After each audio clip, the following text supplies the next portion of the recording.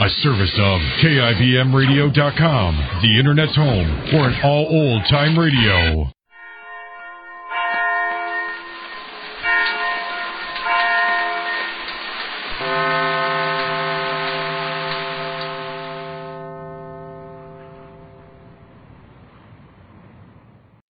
Hollywood, California, Monday, June 8th.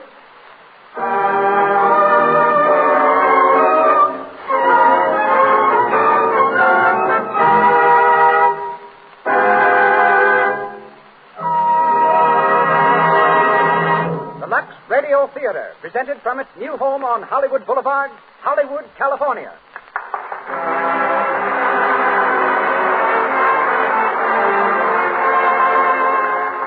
Lux presents Hollywood. Such great personalities as William Powell, Myrna Loy, W.S. Van Dyke, Theda Bara, James Seymour, Minna Gamble, Porter Hall, and many others will take part in this presentation sent to you by the makers of Lux Toilet Soap, the beauty soap of the stars. Appearing before a distinguished Hollywood audience, Mr. Powell, Miss Loy, and a cast of 18 great players presents the play that has broken box office records from coast to coast, The Thin Man.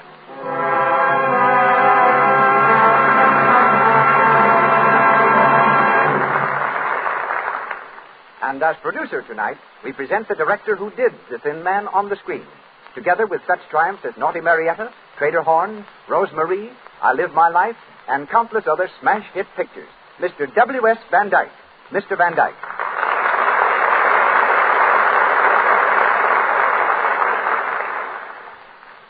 Hello, everybody. Well, it's a great scene at the Lux Radio Theater tonight. In our audience, we have Betty Davis, Ginny and Lucille Gleason, Bob Armstrong, Ole Olson of Olson and Johnson, Stu Irwin, Jimmy Starr, famous communist, Evelyn Venable, Mr. and Mrs. Leon Schlesinger.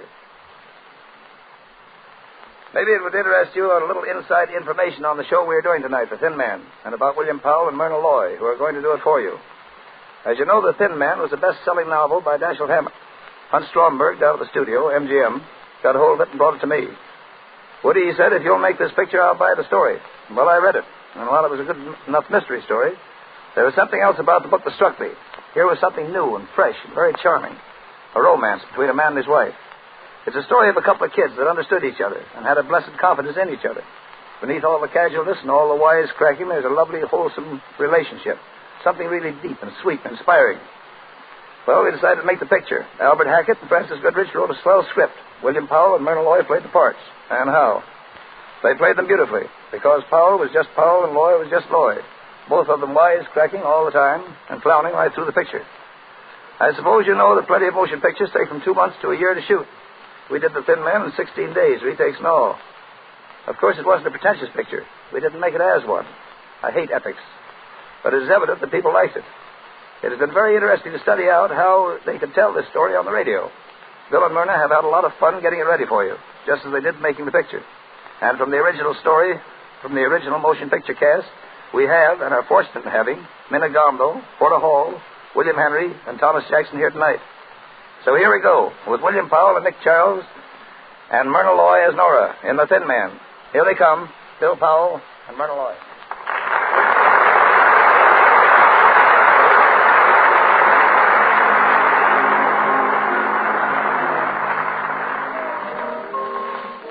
We're in a fashionable cafe, Montmartre, New York City.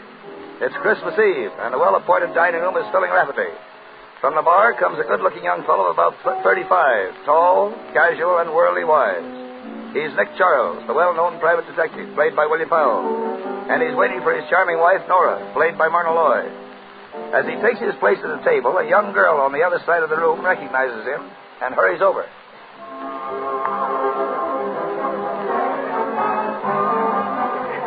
I beg your pardon. Aren't you Mr. Nick Charles, the detective? Yes, I'm Nick Charles. I thought I recognized you. My name is Dorothy Winans. Oh, yes? How do you do? Do you mind if I sit down for a moment? No, but I'm expecting my wife in a few minutes. You don't mind explaining her presence to her? Oh, of course. That's my fiancé over there at the other table. Oh, well, that makes everything all right, doesn't it? Sit down. Thank you. Your name is, Dorothy Winans. I'm Clyde Winans' daughter. Clyde Winans. Oh, yes, of course. Your father was having some trouble about one of his inventions a few years ago. I handled the case for him. I know. That's why I want to speak to you now. Oh. Well, I'm not practicing anymore, Miss Wynant. You see, I retired. Please, Mr. Charles, I need you. Oh. What seems to be the trouble? It's Dad. He went away about 3 months ago, and I haven't heard from him. Not a word. I'm worried sick. Oh, I wouldn't if I were you. After all, he's an inventor. He gets an idea he wants to work on. It's only natural that he should hide away somewhere. He's done it before. Yes, but never for 3 months. Did you see him before he left? No. Mr. Macaulay was the only one he spoke to. Well, Macaulay and Julia Wolfe. She's Dad's secretary. Julia Wolfe. Yes, I really met her. Macaulay is your father's lawyer, isn't he? Yes. His lawyer and his secretary both speak to him before he leaves, but no one knows where he went. He wouldn't tell them. What about your mother? He wouldn't tell her either? No, and Mother and Dad aren't... They haven't seen each other for some time. Oh, I see. Well, I don't know just what I can do for you. Why don't you speak to Macaulay? Maybe he's heard from your father and forgotten to let you know. Oh, well, I'll call him now. That's a girl. Let me know how it turns out, will you? Of course. I'll be back in a few minutes. I'll be here. Madam, you can't bring that dog in here. Dogs aren't allowed. I'm sorry, madam. I'll be here. Aster. Aster, come here, boy. Here. Down, boy. But, madam, down. it isn't only your dog. We allowed everyone. Oh, here you are. Aster. Quiet, Aster. Quiet. Slow, Nora. I hear you brought the dog. I didn't bring him. He brought me. I think the doorman's mad, Nick. Madam, I'm afraid you'll have to take the dog outside. It's all right, Joe. It's my dog and my wife. You might have mentioned me first. But, Mr. Charles, are you sure that...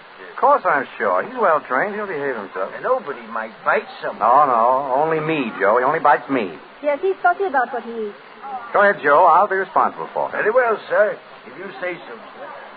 There you are, my dear. See what an influential husband you've got? You do stand in the door, man. Mr. Charles. Oh, yes, Dorothy? May I introduce my fiancé, Andy Reed, Mr. Charles? How do you do? How do you do, sir? Any luck, Dorothy? Yes, he's just around the corner. Your father? No, Mr. Macaulay. We're going to see him now. Oh, fine. Nick? Yes, my dear? Oh, I beg your pardon. Miss Wynant, Mr. Reed, my wife. How do you do? I'm sorry we have to rush, but you'll excuse us, Mr. Charles. Of course. We're to Normandy for a couple of weeks. Why don't you drop around? Thanks, we will. Goodbye. Goodbye. Goodbye, sir. Goodbye, Mrs. Charles. Goodbye. Pretty girl. You like blondes? You got type? Only you, darling. Lanky brunettes with wicked jaws. Who is she? Dorothy Wynant, daughter of Clyde Wynant. I worked on a case for her father. Some nut wanted to kill him. Charming.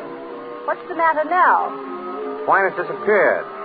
I was afraid something happened to him. Has anything happened to him? My darling wife. How do I know? Funny, though. That secretary of his ought to know something. Secretaries usually do. Who is she? Julia Wolfe.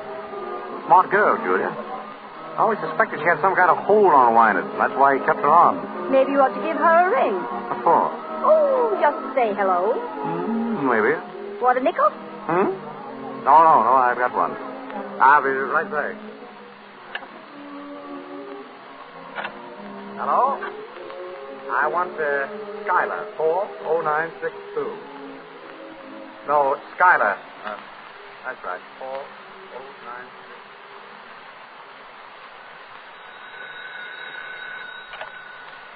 Hello? Yes, Julie Wolfe speaking. Who? Oh, hello, Mr. Charles. Yes? What was it you wanted to... Oh, no, I don't. He didn't tell me. Not a word. I'm sorry. Well, that's all right. Goodbye. Morelli. Coming. Well, who was that? Nick Charles. The detective? He wanted to know where Wynant was. Oh, yeah? Why? He didn't say. Did anyone see Wynant come here that night? The night you and him had the scrap? I don't know. Oh, no? Well, I guess I'll scramble. Wait a minute, Morelli. Where are you going? Oh, taking a little stroll, that's all. If Nick Charles is going to pop up around here, I want to be far away when he does. Ah, don't be a fool, Morelli. Fool, huh? Hey, listen, sister, I got a record 9-inch and to come face to face with no dick. Sit down, Morelli. You need money, don't you? Yeah. What about it? You got some? Plenty. I'm Winan's secretary. Oh, yeah? What do you mean by that? Wouldn't you like to know?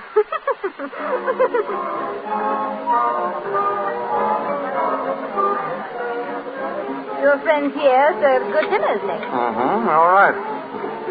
You still didn't tell me what Julia Wolf had to say. Nothing. She didn't know where he was, that's all. Finished?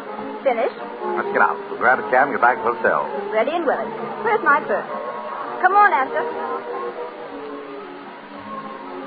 Joe, call me cab.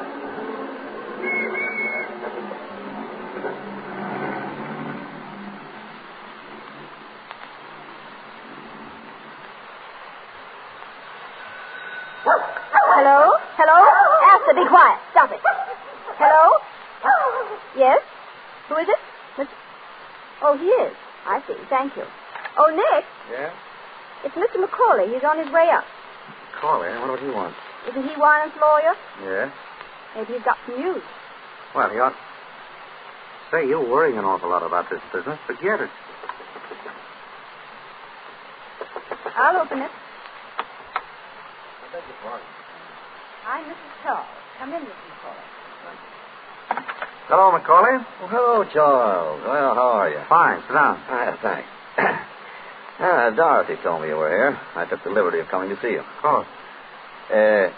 Charles, what's Mimi up to? Mimi? Oh, Dorothy's mother. Does she have to be up to something? She usually is, trying one way or another to get money out of Wynant. I wanted to find out if you were, sleuthing for her. I haven't been a detective 4 years. Oh, you don't say. Oh, my wife's father died and left her a lumber mill, a narrow gauge railroad, and, a couple of other things. I'm looking after them. I see. What's all the fuss about? Is Wynant in hiding? Well, you know as much about it as I do. I haven't seen him in 3 months. He sends word through Julia Wolf when he wants money. I give it to her, and she gives it to him. Mine? Hello? Oh, just a moment, please. It's for you, Mr. McCauley. Your office. Oh, thank you. Hello? What? He is? Oh, where is he? Oh, very well. Well, he's back in town. Mr. Winan? Yes, thank heaven. He's waiting for me now. Well, I've got to rush. I'll tell you, it's no joke working for a man like that. Oh, goodbye, Mr. Charles. Goodbye, Charles. Hello? Merry Christmas. Same to you.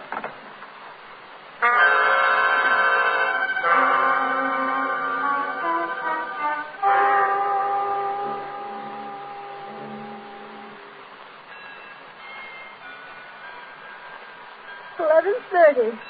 Almost Christmas, darling. If that's a hint, you can drop it. You get your present at breakfast, not a minute before. Beef. You know, Nick, I've been thinking. It's funny the way Wynant popped up all of a sudden. Yes. Wasn't it? You think there's anything behind it? Why should there be? I don't know. It just strikes me as being funny, that's all. You're nearer than I am, darling. Hello? Speaking. Oh, hello, Dorothy. Spot? What? When? Oh, I see. Well, yes, of course I'll be here. What is it, darling? Darling, what is it? Julia Wolf has just been murdered.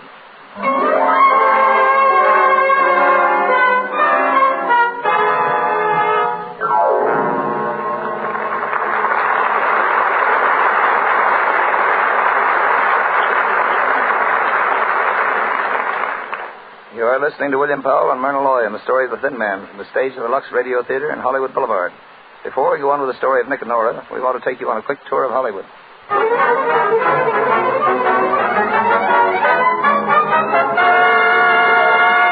Lobby of the Hotel Roosevelt, where stars and newcomers gather. A young actress just breaking into pictures is telling her friend of her success. Well, there's one thing. I've got one of the best managers in Hollywood, and that means a lot. Oh, but the rules he's laid down for me. Geez, what do you mean, rules? Well, you'd think I was going into training for the Olympics. I've got to lose 5 pounds. I've got to take lessons in singing and diction, and of course my complexion's got to be perfect. I've got to be more careful than ever not to get little blemishes or enlarged pores and what they call cosmetic skin. Thank goodness I know enough to use Lux toilet soap regularly, the way everybody around here does.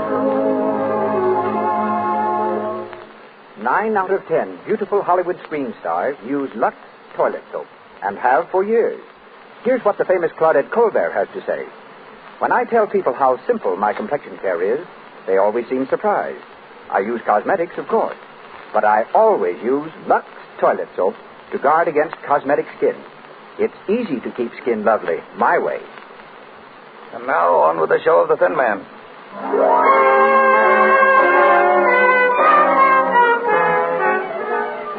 An hour has gone by since Nick heard about the murder of Julia Wolfe. In the living room of their suite at the hotel, Nick and Nora are listening to the radio. A news reporter is broadcasting the latest developments of the case. And here's the latest news of the Julia Wolfe matter. The police have found out that the beautiful blonde secretary was a gangster's girl and is spreading the dragnet for one Joe Morelli, said to be hiding out somewhere in the city. In Paris today, the Chamber of Deputies... Never mind the Chamber of Deputies. Joe Morelli, that's what I want to know about. Well, did you get any more information out of headquarters? As much as they had. Julia Wolfe was shot and killed about 9 or 9:30. Body discovered on the floor of her living room a little after 11. Who discovered it? That'll surprise you. Mimi Wynant. Dorothy's mother? Right. What was she doing there? I don't know. Where's Clyde Wynant? Still missing. Missing? But Macaulay was going to see him. They had an appointment. Well, I spoke to Macaulay. Wynant never showed up. Nobody knows where he is. It's going to be pretty tough on Dorothy, isn't it? Meaning what? Meaning that it looks as if Clyde Wynant skipped one appointment in order to keep another with Julia Wolfe. You think he killed her? Oh, it's just a guess. You're the detective around here, darling. Oh, that's Dorothy. Said you wanted to see me. Yes, come in, Dorothy. Thank you. Is anyone here? That's Nora. Have a seat. Oh. Hello, Dorothy. I'm sorry for breaking in on you like this. Oh, that's all right. We're used to it. Anything wrong? Julia Wolfe is dead. Yes, we know that. Here's the gun she was shot with. What are you trying to tell me? That you did it? Yes. I hated her.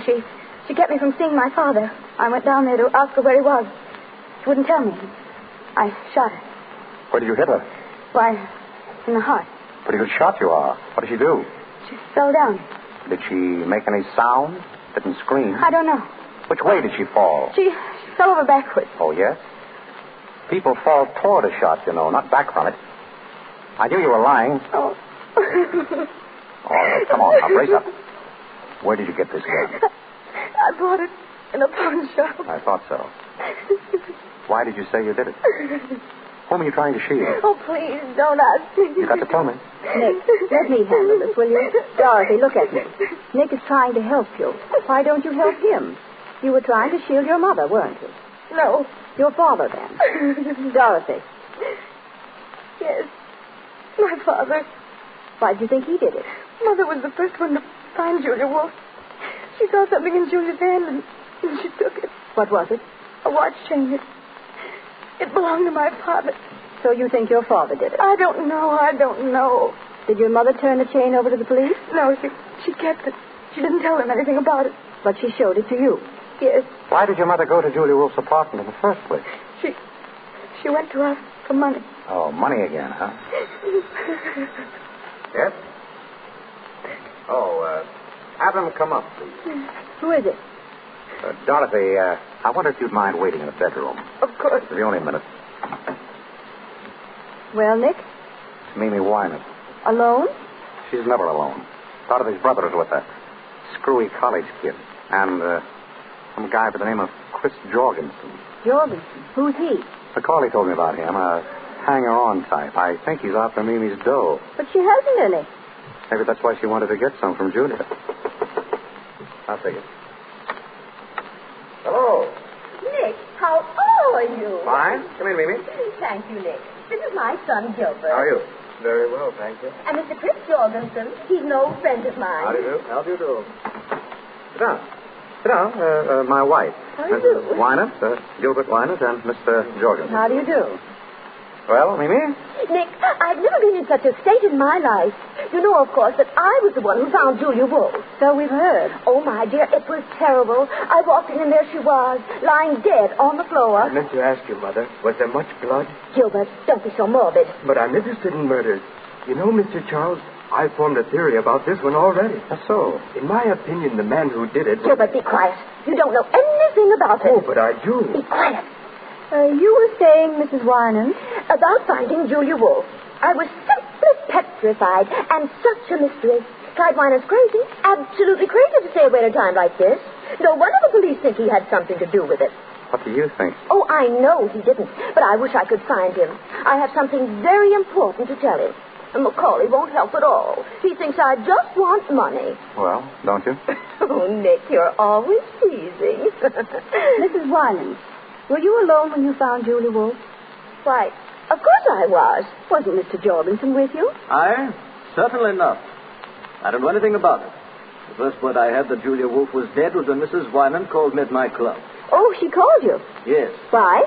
I beg your pardon. Oh, let's not even talk about it. The thing to do is to find Clyde. And that's what I've come to you for, Nick. You will help me find him, won't you? I'm afraid I can't, Mimi. Oh, Nick, please. Now, Mimi, there are 1,000 detectives in New York. Hire one of them. But Clyde knows you. All you have to do is to get in touch with him and tell him that Mimi says everything is all right, but that I've got to see him. I tell you again, I don't want any part of it. Is that final? Final? Well, if that's the way you feel. You turn up. You just help all you can. Give the police every possible assistance. What do you mean by that? Oh, nothing in particular. Oh. Well, we'll say good night. Good night. I'm sorry I can't help you, Mimi.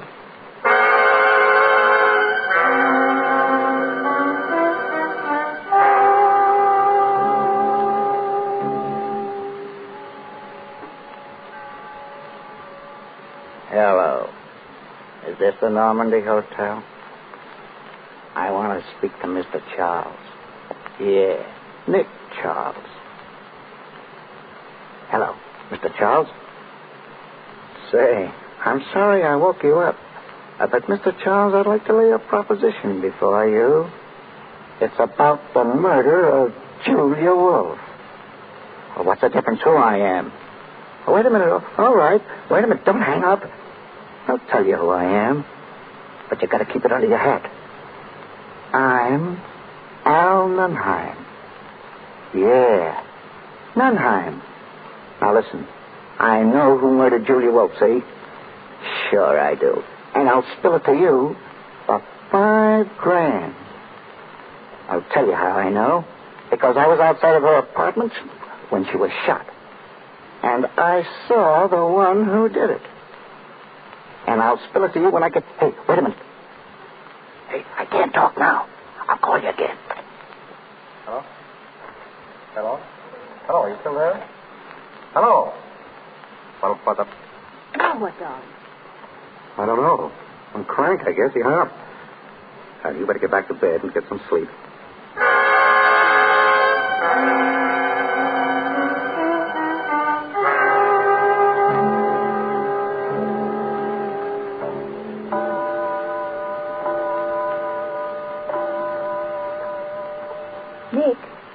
Nick, are you asleep? Yes. Good. I want to talk to you. That's jolly. Don't you think you'd like to go back to detecting once in a while just for the fun of it? Can't you get to sleep? No. Everybody says you were a grand detective. They were kidding you. I'd like to see you work. Tomorrow I'll buy you a whole lot of detective stories. Oh, that poor girl's in an awful spot. There's nothing I can do to help her. She thinks you can. It wouldn't hurt you to find out if you could, would it? Darling, my guess is that Wynant killed Julia and Dorothy knows it. And the police will catch him without my help. Now, please put out the light. I'm tired. Oh, all right. But I'm mad at you. Mm-hmm. Nick. Mm-hmm. Did you hear a knock? Mm-hmm. Shut up, Astor. You want to answer it, Nick? Oh, good Lord. All right, stay in bed. I'll do it myself. Well? Mr. Charles here. Yes? I got to talk to him right away. What about? What's going on? What's going on? There's someone to see you, Nick. That's great. I was afraid I'd have to go to sleep. Come in. Yeah. How about a chair, Mr. Stay where you are, both of you. I got you covered, so don't move. A stick-up. No, it ain't a stick-up. But I got to talk to you, Mr. Charles.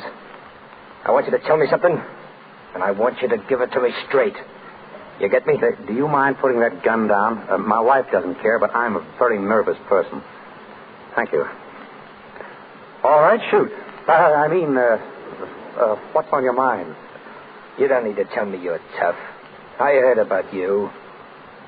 I'm Joe Morelli. I've never heard about you. I didn't bump up Julia. All right, you didn't. I haven't seen her in 3 months. We were all washed up. Why tell me? I wouldn't have any reason to hurt her.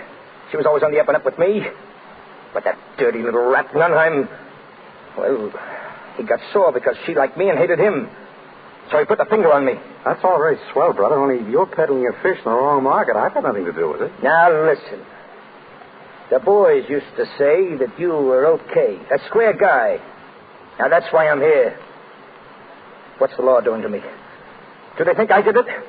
Or is it just something else to pin on me? I'd tell you if I knew, but I'm not in on this. Ask the police. Now, that'd be very smart. The boys would love to have me come in and ask questions. They'd like it right down to the end of their blackjacks. Now, I came to you on the level. The boys say you're on the level. Be on the level. I'm on the level. If I knew anything, I'd... Who's that? I don't know. This is your party. Open up. Open up. This is the police. The police? You dirty two-timer. Look out, Nora. Oh! Give me that gun. You rat, I'll show you. Drop that gun. Drop it. You double cross me, will you? Come on, drop it. Give it to me. Give me the gun. Grab it. Let me go. Let me go, I said. I'll take that gun. Thanks, officer. You almost had me. Get some water, Joe. Nora. Are you all right, Nora? I'm Inspector Gill of the homicide squad. You're in a good place, Inspector. Who's that woman on the floor? My wife. This guy shoot her? No, he tried to shoot me. I socked her on the jaw to get her out of the line of fire. I guess I hit her too hard. Nora. Oh. Look at me, Nora. Are you all right, darling? Oh. You darn fool. You didn't have to knock me out. I knew you'd take him, but I wanted to see you do it. She's all right. Okay, Slattering. Take Morelli downstairs. Come on, Don't push. I said don't. How'd you people have to pop in, Inspector? We hear this is getting to be a sort of a meeting place for the Winans family. So we figured we'd stick around in case the old man himself shows up. Then we seen Morelli sneak in, and we decided to come up. And it was pretty lucky for you, too. Yeah. Morelli a friend of yours? I never saw him before. What's he want of you? Wanted to tell me he didn't kill Julia Wolf. What's that to you? Nothing. What did he think it was to you? Ask him. I don't know. I'm asking you. Keep on asking. Oh, so you're going to keep mum, huh? All right, Mr. Charles. I won't bother you tonight, but I'll be in tomorrow morning, and I'll have plenty of things to ask. Good night. Thank you, Inspector Gill. Next time you come, try to stay longer.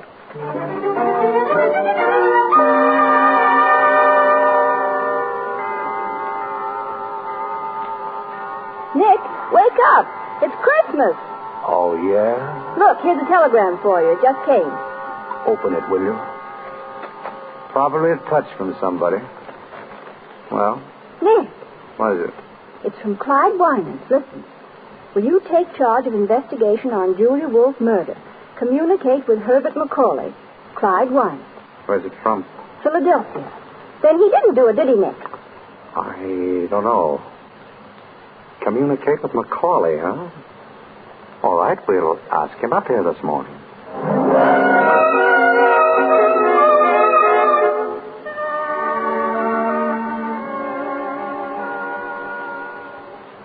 There you are, McCauley. What do you think?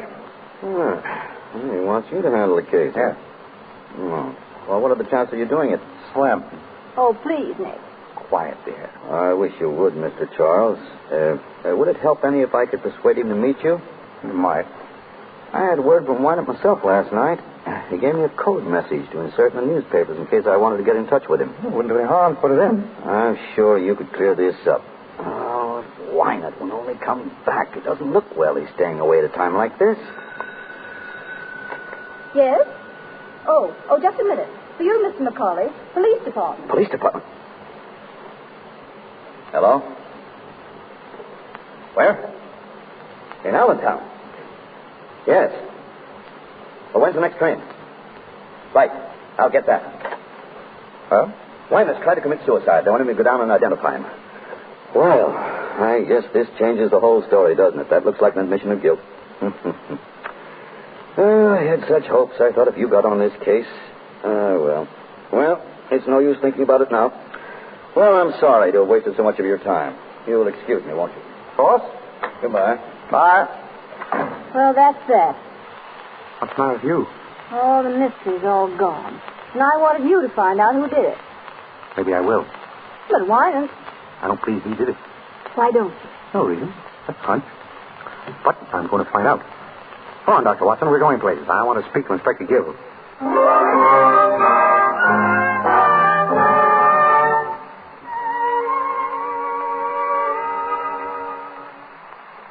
Man to man, Mr. Charles. Are you working on this case? Man to man, Inspector Gill, I'm not. But he's interested. I don't mind telling you I'd rather have you in on the right side.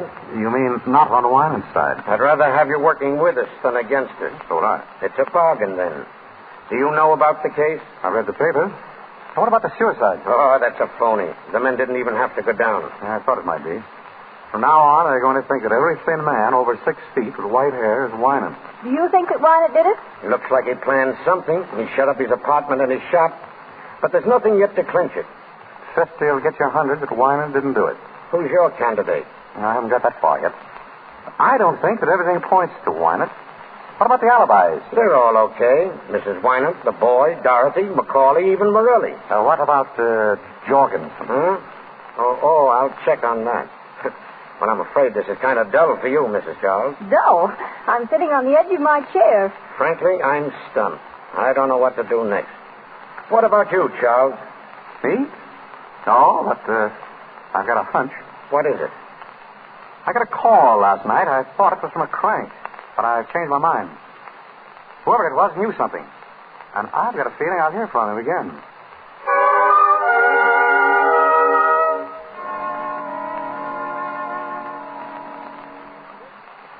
What time is it? Almost 10. Still waiting to hear from the crank? And how? Here, give me that, quick. Hello? Yes? Yes? This is Nick Charles? Who? Can't hear you. I said I can't hear you. Have to speak louder. I can't speak any louder. Say, this is Al Nunheim again. You know, I called you last night. Hey, listen. Are you still interested in that proposition? Yeah, huh? All right, then. Now, here's the dope. And get this straight. The man who killed Julia Wolf...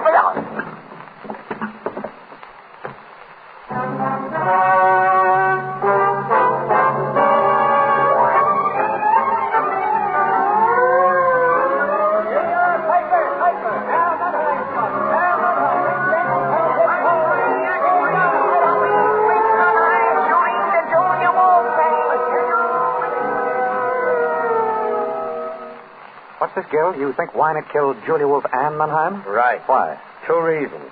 First off, Mimi Winant came across with a watch chain. She plucked off Julia's body. Oh, she did, huh? It belonged to Clyde Winant. Yeah. What's the second reason? A pip. The bullet that killed Nunheim came from the same gun. That's all right, Inspector. All right, it's perfect.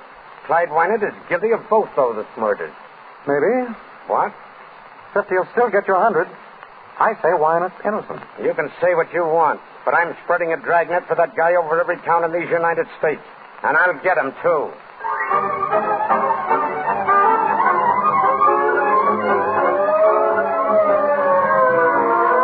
Calling all cars, cover all roads leaving city. Pick up Clyde Winant, tall, thin man, last seen wearing dark blue suit. Clyde Winant.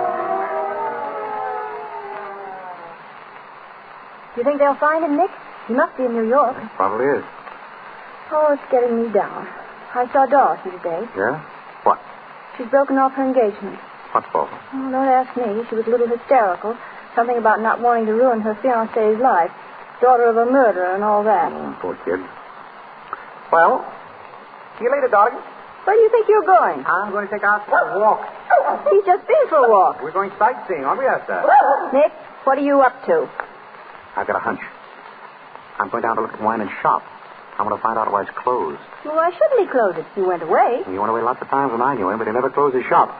I've got a hunch something's up. You mean he might be hiding there? I don't know, but this thing's got my goat. I've got to find out.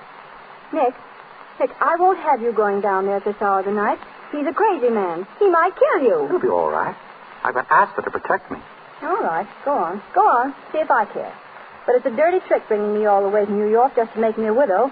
You wouldn't be a widow long. You bet I wouldn't. Not with all your money. You dog. Goodbye, Dorothy. Nicky, take care of yourself, won't you? Sure I will.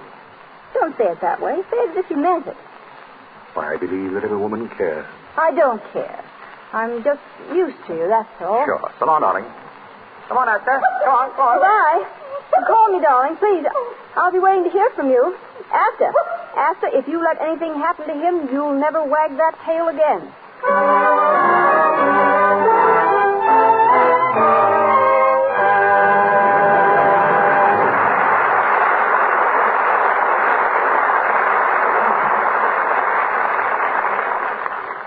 You're listening to the Lux Radio Theater's production of The Thin Man, starring William Powell and Myrna Loy, with the music under the direction of Louis Silvers. This is W.S. Van Dyke speaking. We have here tonight the man who wrote the great picture, Lawyer Man, for Bill Powell here.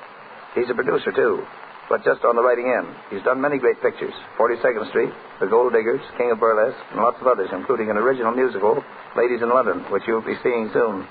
And here he is, the man whose name you'll see on the screen before the picture starts. One of Hollywood's greatest picture writers, James Seymour. Hey, Jim.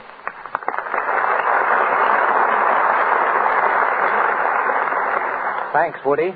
I've been a movie writer for 10 years. That's the first kind word anybody has said to me. Listen, Jim, the average person thinks a movie writer is a fellow that sits by himself at a typewriter, hammers out a lot of dialogue, and hands it in. Would you like to correct that impression? I certainly would. Nobody works alone and by himself to make a picture. It's a matter of constant cooperation between producer, director, technician, actors, and the writers. Some of the best story ideas come out of the conferences. Jim, how many writers would you say there are on an average picture? Plenty. Believe it or not, I've seen pictures where there were more writers than actors. If all the people who contributed to the story got screen credit, it would look like a page from the telephone directory. You've written on both the stage and screen, Jim. Tell the folks how they're different. Well, pictures have less talk, but they tell more in less time. Like concentrated foods, all the good and none of the waste. In the theater, everything must be brought to the audience. On the screen, you take your audience wherever the camera can go. And here's another important point that comes right back to your Lux Radio Theater. On the stage, the star just enters. But on the screen, she's introduced with a big close-up. A picture of the star's face many times larger than life-size. Every time a movie star's complexion is mentioned in this Lux Radio Theater, I think of those close-ups. Those stars just have to be beautiful. And they found that Lux toilet soap helps them look their best.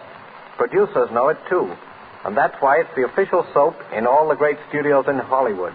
Right, Woody? Right on the nose, Jim. Thanks for coming over. Thanks for asking me. Good night. Good night, Jim.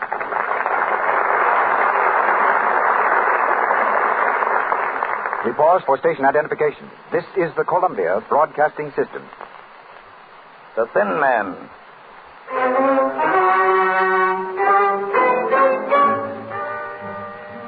Nick is on his way to Clyde Winer's deserted laboratory in a dark and desolate section of the city. His cab veers sharply around the corner and pulls up in front of a gloomy, old, rickety building. Say, mister, are you sure this is the place you wanted? Looks like it. Come on, Esther, jump. How much do I owe you? $1.20. Or do you want me to wait? No, never mind. Oh, that's good. You know, this ain't no neighborhood to be in at 2 o'clock in the morning. I want to get out of here. There you are. Thanks. So long. Come on, Esther. Come on, up a step with you.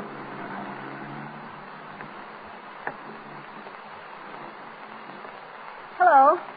Nora, what are you doing here? I beat you down. I want to go with you, Nick. Now, listen. No. You're not going in that place alone, and that settles it. Now get out that skeleton key of yours and open that door. I'm here to stay. All right, come on. Step. Darling. Nice neighborhood Winans picked out for his laboratory. I can almost hear the chains rattling. Do you believe in ghosts, Nicky? There we are. Come in. Be quiet. Nick, it's dark in here. I've got a flashlight. We'd like to close the door. Ask to shut up. Go on, Nora. Which way? Straight ahead. Till we get the layout of the place. Looks awfully big to me. You can't even see into the corner. If you don't let the shadows frighten you. Who's frightened? Now, hold it. What's the matter? This looks like Winant's work table. More like a slab in a morgue. Look, Nick. There's a cement floor all around. Yeah, probably a lot of weight goes on that table. Come on. Where to now? There's an old desk over there on the wall. I want to take a look at it. What do you expect to find? Darling, if I knew what I'd find, I wouldn't be... Nick, ward, I guess. It sounds like somebody was walking over that way. Oh, just your imagination. There's no one in here but us. No. What about Wyman? This is his workshop. Why couldn't he be hiding out here? What's that? Asta. Asta, come here. He's scratching on the cement around the work table. Asta, stop it. Stop it. Did you hear what I said, Asta? Nick, look at him. He's after something. I've seen him scratch the ground like that when he was looking for... Asta. Asta. Nora, look. Look at this. A new cement. Listen. Nick. It's hollow. I wonder if I could find something to dig it up. There's an iron bar on the table. I just saw it. There it is. Ah, good. Now, if I just knock a hole in that cement, we'll find out what's under there. Oh, Nick, I'm scared. Asta, quiet. You better keep away, Nora. Asta, come here. Once more. Look. There she goes. I'm through the cement. Nick. Asta, get away from there. Get away. Nick, what is it? What's he after? We must get Inspector Gill here. What's under there? A body. Must have been there for weeks. Oh, Nick.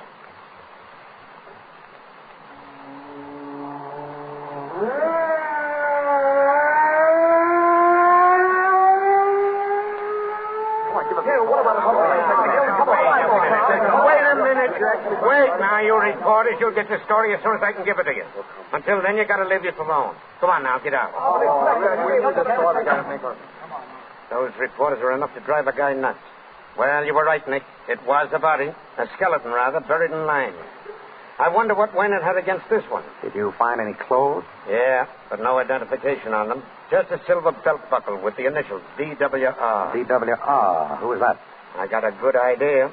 That case you worked on, the guy who threatened to kill Wynant. What was his name? Oh, Rosewater. Yeah, Rosewater. He said Wynant tried to steal an invention, didn't he? Yes, but we figured it was just blackmail. Just the same, Wynant wouldn't mind having him out of the way, would he? And according to the doc, the body's been there at least a couple of months. That's just about the time Wynant closed the shop. Right. Did you put the skeleton under the fluoroscope yet? Half an hour ago. We found the bullet he was killed with and something in the leg bone. An old piece of shrapnel. Shrapnel? Yeah. Why? Shrapnel in the leg bone. He probably limped. What do you mean? Oh, nothing. Well, so long, Inspector. I'm going to pick up my wife, take her home. It's been a long night. So long. Give her my best, will you? Right.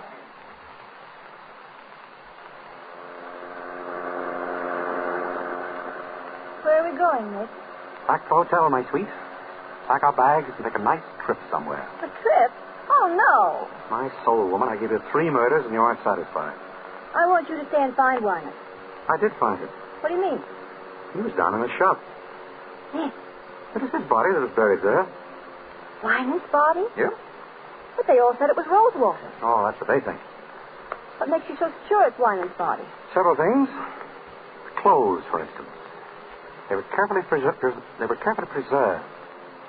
And the body was just as carefully destroyed. The person that killed him counted on one thing, that all skeletons look alike.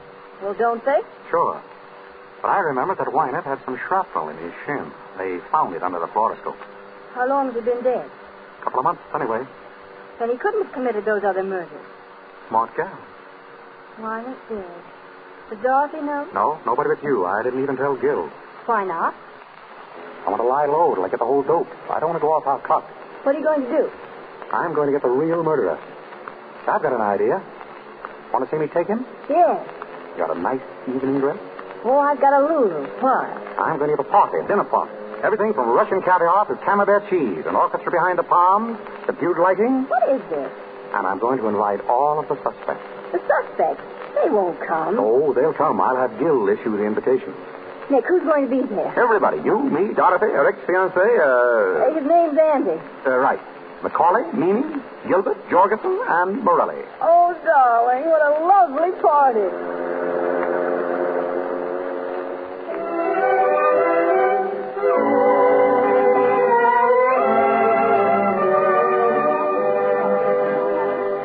All right, when's the big house? this? The meaning of what, Mimi? Why were we all rounded up like common criminals and brought to the sitter? To eat, Mimi, and talk. Will everyone please be seated? Dorothy here. Thank you. Andy, next to her, please. Oh, but Mr. Charles, Please. Very well. Mimi on the other side of Andy. Mr. Jorgensen over there, please. Very kind, Mr. Charles. Not at all. Mr. McCauley next. Of course. Morelli, What? right where you are. Now, say, listen. Sit down. And Gilbert, you can sit just opposite Mama. Mr. Charles, I have a theory. We'll listen to it later. Inspector Guild, you and your men will stand by the door, please. Sure. Fine. Now, Nora, if you'll sit here by me. Delighted, Mr. Charles. Pleasure, Mrs. Charles. Now, we're all ready to begin. Will you please pass the celery, Mrs. Weiner? No, I will not. I demand to know why we are here. Before dinner? All right. I've got some important news. I've seen Weiner. You, Papa? Certainly, I mean it. That's nothing. I saw him myself Yes, Mimi? When? last night. He came to see me in my apartment. Oh, did he? What did he say? He didn't say very much. He wanted to know how I was and how the children were. I'm afraid you're lying, Mimi. You see, I really did see Wynant last night. Are you kidding? No, Why didn't you tell me? Why didn't you hold him? because I found out for certain that he didn't commit the murders. You know that's ridiculous. Now, wait a minute. Let him have his say. Thank you. Morelli, you knew Julia. Was she jipping Wynant? Taking dough on the sly? Well, she don't say she is, but I figure she is, yeah. Thank you. Now I'll tell you why I know Wynant didn't commit those murders. 3 months ago, Wynant found out that Julia was cheating him and was splitting with some man. He went to find the man, and he did. That man was desperate. He knew that he was caught dead to rights. And at prison, staring him in the face, he took the only way out. He killed Wynant. Oh, Terrible to tell you this way, Dorothy, but your father's dead. dead, He's been dead for 3 months. dead.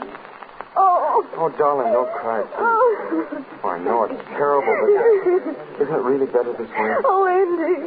Andy. You'd better take her home, Andy. Yes, of course. Come on, darling. Let them out, Inspector. Open up. Oh, don't cry, darling, please. It'll be all right now. Oh, this is absurd. How can Clyde be dead? You said yourself you saw him last night. So I did. I saw him lying buried in his shop. You mean that body? Was Wynant. Perfectly absurd. And the murderer is right here in this room tonight. He's sitting at this table. What? Who is it? I don't know. But I thought if we all had a little get-together, we might be able to find out. I'll tell you as much as I know. This murderer is a very clever man. He planned the whole thing beautifully. After he killed Wynant, he wired McCauley, using Wynant's name, and told him to shut up the shop. Then he took Wynant's body and buried it in the shop with another man's clothes to throw us off the track.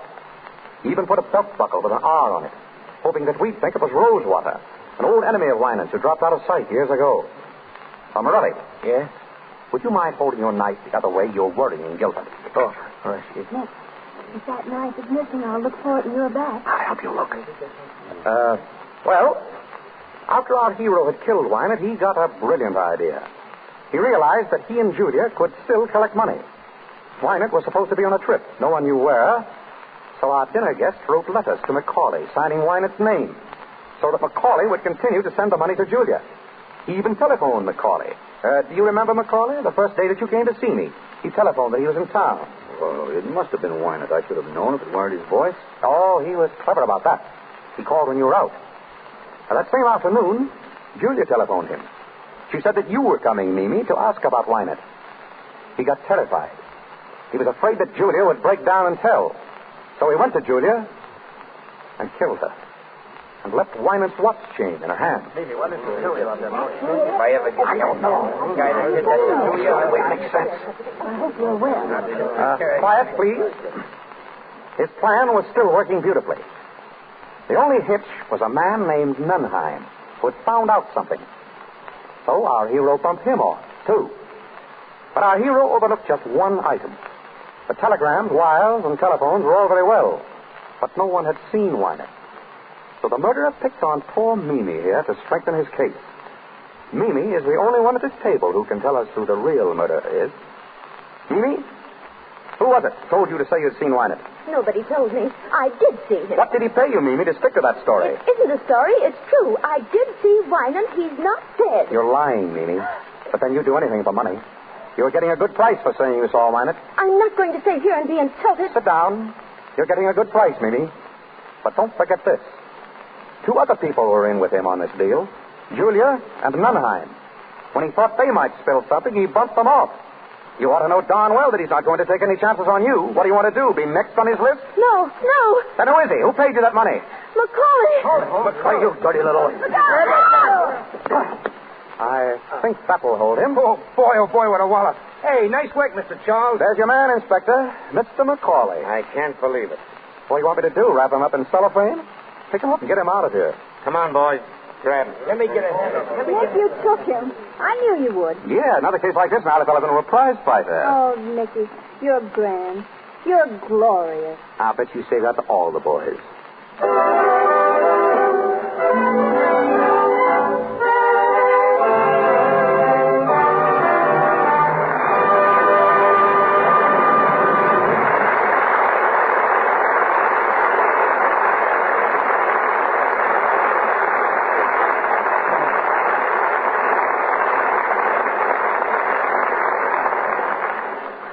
Well, that's that. The story of the Thin Man with William Powell and Myrna Loy. I'm going to get them back out here in a minute to talk to you. As you know, these broadcasts from the Lux Radio Theater are quite an event in Hollywood. And among our many friends here tonight is one of the greatest stars of the silent pictures. I admired her from afar when she was doing such magnificent spectacles as Cleopatra, and I was just an extra. Today, she is the wife of one of our leading film directors. I've known her for many years as a most charming and gracious lady, and I want you to meet her now, Miss Theda Bara.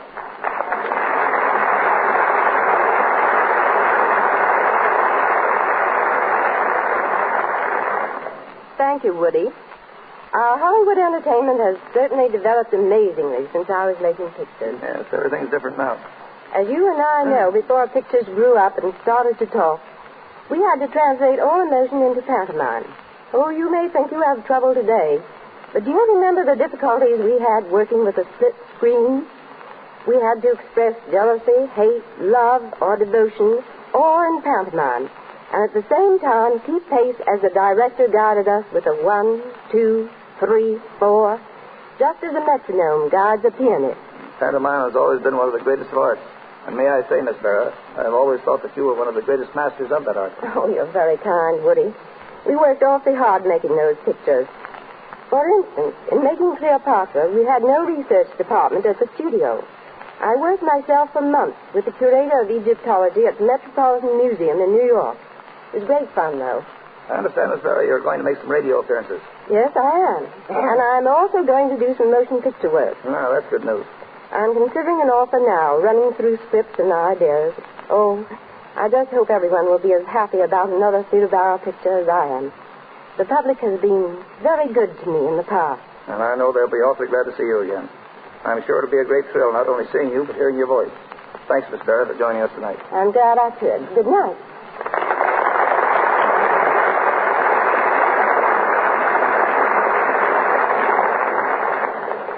Hearing Theda Bara talk of her plans brings to my mind some other plans I've heard discussed in Hollywood this week. Picture people are talking about Charlie Chaplin's recent statement that he will start work on a new picture very shortly. Miss Paulette Goddard will be starred. Chaplin will write and direct, but will not act in it. A disappointment to many of us. Barbara Stanwyck and Robert Taylor are starting a new picture today, and I'm tickled to death that I got the job directing. It's called His Brother's Wife. Speaking of Bob Taylor, there's a lad who is going places. He's got a great future. And sometime in that future, he's going to do Armand to Greta Garbo's Camille. Bill Powell and Myrna Loy here, interested in the making of MGM's picture, The Good Earth. Louise Rayner, who was with them in The Great Ziegfeld, and Paul Muni are the stars. And now Bill Powell and Myrna Loy are coming out on the stage. Arise, Bill, Myrna.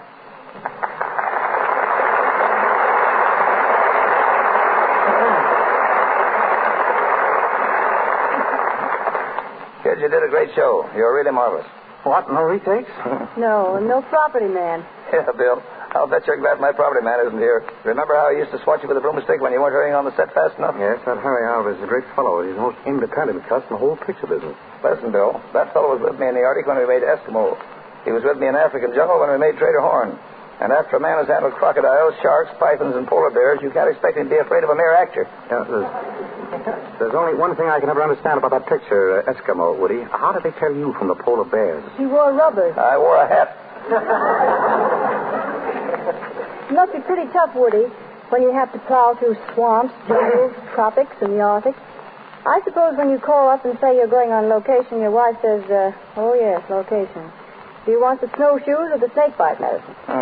Unfortunately, she doesn't say that. When I say I'm going on location, she just says, you are not. Incidentally, I thought all about that traveling. I thought all about it when the Lux soap people asked me to do this broadcast. Isn't it funny? In the Arctic, soap is something they like to eat. In the tropics, they use soap for money. And here in Hollywood, soap is something that keeps the stars beautiful. Now, I can see that it keeps Myrna beautiful, Woody, but when are you going to start using that? Nice talk. What I do use is that. And that's no kidding. Anyway, thanks for coming up, kid. Goodbye, Woody. Goodbye. Bye-bye.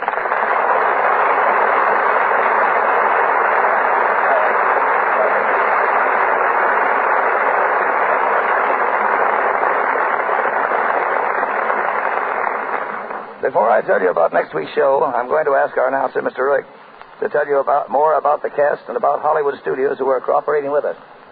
Our cast of characters tonight: Nick, William Powell; Nora, Myrna Loy; Mimi, Minna Gondel; Macaulay, Porter Hall; Dorothy, Barbara Luddy; Gilbert, William Henry; Chris Jorgensen, Brett Morrison; Julia Wolfe, Margaret Brayton; Inspector Guild, Thomas Jackson; Morelli, Wally Mayer; Nunheim, Ernie Adams. Our director, W.S. Van Dyke, and our stars, William Powell and Myrna Loy, appeared through courtesy of Metro-Goldwyn-Mayer, as did Mr. William Henry, and Porter Hall through the courtesy of Paramount. The musical director of this program, Mr. Louis Silvers, appears through the kindness of 20th Century Fox. And now, here is your producer, Mr. W.S. Van Dyke. Thanks to all of you in the cast. You did a swell job.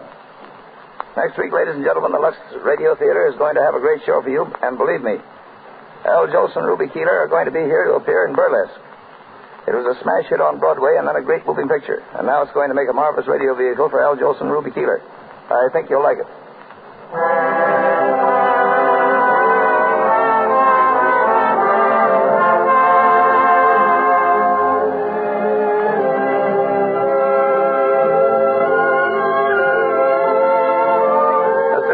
DeMille will return to the Lux Radio Theater in time to produce Burlesque. And you know he'll give you a great show. I've enjoyed being with you all, and good night.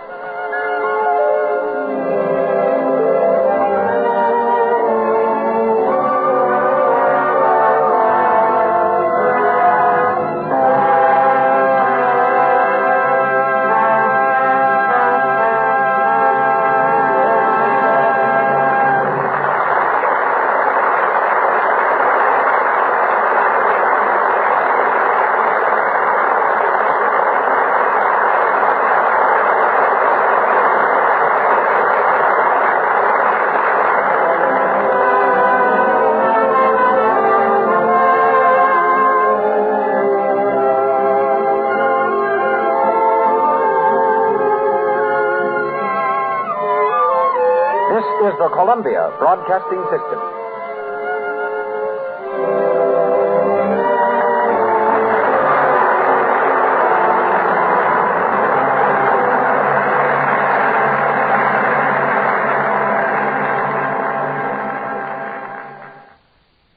Lux presents Hollywood.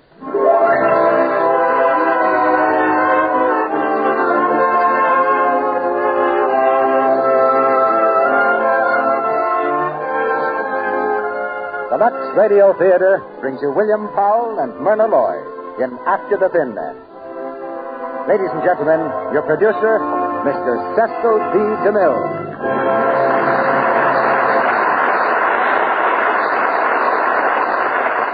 Greetings from Hollywood, ladies and gentlemen.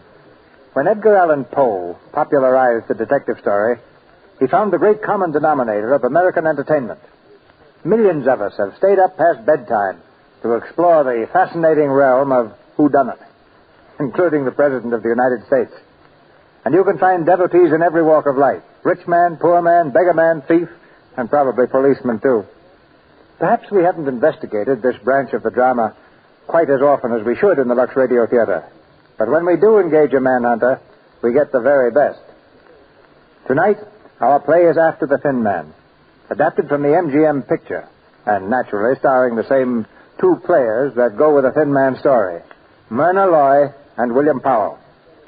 It's an occasion for great rejoicing, but we also must hang our heads a little, because it's exactly 4 years since Miss Loy was last at this microphone. There's more to the story of After the Thin Man than just the exciting quest of a criminal, because our detective is the extraordinary Nick Charles, and Nick has a lovely wife named Nora. They happen to be very much in love.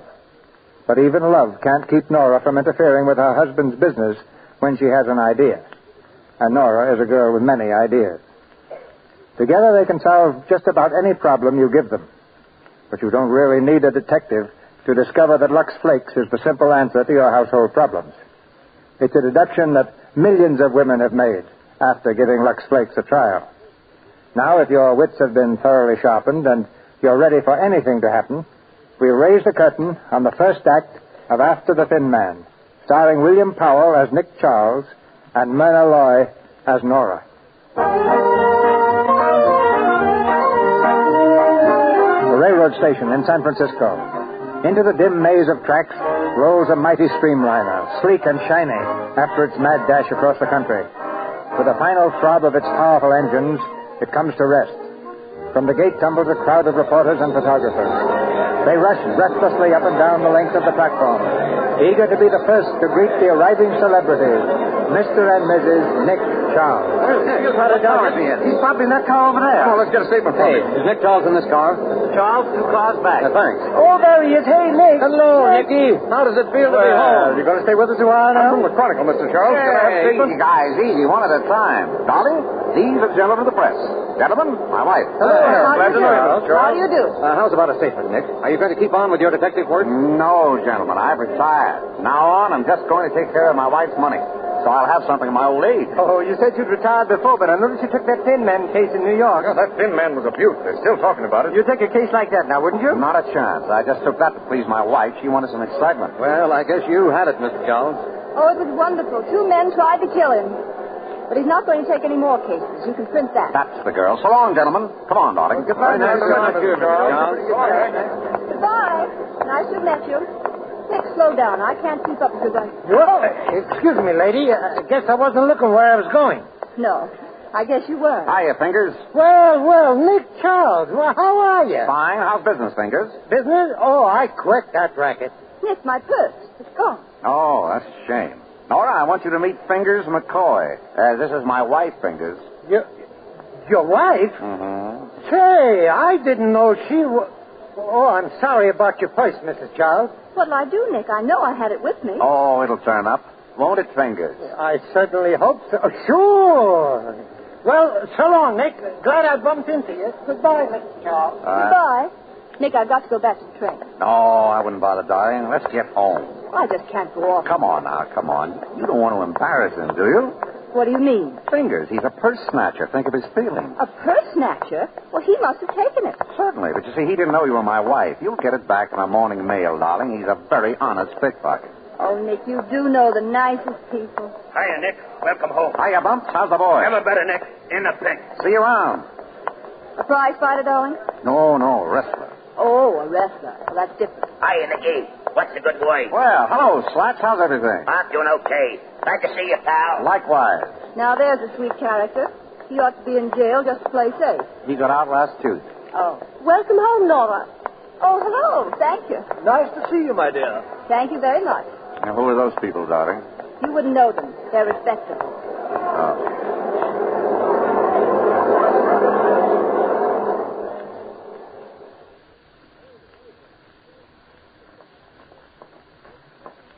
You know, darling, the best thing about going away is coming back home. I suppose you remember that tonight is New Year's. I know. Got your keys, darling? Yeah. I also suppose you've got some ideas on the subject. Very definite ideas. I was afraid of that. I want to lock the doors and plug the bells, cut off the telephone, and crawl into bed for months. Mrs. Charles, you're a woman after my own heart.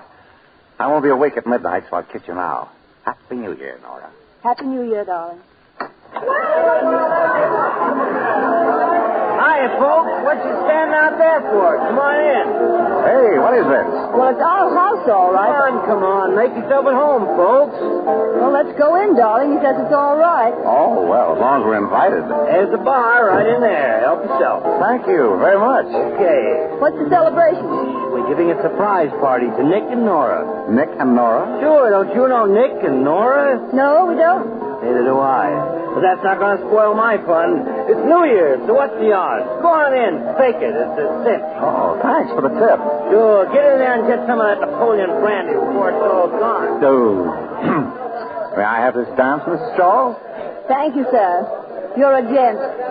Who are all these people? Now, let's see. That looks like Mo Stone over there. He's a bookie. The fellow with him is a police captain. And I believe the gentleman in the loud suit runs the pool room. That fellow in the fireman's hat... Never mind. I get the general idea. Mrs. Charles, welcome home, madam. Thank you. How are you, Peters? Never better, Mr. Charles.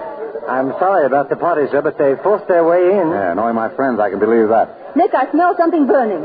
Probably just the living room rug or, If I may be allowed to suggest, sir, that's probably Mrs. Charles' aunt. She's been calling all day and very much annoyed. She wants you to come to dinner this evening, Mrs. Charles. Oh, dear. Goodbye, darling. See you next year. She expects you too, Mr. Charles. Me? Aunt Catherine wants me to come to dinner? Well, there must be some mistake. She couldn't want you, Nick. I'll take it in the bedroom, Peters. Nick, come with me. If it's your Aunt Catherine, get out of it. No more family dinners. I wouldn't go through that again if you had twice as much money.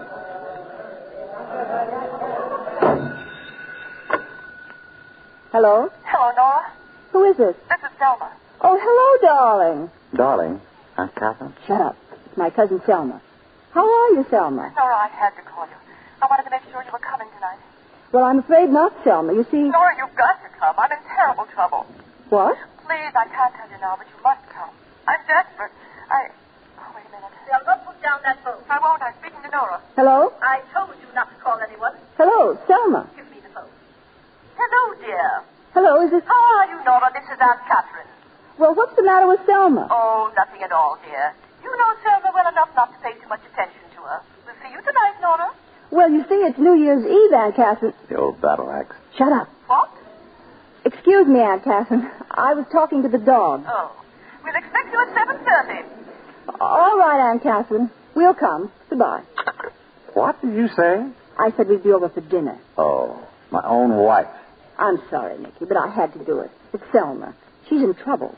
You like Selma, don't you? Not as much as that. But she sounded so funny, as if she'd been crying. Living as your Aunt Catherine, I can't say I blame her. Selma, stop that crying. Do you want the servants to hear you? I don't care, Aunt Catherine. I'm going crazy. I can't stand it any longer. I'm going to call the police. You'll do nothing of the sort. Haven't we paid out enough to hush up his other scandals? He never did anything like this before. How do we know but what he may be dead? I told you I'd handle this. I can't go on this way. Robert's my husband, and then Be quiet. Yes, Henry? Beg pardon, madam, but shall I set a place for Mr. Robert tonight? Certainly. Mr. Robert will be here. Very good, madam. You know he won't be here, Aunt Catherine. I know nothing of the sort. Now go upstairs and make yourself presentable. When Nora comes, I'm going to tell her. You will not tell her. I will not have that husband of hers snooping into our family affairs. I don't care. He can help us. I'm going to tell him the whole story.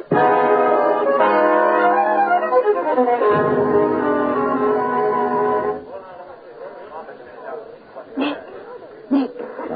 Aunt Catherine wants to speak to you. What did I do now? Use the wrong fork? Nick, listen. Do you know why Robert wasn't here tonight? Sure, because he's smart. I'm not fooling. He's disappeared. That's swell. Now, if we could only get rid of Aunt Catherine, we'd be all set. Come on. She's in the library with Selma. Here he is, Aunt Catherine. Oh, Nicholas, I'm sorry to take you away from the family. Oh, that's fine. I mean, it's quite all right. Well, what's all this about, Selma? How long's Robert been gone? 3 days. 3 days without a word. You notified the police? Certainly not, and we're not going to. Oh, no. Robert may be kidnapped. He may be lying dead somewhere, but we mustn't do anything about it. Our precious name might get in the paper. Oh, don't pay any attention to her. She's exaggerating the whole affair. However, to please her, I thought you might investigate the matter quietly. With your experience as a flatfoot. And I didn't mean to be as blunt as that. Why not? It's all in the family. Selma, have you any idea where Robert might be? No, but there's a woman mixed up in it. I know it. Selma, you know nothing of the sort. What about the vanity case they sent me from that Chinese restaurant? It was a stupid mistake on their part. Mistake? Some woman left it. He was there with some woman. Selma, you know that Robert worships you. How can you say that? You know he hates me. He only married me for my money. He never did love me. Sometimes I wish he were dead. Well, I'm a little confused. Tell me, Selma, do you want him back or don't you? Of course she wants him back. Don't, Selma. Please come, Selma. I'll take you up to your room. Dr. Keller will be here in a moment. He'll give you something for your nerves. Excuse me? Nora? Nicholas? Well, Nick, what do you think about it? I'm not thinking at all. What are you getting me into? There are lots of detectives in this town, men who need the job. But no one as good as you, Nicky. That won't get you a thing. I've retired. But this is different. This is for Selma. You will help find Robert, won't you? Why? I didn't lose him. It's your chance, Nick. It'll get you in right with the family. That's just what I'm afraid of. Nicky. Get your hat, darling. We're going to get out of here while we still got the chance. Well, this won't be. Still New Year's Eve. We got to go someplace. All right, let's go look for Robert. Now, listen, my sweet. Hello, Nick. Hello, Nora. Oh, hiya, David. David, how nice to see you. What are you standing out here for? Oh, they don't let me in the house anymore. Selma said she'd try and meet me later. I'm afraid she won't be able to make it. Did you know that Robert had disappeared? If he has, it's the only decent thing he's ever done. What's he been up to lately, David? The last thing he pulled on me was a couple of days ago. Called up and said that if I'd give him $25,000, he'd go away and leave Selma to me. Lovely boy. What did you say? I asked him to give me a couple of days to think it over. You know, $25,000 would be cheap if he'd really go. Why don't you pick up a collection? There are a lot of people who'd like to contribute. Tell me, did you see Selma? How is she? I'm terribly worried about her. I know, I am too. Come on, David. We're going to go someplace and get the taste of respectability out of our mouths. Thanks, but I couldn't. Oh, David, why not? I've got too much on my mind. Well, I'm glad you're back anyway. Happy New Year to you. Happy New Year. Selma was a fool not to have married him instead of Robert. We can't all be as lucky as you, darling. Well, where are we going? How do you feel about some Chinese food? Awful. Oh, I'm so sorry. Because we're going to that Chinese restaurant that sent the compact to Selma, the light cheese. Please, darling. Now, see here. I'm not looking for Robert. Of course you're not. I am.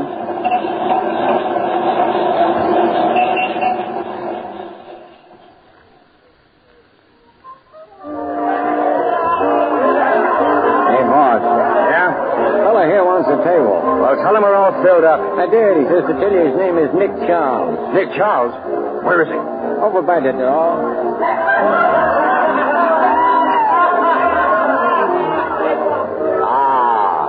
This is more like it.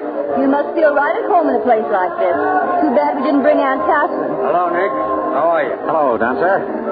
Tell me, how many tables? Oh, I guess I can find one, seeing as it's you. You just slumming? That's all, Dancer. Why? Just wanted to make sure. I don't like business calls on New Year's. Oh, say, I want you to be my partner. Hey, Lum Key, come here. Yes? I want you to meet a friend of mine, Lum Key. This is Nick Charles. And Mrs. Charles. Oh, I'm your friend. You bet you. You sent his brother up, Nick. Lum Ying. Remember? Oh, yes. He's the one who spread a tongue war out to include sticking up a bank. Oh, you bet you. You catch my baller. You play trick on him. No play trick on him, no catch him, you bet you. You still in jail? Oh, you bet you. 4 or 5 years more. Goodbye. Have a nice time, please. Is he a tong man, too, Mr. Dancer? No, but you never can tell how close brothers are. I thought you might like to know, Nick. Thanks. He's a good guy to have liking you. Oh, there's a table over there by the wall.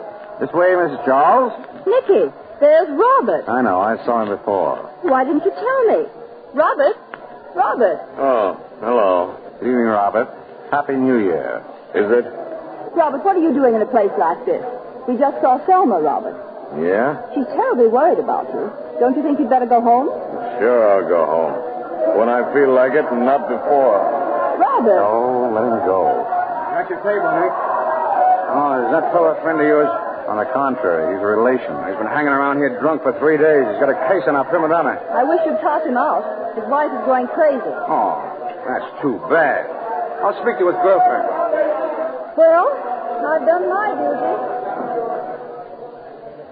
Hey, Polly. Polly, come here. What's up, Dancer? Now, listen. That boyfriend of yours is pretty drunk. So what? I thought that was the idea. Keep him happy. Sure, but a couple of his relations just blew in. Relations? What do we do? Well, give the customers one more song and then knock off for the night and take him out of here. Okay, but I'm getting sick of that guy. It'll just be Lamar, honey, and then he can turn him loose. Tomorrow's a holiday. The banks will be closed. That's right. Well, then the next day. Ah, what's the difference? Ain't it worth it? I guess so. That's the girl. I'll make it snappy, Polly. I'll keep an eye on her. Hey, Polly. Yeah, what? I got a message for you. What is it? Your brother's looking for you. My brother? Where is he? In your dressing room. He wants to see you right away. Hello, Polly. What's the matter? You don't look so happy to see me. Please, Phil, don't try to start anything. I'm in a hurry. You've been in a hurry ever since I got back. Can I help it if I gotta work? That's not what I'm kicking about. What's going on with this drunk Robert Landis? Nothing. Oh, no? Then what's this check doing on your dressing table? Give me that. A check made out to you, signed by Robert Landis. Get out of here. What are you... Shut up or I'll smack you right in the teeth. I'm in on this, you know. Phil, please. If you don't cut me in, the party's off. I can't cut you in. The check's yours, ain't it? Yes, but... But what? But what? Let me go. Let me... Sure. But this is just to remind you that I'm in on the deal. You big lug. Look what you've done to my face. How am I going to explain that? There's a lot of things you'll have to explain before I'm through. You and Dancer are taking this Landis guy for plenty of dough, aren't you? What about it? How much? Come on, how much? $25,000. Did you get it yet? No. Go ahead, spill it. Some friend of his wife's is putting it up to get him to leave her alone. So you're going to keep him drunk and then collect it for him.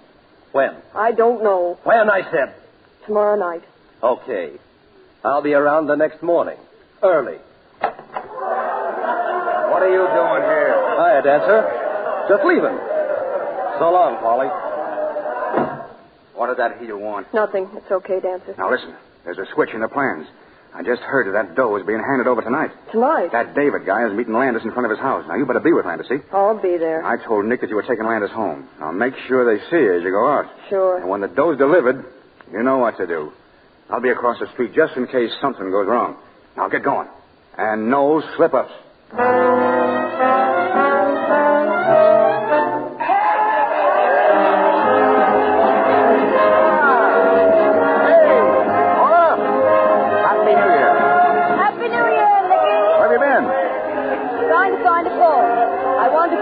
And see if Robert got home. Oh, well, come on. There must be a phone in Dance's office. He won't mind.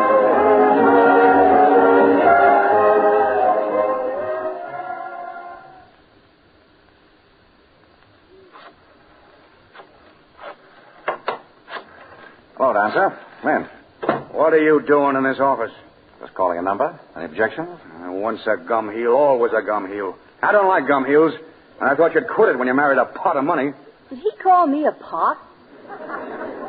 I don't like to be critical, Dancer. You know, it doesn't look quite right when you and your partner and your prima donna and your best customer all go out at the same time. It gives the place a sort of a vacant look. Have you ever been thrown out of a place, Mr. Charles? How many places was it up to yesterday, Mrs. Charles? How many places have you been in, Mr. Charles? Hello? Aunt Catherine? This is Nick.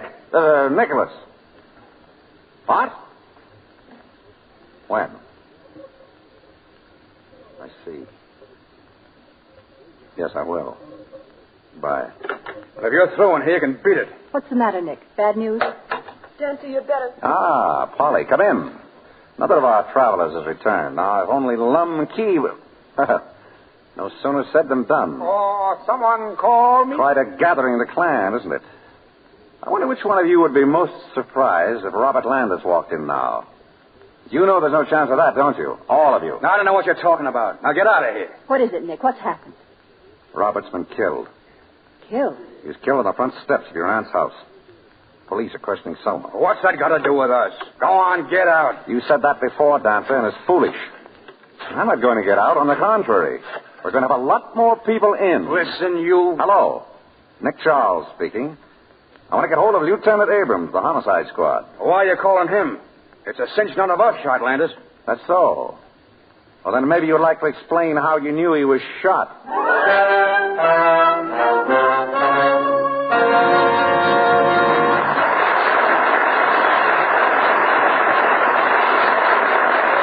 The curtain falls on Act One of After the Thin Man with Myrna Loy and William Powell.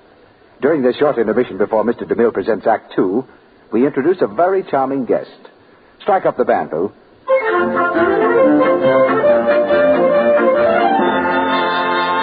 That music, ladies and gentlemen, welcomes a real Southern belle, Miss Mary Nell Porter from Memphis, Tennessee. In private life, she's a debutante, but this spring she's touring the country in a very important role as Maid of Cotton, representing our huge cotton industry. We're certainly delighted to welcome you to the Lux Radio Theater, Miss Porter. Thank you very much, Mr. Roy. I'm so glad to be here. I hear that you've been doing quite a little flying the last 3 months. I certainly have. Over 12,000 miles. And on top of that, I understand that you've had a staggering schedule of fashion shows and radio speeches and personal appearances in 30 different cities. It has been a very interesting experience, and I've enjoyed meeting so many nice people all over the country. We've had such large crowds at all our cotton fashion shows. Well, I'm sure the women want to hear about that. And I'd love to talk about it. You know, cotton is terribly smart this year for play suits and street dresses and evening frocks. Now, here, just a minute, please. How about giving us some details? Well, there's a very good-looking red and white striped daytime dress with big sleeves and has a very full skirt with the cutest Dutch boy pockets. I wear it with blue shoes. That sounds very patriotic. It surely is. Red, white, and blue is awfully fashionable this year.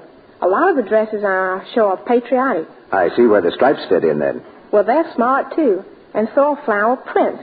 My bathing suit has tropical flowers scattered all over it. Oh, so cotton goes swimming. I should say it does.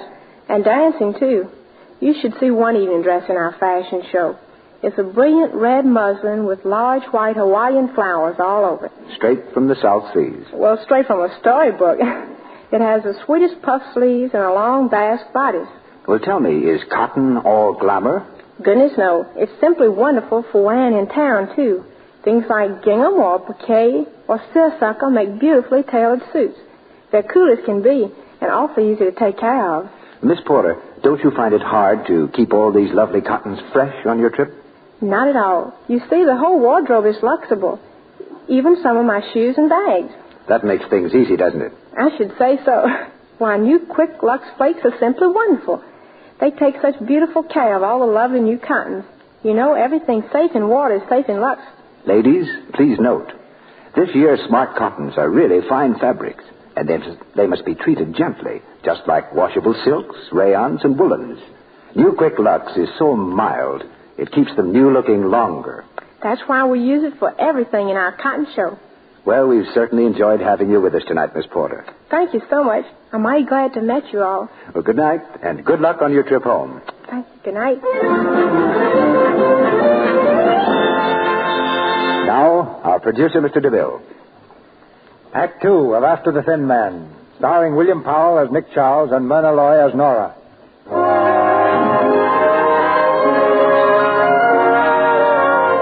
It's 2 hours later. With mystery shrouding the death of Robert Landis, the police have been questioning Selma, who discovered the body. Now the grilling is over, and her nerves are worn to the breaking point.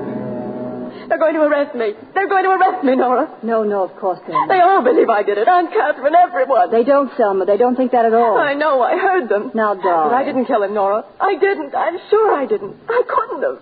What? What do you mean? Nora, you'll help me, won't you? Tell me what happened. Everything. He came to the house at midnight to get his things. He said he was leaving me.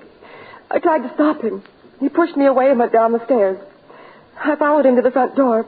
While he was letting himself out, I went to the library table. There was a gun there. A gun, Selma? I didn't mean to use it. I only wanted to frighten him, to make him come back and listen to me. All right. Go on. I went to the door. He was standing on the steps looking up and down the street.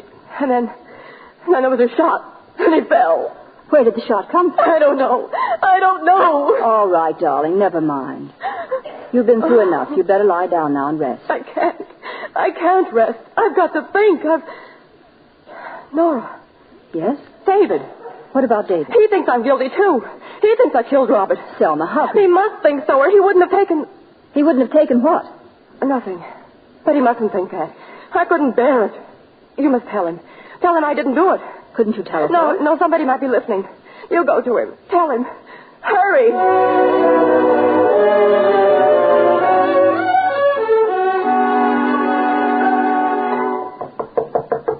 Who is it? It's me, Nora. Hello, Nora. This is a surprise. Come in. I got over as soon as I could, David. Selma What's the said matter? that... Is there anything wrong? What do you mean you don't know? No, what? What's happened? Robert's been killed. Killed?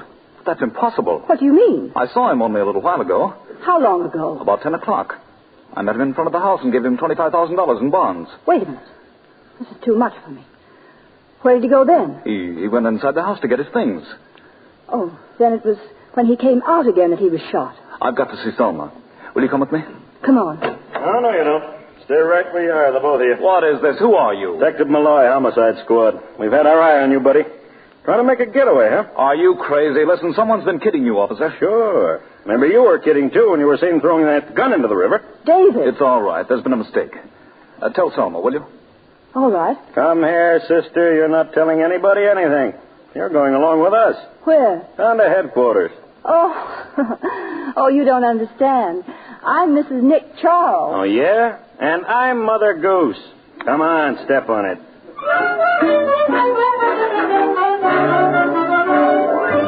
Hello, Nick. Yes? This is Abrams down at headquarters. Oh, Isle.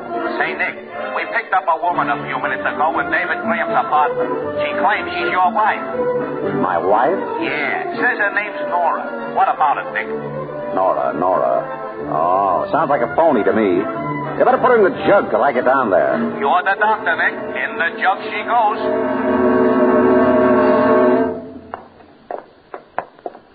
Right down here, Mr. Charles. Thank you, Matron. Nick, here I am over here. Well, hello. Fine way to start the new year, getting thrown in the can. Nicky, get me out of here. How long has this thing with David been going on? Oh, Nick, stop that and get me out of here. I've got something to tell you. About the case? Yes. Oh, no. I'll get you out on one condition. No more cases. No more detecting. Promise? But this is important. You want me to let her out, Mr. Charles? Definitely not. Nicky, please. Well, promise? I promise. All right, let her out, Matron. Nick, have you been working on the case? I've been giving it my undivided attention. What have you found out? Nothing. Oh, Nick. The only new development is that Polly has a brother. Where, we don't know. What about her and Dancer and Lum Key? All in the neighborhood at the time of the shooting. We've established that, but we can't prove a thing. But, Nick, somebody killed him. Yes, I think that's been proved. Mrs. Charles? Yes? Lieutenant Abrams wants you for questioning. Questioning? Nicky, they don't think I'm mixed up in this. Don't worry, darling. If they find you guilty, I'll write you every day. This way, please. Nicky. Now tell me, Mr. Graham, were you and Robert Landis on good terms? Decidedly not. On bad terms, Mr. Graham? Very bad. You and Mrs. Landis were once engaged, weren't you? Until Landis came along? Yes. Ever ask her to divorce him and marry you? I may have. But she never said she would. But you hoped she would. And you thought that with him out of the way, she might. I didn't kill Robert. No, of course not. But you did pay him to go away. Yes. Lieutenant Abrams, my wife. Oh, come on in. I got to ask her some questions, Mr. Charles. I'm sorry. Quite all right. Go ahead. Now, Mrs. Charles, why did you go to Mr. Graham's apartment? What? Maybe I'd better leave. No. Selma had a silly idea that David thought she killed Robert. She wanted me to tell him that she didn't. Why, I can't imagine how she could think a thing like that. It's ridiculous. I haven't seen her for a couple of days. Here's Mrs. Landis, boss. No. Will you come in, Mrs. Landis? David. Oh, I didn't want you dragged into this. Oh, no, it's all right, dear. Mrs. Landis, why did Mr. Graham think you killed your husband? I never said that. I never thought it for 1 minute. Don't, David. He had every right to think I did it. He's just trying to protect me. He heard a shot. He rushed up to me and saw me standing near Robert with a gun in my hand. But I didn't fire the shot. It came from the street. You mean you didn't kill him? No, look at the gun, David. It hasn't been fired. Oh, Selma, forgive me. Oh, of course I forgive you. Well, that's all cleared up. Go on, Nora. It isn't cleared up as far as I'm concerned. I've got to have something more than that. Where's that gun, Mrs. Landis? I've got to see that gun. Well, I haven't got it. What? Well, David took it from me. David, where's the gun? What is it, David? Selma, I thought you were guilty. I thought I was doing the only thing. I threw it away. You threw it away? I threw it into the river. Oh, that's marvelous. Well, they can get it. I'll show them where I threw it. I'll get divers to go down after it. They'll find it. They must. Chloe, she don't want that gun back any more than you do. Hey, Mac, swear out a warrant for the arrest of Mrs. Robert Landis on suspicion of murder.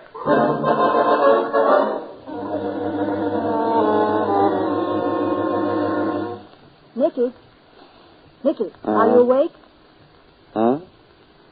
No, I'm not. Oh, I thought you were.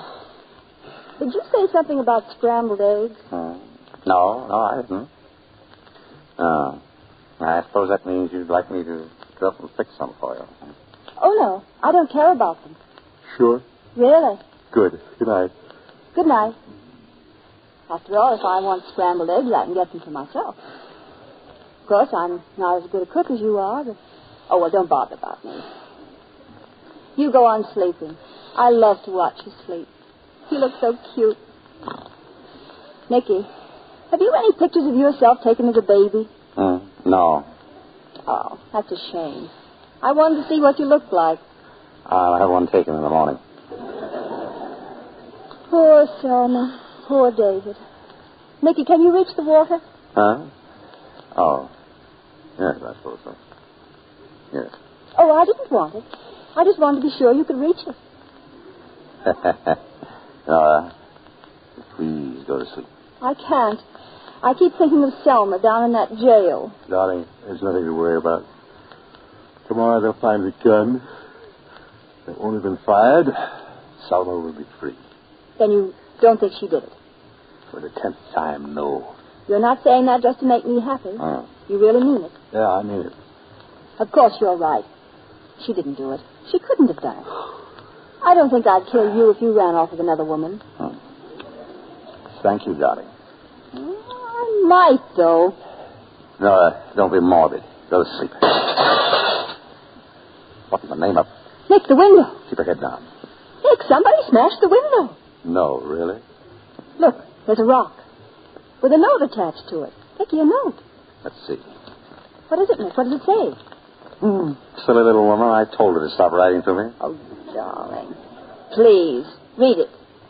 Mr. Nick Charles, if you want to know something about the murder of Robert Landis, get a line on Phil Burns, the guy Polly says is her brother.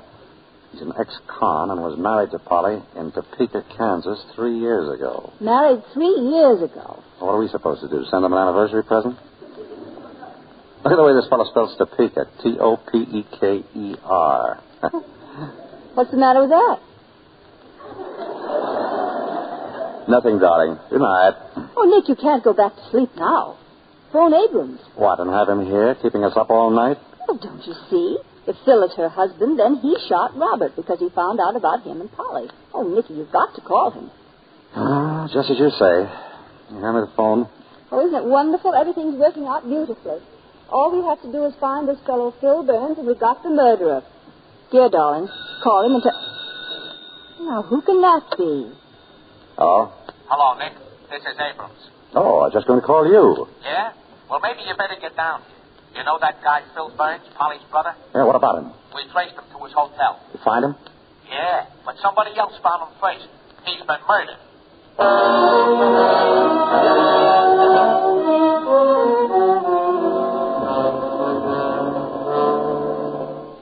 Well, there he is. That's the way we found him, Nick. Dead for 2 hours at least. Strangled. Yeah. Looks like he was beaten up a bit before the strangling set in. Any fingerprints? All over the place. We're checking on him now. What else did you find? Nah, nothing much. He had a .38 in his drawer, 6 bullets in it, and a little dough. Oh, yeah, and this key. I guess it's the key to Polly's apartment. It's got her number stamped on it. Another good guess would be that Selma Landis didn't do this. Fair enough. But he wasn't killed the way Landis was either. Might be a good idea to check the chambers on that .38. He might have fired it and slipped in a new shell. Okay. Anything else on your mind? Yes. That key to Polly's apartment. Could I borrow that for an hour? Sure. Here. Maybe you better give me a skeleton key, too, just for good measure. Okay. What are you looking for? I have the faintest idea. Just a hunch. Call you later. Okay. Nick, what did you find in there? Dead man. Is that all? Isn't that enough? Where are we going now? Well, I don't know about you. I'm going to visit Polly Burns. At this time of night? Without a chaperone? Nora, this is purely business. For me, too. Come on, darling.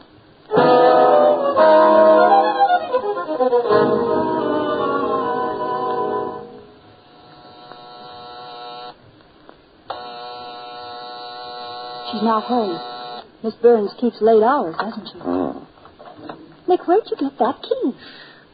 From Abrams. It was in Phil Burns' pocket. Oh, it's good you had an answer for that. Go on in. Be quiet. Here's a light switch. You turn it on? What do you expect to find in here? I don't know. Well, how do I know what to look for? Don't look for anything. Go over there and sit down. Suppose she comes in. What do we do? Tell her it's a surprise party. Anything in the drawer? Give me a chance. Nick, what do you suppose people want a hole in the ceiling? They don't. Some people do. Look up there. Where? Up there. See, in the corner. A little hole in the plaster. What could that mean? Well, it might mean that the ceiling's falling down. Or it might... What? What's the number of this apartment? 3D. I wonder who lives in apartment 4D. Let's go upstairs and find out.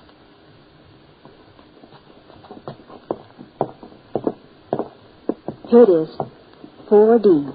This is right over Polly Burns' apartment. What's the name on the bell? Anderson. Say, where did you dig up all these keys? We're going to visit Mr. Anderson. Or Miss Anderson. It doesn't say which. Anybody home? Put on the light. Now, let's see. That hole in the ceiling downstairs was right under this corner. If I'm right, these floorboards ought to be loose. Uh-oh. I get it. Somebody took this apartment so they could see what went on downstairs. Exactly. Look through the hole, Nicky. What do you see? Well? That's funny. What is it? Can't see anything. It's... The hole's been plugged up from the other side. What? But how... There's somebody down there now. Somebody who knows about this peephole. Whoever it is plugged it up while we were coming upstairs. Nick. You stay here. No, Nick, it may be the murderer. Nicky, wait. I've got to see who it is. Listen. Whoever it is just left. I can hear him going downstairs. Nick, let him go. All right, we better catch him before he gets to the street. Nick, wait for me.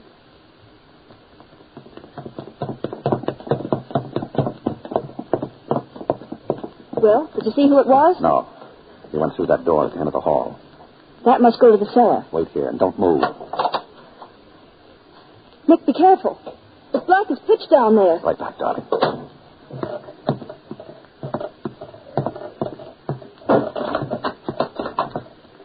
Would you like to come on upstairs? Or I'll have to come and get you. All right. Have it your way.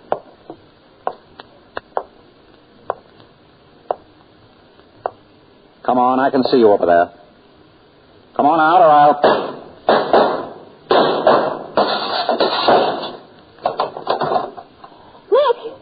Nick, are you all right? I'm okay. Come on down. I can't see. Nicky, did he get you? No, but I didn't get him either. He got out through a window over there. Oh, darling, I was so scared. Where are you? Oh, put your arms around me, darling. Are you sure you're all right? Oh, Nicky, you're bleeding. What are you talking about? I'm not bleeding. Nick, where are you? I'm here. Well, then who's this man over here?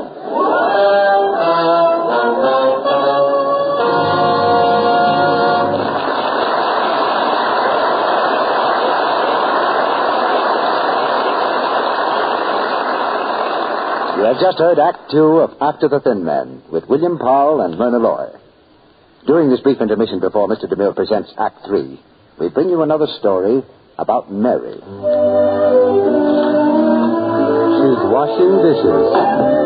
Oh, boy, is she mad. I say, look at her hands. They're all red. And coarse. Here, let's see your soap, Mary. Oh, it's harsh. And soap that's harsh pecks away at your hands. No wonder they're red and rough. Here's a friendly tip. Try New Quick Lux. It's so kind to your hands. So mild, so pure.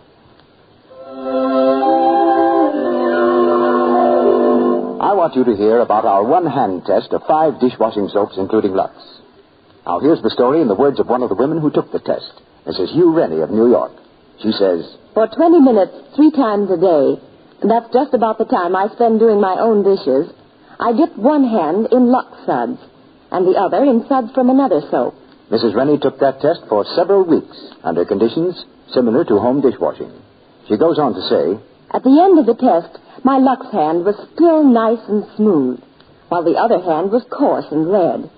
I hadn't realized there was such a difference in dishwashing soaps. I'll never use anything but Lux. Hundreds of women took that one-hand test with similar results. It proved Lux kindest to hands. Try it yourself and see. Ask for the generous large box of New Quick Lux tomorrow and use it for dishes every day. It's so thrifty. Even in hard water, it gives more suds, ounce for ounce, than any of 10 other leading soaps tested. It's fast, too, yet it costs you no more. Remember, new Quick Lux in the same familiar box. We pause now for station identification. This is the Columbia Broadcasting System.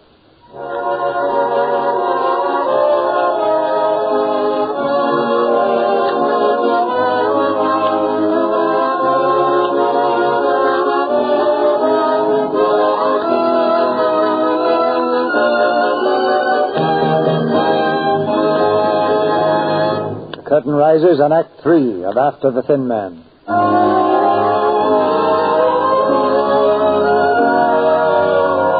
In the thick blackness of the cellar, Nora has bumped into a man she thought was Nick.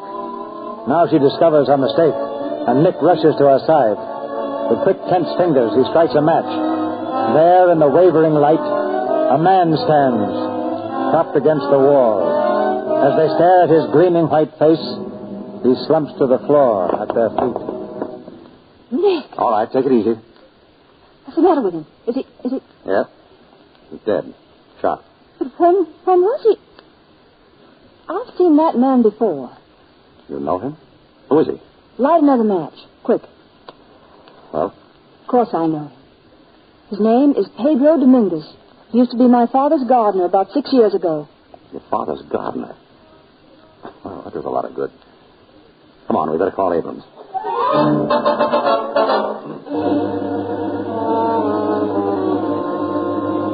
What'd you find out, Lieutenant? Was I right about his name? Yes, you were, Mrs. Charles. Pedro Dominguez. But he wasn't a gardener anymore. He was janitor of this building.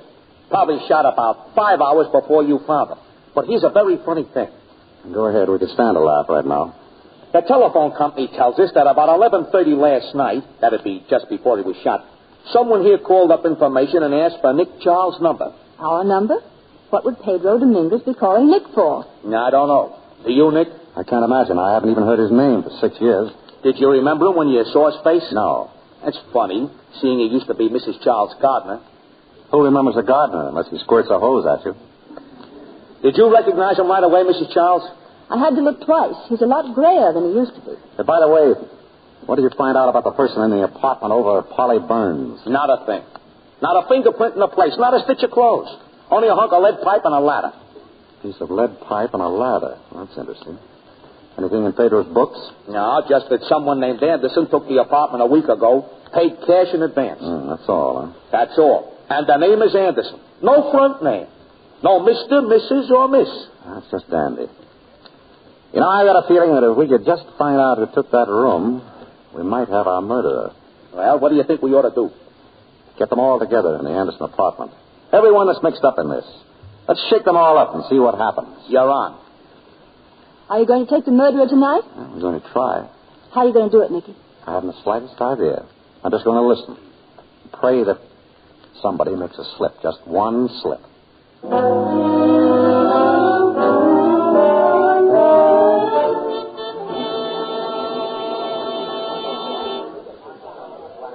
Lieutenant, you get them all here? All set and waiting, Nick. Picked up Dancer and Lumpkey at the Lychee. Polly was with them. Then there's that David Graham guy and your wife's cousin, Selma Lambert. Anyone else? Yeah. A fat dame they call Aunt Catherine. I brought her along for luck. Swell. Oh, say, before you go in, I checked Phil Burns' apartment. Dancer's fingerprints were all over the joint. Dancer's? You sure? Sure, I'm sure. You haven't told him, have you? Not yet. All right, don't. What's your plan, Nick? Build up a case against each of them. Throw all we've got at them and throw it hard enough to bounce. I'll make it bounce, all right. And keep them talking. Nick, come on. The party's getting dull. Coming? Evening. Shut that door, please, Lieutenant. Sure. Ladies and gentlemen, I asked you all down here because we've just found that another murder has been committed. He's a man I think you all know. Pedro Dominguez. Pedro killed? Yes.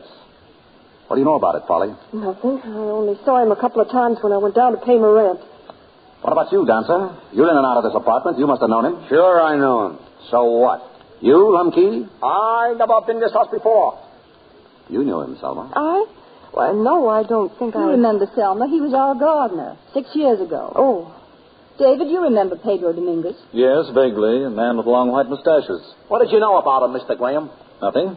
That was 6 years ago. I haven't seen him since. Nicholas, I can't see what possible connection this can have with us. It's very simple, Aunt Catherine. You see, Pedro and Robert were both shot with the same gun. Now, there was some monkey business going on we want to find out about. Seems that 1 week ago, Pedro rented an apartment to someone calling himself or herself Anderson. Did you ever see this Anderson, Polly? No. Did you ever hear anyone in the apartment just over you? No. I thought not. This Anderson intended to climb down into your apartment one night with the aid of a ladder and polish off Robert with this lead pipe. Then he was going to climb up to his place again and leave you holding the bag for Robert's murder. Now, do you know anyone who would be interested enough in you to do that? Why, no. You're Dancer's girl, aren't you? I work for him. That's not what he asked. Well? Did Dancer know that you were going away with Robert? Why? Come on. You told us before. You said you'd keep that a secret. I'll never trust a cop again. You've made a dicker with the police, okay, Polly. But that ladder stuff's a lot of malarkey, Nick. No one did come down that ladder, and Landis wasn't killed in her place. The only reason the murderer didn't kill him that way was because he was found out. Pedro came in yesterday to clean up Anderson's apartment and discovered the loose boards on the floor. He didn't like the looks of things, so he put a new lock on the door. When Anderson came in, he found he was locked out. He heard Pedro telephoning me, and he killed him. So what? So? Who is Anderson? I'll bite. Who? Polly. Phil had a key to your apartment, and Dancer had one. Yeah. Who else? Nobody. He's trying to hang this murder up on us to protect his own family. That Selma dame. She knocked her husband off. Everybody knows that. And then you got your boyfriend, David, to throw away the gun. That's a lie. Now, just a minute, please. Look, Dancer, let's come clean. You and Polly and Lum Key were out to shake Robert Landis down for $25,000, right? Oh, sure. Then I suppose I knock him off and stir up all this fuss before I get to dough. What kind of a stumble bum does that make me out to be? You're the kind of a stumble bum that left your fingerprints all over the room when you killed Phil Burns. Phil? Phil's dead? Yes, strangled. Well, I didn't do it. Then why did you go to his place? Because I thought he'd gummed up my game. I figured he'd try to stick up Landis and had to kill him. So I pushed him around a little to learn him manners. And when I left him, he had a split lip and a couple of dents in him. But he was just as much alive as you are, if that means anything. Polly, who knew Phil was your husband? What? You were married, weren't you? Yeah, but... So Phil was your husband? As if you didn't know. I never knew till now. But I wish I had, Polly. Didn't you ever tell anyone that you were married, Polly? No. Would Phil have told? No. Did you and Phil talk about it? Yeah, one night last week. But no one could have heard. We were alone, down in my room. Alone?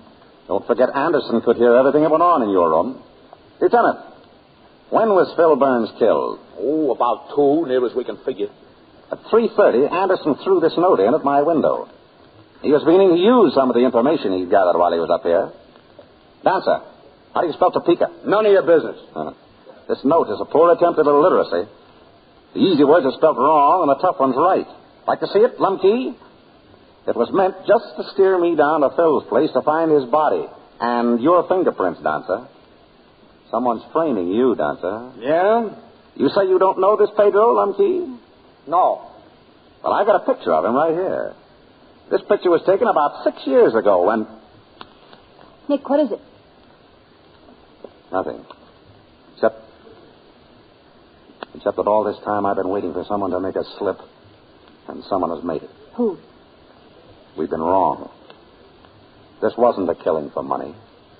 It was a murder of hatred. Revenge. Polly, what did Phil go to the pen for? Blackmail. Blackmail. David, when were you supposed to give Robert the money to go away? This morning. In cash? Yes. But when he decided to go last night, you had to give him bonds. Yes. Where were you going to get cash on New Year's Day?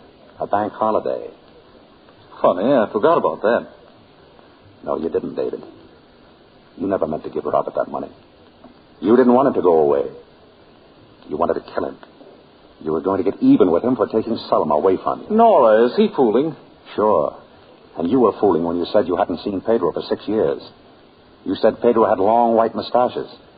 Well, he's got long white mustaches now. But look at this picture. There he is 6 years ago. His mustache was neither white nor long. You didn't notice him 6 years ago any more than I did. You remember him as he was last night when you shot him. You killed him, and then you killed Robert. Phil saw you do it. He was going to blackmail you, so you had to kill him, too. And then you threw that note in my window, hoping to put me off your trail. David, don't let him say these terrible things. Tell him it isn't true. Ask him why he threw away your gun, Selma. He knew it hadn't been fired. He knew you only had to show it to prove your innocence, yet he threw it away. Ask him why he did that. David, why don't you speak? Wasn't it because you hated her as much as Robert? Wasn't it because you wanted to get even with her, too? Wasn't it because you wanted to see her hang for Robert's murder? David. Tell her the truth now, David. You don't have to pretend anymore. That is the truth. I've hated you, Selma and Robert, ever since you threw me over for him. I've been watching, waiting for the time when I could get even with you for having ruined my life. I did kill Robert, but not the way I wanted to. It was too easy, too quick. I wanted to see him suffer the way he'd made me suffer. And you, I wanted to see you go gradually madder and madder as the day came when you were going to hang. Well, I'm not going to see you hang, but I'm still going to see you die. Put out that gun. Don't be a fool, David. Get out of the way. I've got 6 bullets. One for her and one for myself. And the rest for anyone who tries to stop me. Get out of the way, Charles. Go out of my way. I get him. Okay, Graham. I'll take that gun now. Nice work, Lumkey. Nice work. Nick, he saved you. And you sent his brother up. Oh, sure. Mr. Charles sent him up. #1 detective. I don't like that brother. I like his girl. I'm your friend. Oh, you bet you.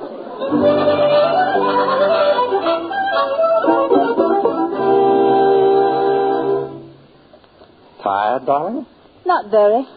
Well, can you believe it? We're alone. No reporters, no friends, no surprises. I suppose we really should decide where we're going. Oh, you care? No, but I haven't any clothes. All the better. You won't have to pack. All I need in the world is you and a toothbrush.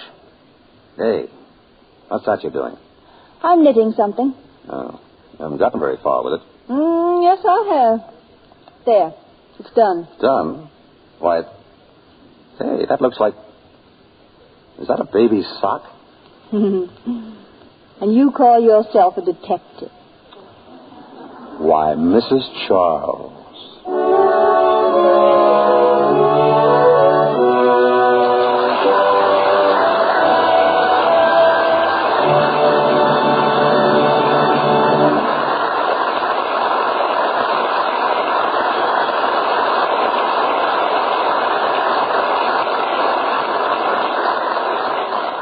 We draw the curtain on After the Thin Man. In a moment, Mr. DeMille returns with our stars. While we're waiting, let's talk about babies. You know, families often speculate on the chances of the stork bringing twins or triplets. Well, here are some figures that may interest you. The chances of having twins is about 1 in 84. Of having triplets, 1 in 7,500. That makes triplets a pretty rare occurrence. Mrs. Frances Bardall of Holbrook, Massachusetts, was one of the mothers who drew the lucky number in 1939, and she's doubly lucky now because she has new Quick Lux to help her in caring for her 3 small babies. She says, The triplets have such sensitive skins, I wouldn't dream of washing their clothes in harsh soaps or rubbing them with cake soap. I just won't take chances on having woolens or diapers getting rough and scratchy. She's a wise mother, isn't she? She goes on to say, New Quick Lux is so mild and gentle. It's the only thing I'd use for the baby's clothes. It's so safe for everything, safe in water alone. I can depend on it never to make woolens harsh and scratchy or fade the pretty colors of little dresses and sunsuits. yes, new Quick Lux is so wonderfully gentle. And so easy to use, too. So fast. In water as cool as your hand, it dissolves 3 times as fast as any of 10 of the leading soaps tested. Ask for the generous big box of new Quick Lux tomorrow. It comes in the same familiar package and costs you no more. Here's Mr. DeMille with our stars. As Bill Powell and Myrna Loy return to the microphone, we offer our congratulations to the Thin Man on some first-class detective work. Cecil, you're seldom wrong, but I'll have to mark that one up against you. However, if it's any consolation, everybody makes the same mistake. Brace yourself for a shock, Mr. DeMille. Bill is not and never was the Thin Man. He isn't. He never has been. Mercy, Myrna, can't we even believe what we see in the movies? Just for the record, the Thin Man was murdered in the first Thin Man picture. We haven't seen him since. Except in the title, where he seems amazingly healthy. What's in the name? Call the picture by any name you like, so long as you and Bill remain as our favorite detectives. What's going to happen next to Nora and Nick? Well, there's another Thin Man picture planned, but we haven't started making it yet. It's called The Shadow of the Thin Man. Very promising manhunt. I have entire confidence in both of you. By the way, Cecil, didn't I hear you say that you're going to do Showboat next week? You certainly did, Bill, and we are. Who's going to be in your cast, Mr. DeMille? We'll have Irene Dunn, Alan Jones, and Charles Winninger. They were all in the cast of the motion picture, and they'll all be here on this stage to bring us the exciting drama of Showboat and the great song hits by Jerome Kern. We embark at the usual time next Monday night for this cruise of adventure and romance along the Mississippi, and we hope you'll all be on board. Showboat is practically a command to listen. Good night, Cecil. Good night.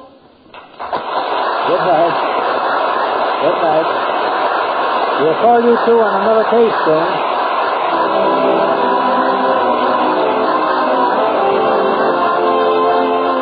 Our sponsors, the makers of Lux Flakes, join me in inviting you to be with us again next Monday night when the Lux Radio Theater presents Irene Dunn, Alan Jones, and Charles Winninger in Showboat. This is Cecil B. DeMille saying good night to you from Hollywood.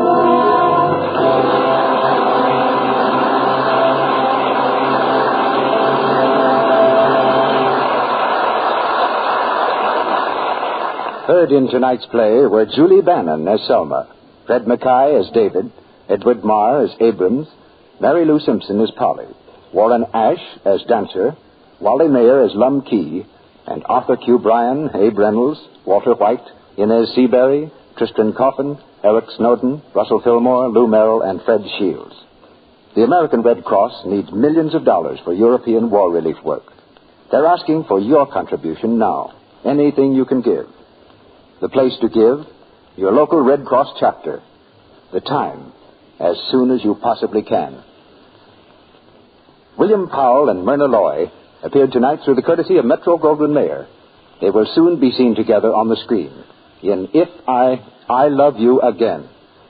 Our music was directed by Louis Silvers, and your announcer has been Melville Ruick.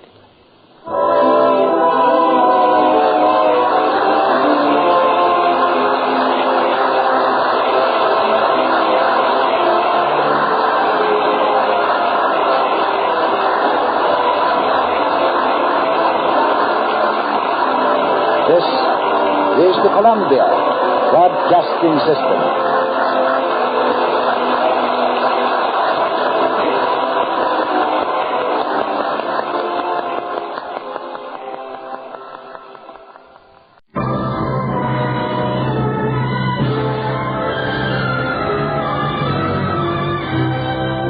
The House of Squibb presents Academy Award.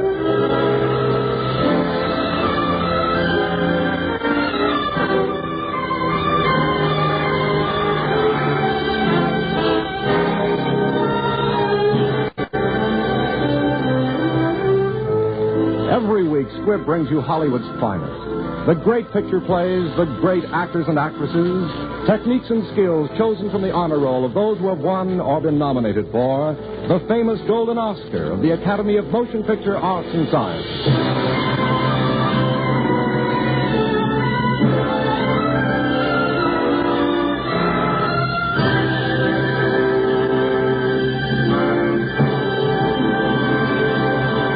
And now, E.R. Squibb & Sons, manufacturing chemist to the medical profession since 1858, bring you, as our star tonight, the distinguished actor William Powell, who has twice been nominated for the Academy Award as Best Actor of the Year. You will hear Mr. Powell in that delightful comedy, My Man Godfrey, the picture which was nominated in 6 different classifications for the 1936 Academy Award.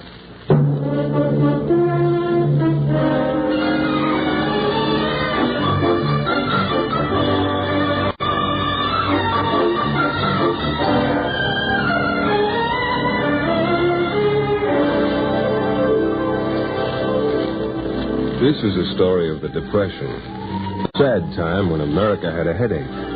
Brokers jumped from tall buildings, and a lot of folks sold apples on street corners. It was a very sad time indeed, in which the rich got richer and the poor got poorer. And our poor hero lived in a shack in the city dump. Yet his heart was pure, though his pockets were empty, and he wore a beard, and his name was Godfrey. George, what a horrible place. Yes, Cornelia. This is what is called the dump. Oh. Good evening. Are you a bum? Yes, I'm a bum. Good. I'm Cornelia Bullock. Oh, yes, indeed. Of the Bullocks? How would you like to make $5? Well, added to what I've got, that would make $5. All right, then follow me. But just a minute. Not that I mean to be inquisitive, but what would I have to do? Now, don't be fussy. Well, I'd like to know. I'm funny that way. You certainly are. Well, we're having a scavenger hunt, and I need a forgotten man. All I want to do is show you to some people at the Waldorf, that's all. Show me to some people at the Waldorf? Are we dressing?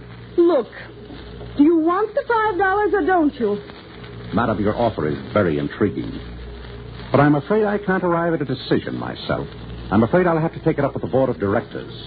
And no matter what the board of directors advise, as far as I'm concerned, you can take your $5 and... I say, you coward, hitting a lady. Oh, you? All right, I don't mind hitting a gentleman either. George, aren't you going to do something? Yes, Cornelia, I am. Come, we'll get a policeman. Hello. Hello. I'm Irene. That was my sister Cornelia you pushed into the ash heap. I wanted to do that all my life. Do you live here?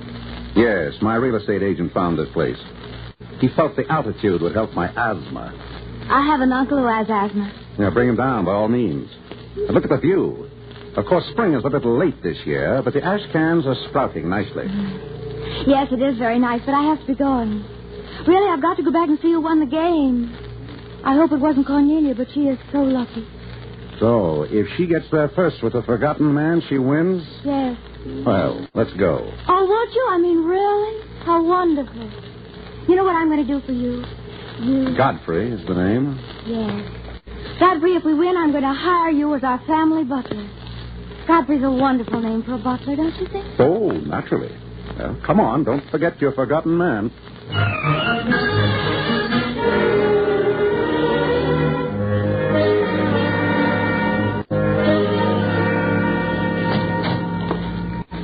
Pardon me, but I'm the new... The new butler. Oh, yes. I'm Molly, the cook. Just hang your hat near the door so you can get it on your way out. Oh, but since you're here, why not go in and shave? The last butler left his shaving cream and razor in there. Thank you. You don't seem very enthusiastic about the Bullock family.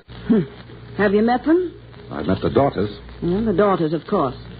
Irene isn't so bad. She's just dumb. But I mean dumb. But Cornelia... Well, someday when I'm 60 and getting that $200 a month from the Townsend plan, I'm going to tell Cornelia some of the things that are on my mind. It'll be a very interesting monologue, if I do say so myself. You intrigue me. Tell me more about the family, Molly. Well, there's the old battle axe. That would be Mrs. Bullock. Angelica, she calls herself. She rings every morning around 11. What do you do when she rings? Well, what I do is forget the whole thing. If you don't answer, she goes back to sleep until 2. Then she gets up with a hangover. Oh, not just an ordinary one. She sees things. Very interesting. Is there a Mr. Bullock? Oh, yes, but don't pay any attention to him. Nobody else does, and the shock might kill him. Oh, that's her, the battle axe. Hey, what are you doing pouring 3 shots of brandy? I have an idea. Where's my butler suit? In there. Well, what idea? Where is Angelica's room? 3rd floor, last room to the left. But if you're going up there, take your hat with you. Certainly not. No gentleman enters a lady's boudoir with his hat on.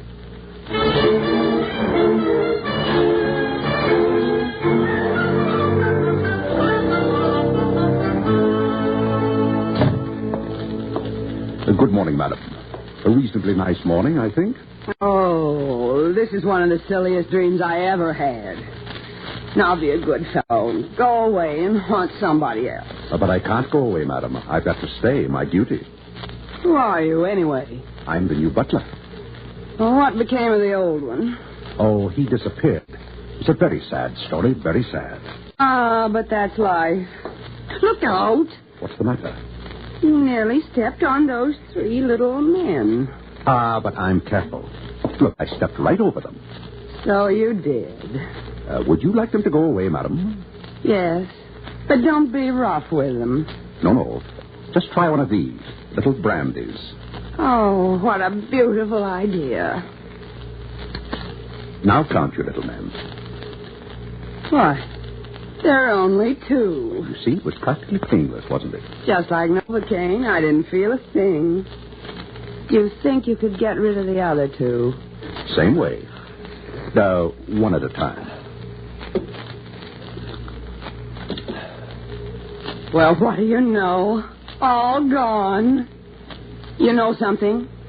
I got a beautiful idea. Yes, madam? If I had another one of those, I could get rid of you, too. Well, that won't be necessary, madam. I was just going anyhow. Now, I suppose you're going into Miss Irene's room. Yes, this is a very nice way of meeting the family. Well, here's the tray, and watch your step. It's simple. Oh, Godfrey. Good morning, miss. Oh, Godfrey, you shaved. And I loved your whiskers. They may grow back, you know. Shall I pour the coffee? Yes, Godfrey. Now we're going to have a nice long chat. I want to know what you think about everything. I'd love to, miss, but I've really got to get straightened out a bit downstairs. You know how it is when you first move into a place. Oh, certainly. Why don't you go down and take a nice hot bath and a nap, and we can talk after lunch? Yes, I'll do that. I'll see you later, miss. Goodbye. Well, good morning. Good morning, sir. My name is Bullock. Alexander Bullock. Yes, I know. And yours? Godfrey, sir. Glad to know you, Mr. Godfrey. I'd like to ask you a few questions, if you don't mind. By all means, sir. How do you feel about the younger generation? Why, I think they're all right. Of course, they're a little broad-minded. Well, you think perhaps they might be a little too broad-minded? How do you mean, sir? Well, if you were the father of a young lady and saw a man coming out of her room, how would you feel about it? But wait, sir. I'm not what you think. I'm the new butler. The new butler? Don't make me laugh. I hire all the butlers around here. Your daughters hired me last night, sir, with your wife's approval. Excuse me, Mr. Bullock, but there's a policeman to see you. What does he want? He wants you to straighten out a bill for damages from Cartier. It seems like Miss Cornelia broke all their windows last night. Well, all right. Anything else, Molly? Yes, sir. That Mr. McGinty, who drives the hansom cab, is here. And what did Miss Cornelia do to McGinty? It was Miss Irene, sir. He wants his horse back. I never saw his horse. Beg pardon, sir. It's in the library. Preposterous. Not preposterous, sir. I think his name is Carrots.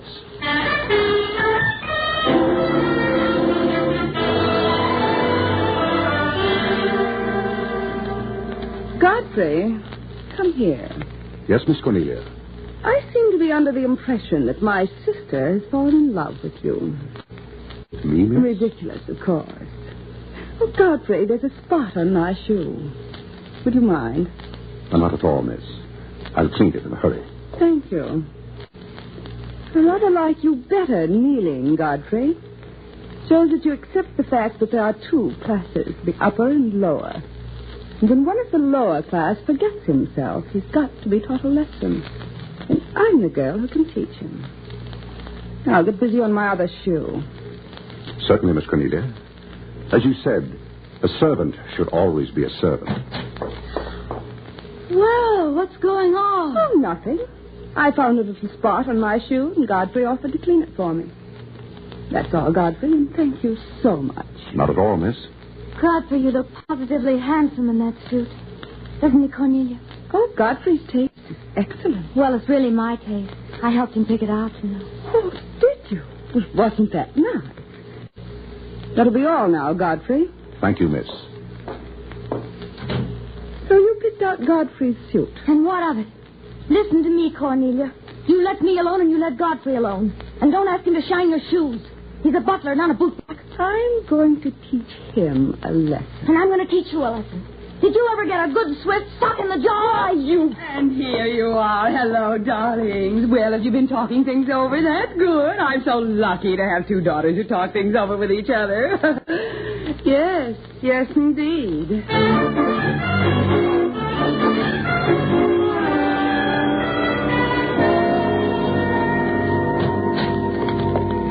Oh, you must not come into my room, Miss Irene. Why not? It's our house, isn't it? One room is like another. Godfrey. Yes, miss? Aren't you going to kiss me? I don't approve of ladies kissing their butlers. That sounds very snobbish. Every morning you serve me breakfast in my room. Here I am now. Oh. Yes, and if anybody came in now, I'd be discharged. Why would they discharge you? Look, Miss Irene, hasn't your mother ever told you anything? About what? About things, any kind of things. No, Mother never says anything. Haven't you noticed it? Well, your father must have talked to you. Oh, no. Father never talks to anybody. Then I'll do the talking. Don't I do any? You just listen. You gave me a job, and I appreciate it. And I want to keep it. But I want you to keep it, Godfrey. Well, then listen to me. The first thing you must do is to stay out of my room. I don't like this talk. Let's talk about something else. Huh? Oh, no, we're going to finish this.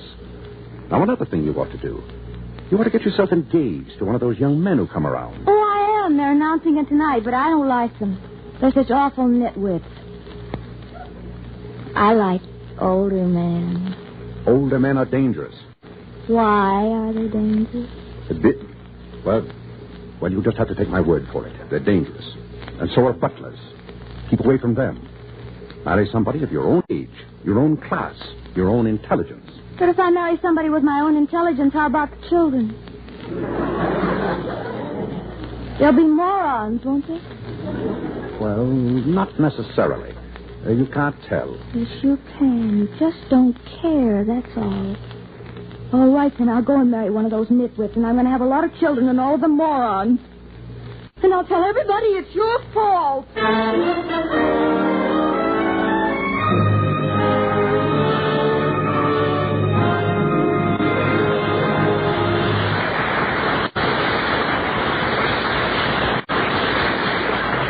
Whenever in real life you happen to find yourself in a situation totally strange, you can always count on a bright, winning smile to help you make the friends you need.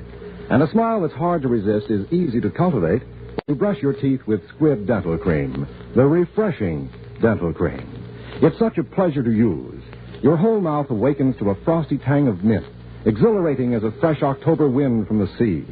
You'll enjoy the brisk, mouth-refreshing action of Squib Dental Cream and watch that smile. See how much of its natural sparkle is revealed when you use Squib Dental Cream regularly. That's because the polishing agent in Squib Dental Cream is one of the most effective known to dental science. Safe, soft, and fine. So if you want your smile to do more for you, do more for your smile. Start tomorrow to brush your teeth with Squib Dental Cream, one of the great family of Squib products. Taste, feel, and see the refreshing difference. In a moment, we will bring you part 2 of My Man Godfrey. But first, we want to thank Universal International Productions for making this story available. Universal International's current release is The Dark Mirror, starring Olivia de Havilland.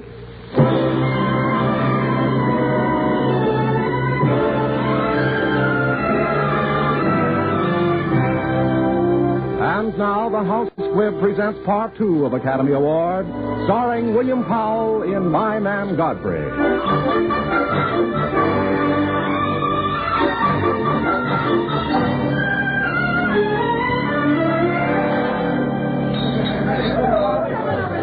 Having a nice engagement party, sister dear. What's it to you? Not a thing. But I do think you could get yourself a man to dance with out of all this crowd. I could if I wanted to. I notice you're not very effective with butlers. Cocktails? Yes, thanks.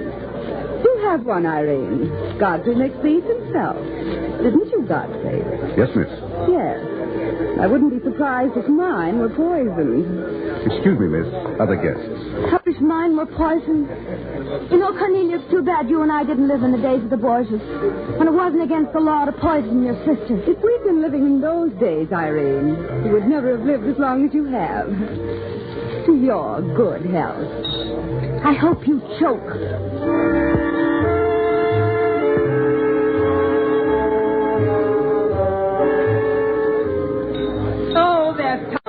the polo player. I didn't know he was in town. Oh, girls, look who's here. Ah, the Bullock Beauties. When did you get in, Tommy? Tommy himself.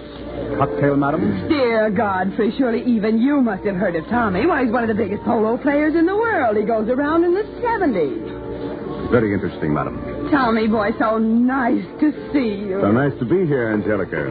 Godfrey, come back here. Offer Tommy a cocktail. Yes, madam. Cocktail, sir? Yeah. For heaven's sake, Godfrey. Godfrey Park. Smith, sir. Godfrey Smith.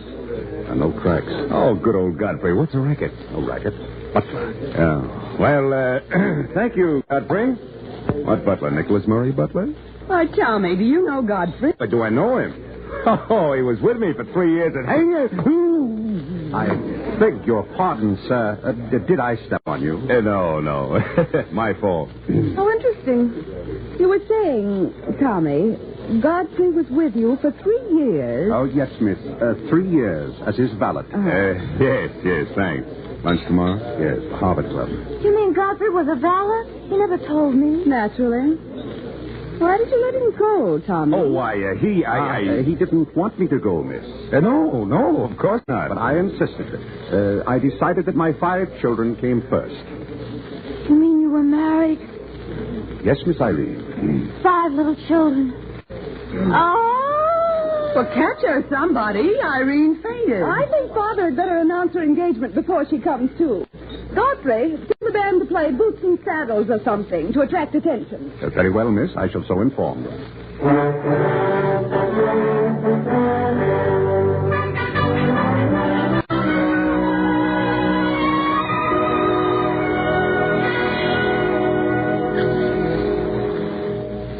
Now, would you mind telling me what the idea is if you're pretending to be Smith and acting as a servant in a nut house? What's the gag? It isn't a gag, Tommy. Your family up in Boston tells everybody you're in South America. Doing fine, like all the parks since Mayflower brought them over. Well, I lost everything in the market crash. Then I had another smash-up with a girl. One night I found myself wandering in a daze down near the river. I think I must have meant to slide into it. Then I saw the dump. And shacks with guys living in them. And it suddenly struck me that they were worse off than I was. Well, I decided to share potluck with them. I built my own shack and joined up. And for the first time in my life, I began to live. Sounds awful to me. I used to sit on the dock at night and look at the stars. And the pattern of the crews were a bridge against the sky and the boats going by. It was beautiful there at night. In the daytime, it's horrible. And then something happened. And I saw a chance to rehabilitate myself. I took it. Holy smoke. Some rehabilitation. Wait, it's not over yet. I may have to rehabilitate the whole family. And then I'm going to do something for the guys down on that city dump. They need rehabilitating, too. I'll just say the word. You can have half of everything I've got. Thanks, Tommy. Not this time. I have to play this one out alone.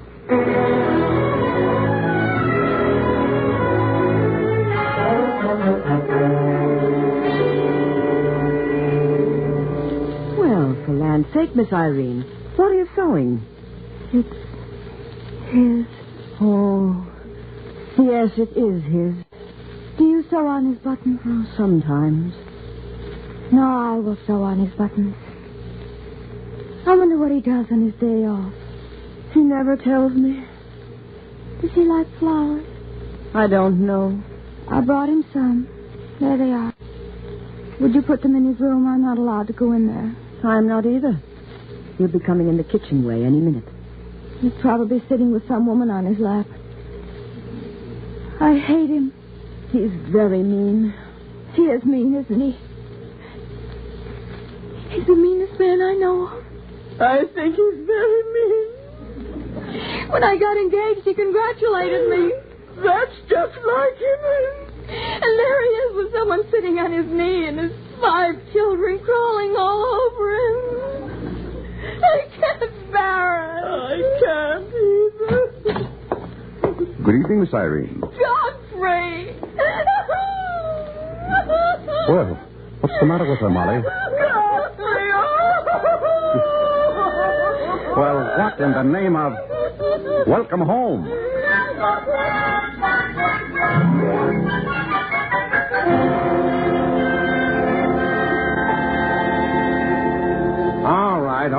When did you first miss the pearls? During dinner, officer. I went to my room and they were gone. Did you see anyone enter your room in the meantime? Yes, officer. Godfrey. I sent him to my room for a pair of slippers. He returned with the slippers and went at once to his quarters. Mind if we search your room? Not at all. Well, come on. In here. Mother, this is serious. Well, of course, dear. Stealing is always serious when you get caught. My sister's a little nuts, officer. One night she threw those pearls out of a cab window. I never did. Come, officer. You haven't looked in this bureau. Who's doing the searching around here? Oh, now, can't we stop all this? After all, they're insured. Like fun they are. I've been trying for 2 weeks to tell this family I can't afford cash for things like that. Look, lady, what made you so dead certain your pearls would be in this guy's bureau? Why, Officer, it was just a natural misunderstanding, I'm sure. Good night, gentlemen.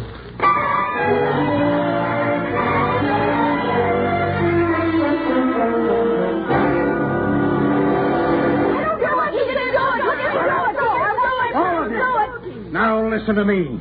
I've got a story for you that'll perhaps interest you all. The Bullocks are broke. Dead broke. Not a cent. Not only that, but I've been using the company's money for the last month to speculate with, and I've lost. Do you hear that? I've lost. That means I'm an embezzler, and I will have to go to jail. Alexander, I think it was very foolish of you to embezzle. Well, you'll be living on that ash pile where you picked Godfrey up. Maybe Godfrey will be nice to you and let you live with him. Oh, yes. Yes, how wonderful. You had no right to embezzle. You let him alone. You don't pick on anybody when anybody's down. Oh, good Samaritan. Hey, what do you think you're going to do? Punch you on the nose. 1, 3, 7. You're out. Children, I don't think this is the time to play silly games. Your father's in the middle of a serious discussion. Coffee is served, madam. Oh, Godfrey, Mr. Bullock has to go to jail. Madam, I'm sure Mr. Bullock doesn't have to go to jail. Oh, yes, I do. Godfrey, I've been embezzling. I'm sure that'll shock you. No, it doesn't shock me, sir. Because I've been pretty sure that your affairs weren't in good shape. Obviously, you've been under a terrific strain. Why, I didn't notice anything. Well, now, as it happens, before I went on the ash pile, I had some experience on the stock market. Yesterday, I decided to sell short on Bullocks. Sell what? Sell short. Shorts? Men's underwear? Yeah. Well, I made quite a lot of money. I felt I owed this family something for taking me in. I used the money to buy back the Bullock stock at half of what I sold it for. Here, Mr. Bullock, are your stock certificates. Godfrey, you shouldn't have done this. Don't you realize what it means? What does it mean? It means I don't have to go to jail. It means we all stay on here. It means that I stay on living with this gang of parasites instead of spending my declining years in a nice, cozy cell. I thought you were my friend, Godfrey. Where in the world did you get the money? From these. Cornelius pearls. My pearls? I thought you didn't take the pearls. You knew I didn't. You planted them in my room and sent for the police. I found them in time and took them out, pawned them, and with the money I opened the stock account. So you see, after all, the pearls saved the day. You're really very decent, Godfrey, when you consider all the things I did to you. I'll try to make it up to you someday. Oh, no, you won't. I'll do the making up. Godfrey, you're a better man than any of us. Us, sir? Thank you, sir. Godfrey, you wait for me. Where do you think you're going? Back to the dump. Godfrey, you may have made the rest of the family rich again, but I'm still poor. Yes, miss? And I've been practicing sewing buttons on. I'm the best button sewer owner in New York. And I like dumps. I'd rather live with you in a dump than this family in a palace. Miss Irene, I'm sorry, but I have many things to do. Things like rehabilitating a lot of forgotten men. Naturally. And we're going to start with you. I've got a license and a ring. What? And some cans of beans and my sewing box. Well, I'll be... Married. Oh, please, Godfrey. I don't want to have a lot of little morons. What do you want? You and 5 little Godfreys. Well, all right. come along. But, Miss Irene. Yes, Godfrey? Please, darling, don't forget any of your buttons.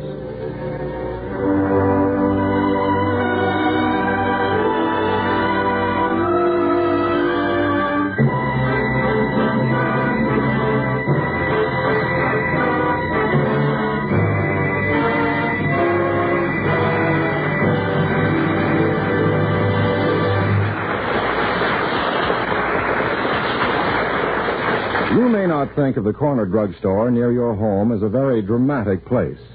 And yet there is a man in that store who may be preparing right at this very moment a prescription that will help to save a life before morning. That man is your druggist, your pharmacist, a highly skilled man of science professionally trained to translate the Latin of a doctor's prescription into safe, effective medicines for your use. Years of study have gone into the development of his special skills which enable him to split a single drop, to measure powerful drugs in quantities so minute a feather would outweigh them. On your pharmacist's shelves are many Squibb products used in compounding prescriptions. He displays others on the shelves and counters of his store. For he knows that on life-saving drugs and simple home health essentials alike, the name Squibb means this product is just as safe, pure, and effective as medical science can make it. So always be sure to get Squibb quality when you buy. Ask for Squibb, a name you can trust.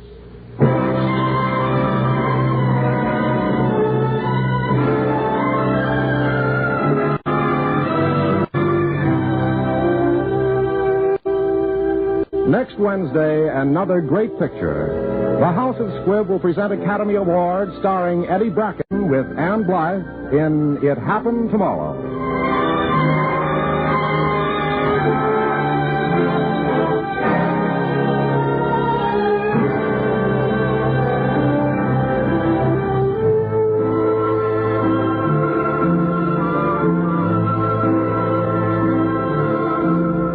Today's performance of My Man Godfrey was written for radio by Frank Wilson with an original musical score composed and conducted by Leith Stevens.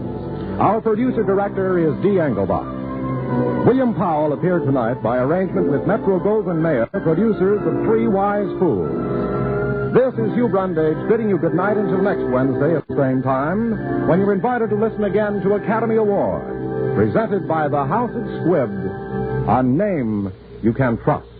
This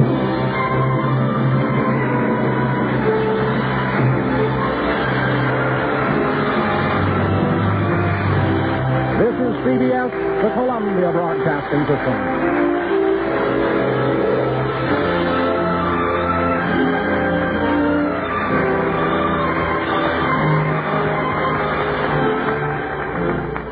Lux presents Hollywood.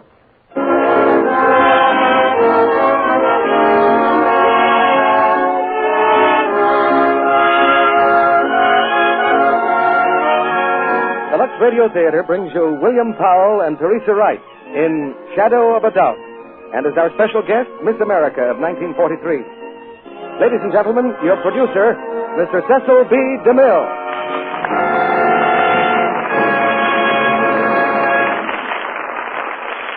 Greetings from Hollywood, ladies and gentlemen.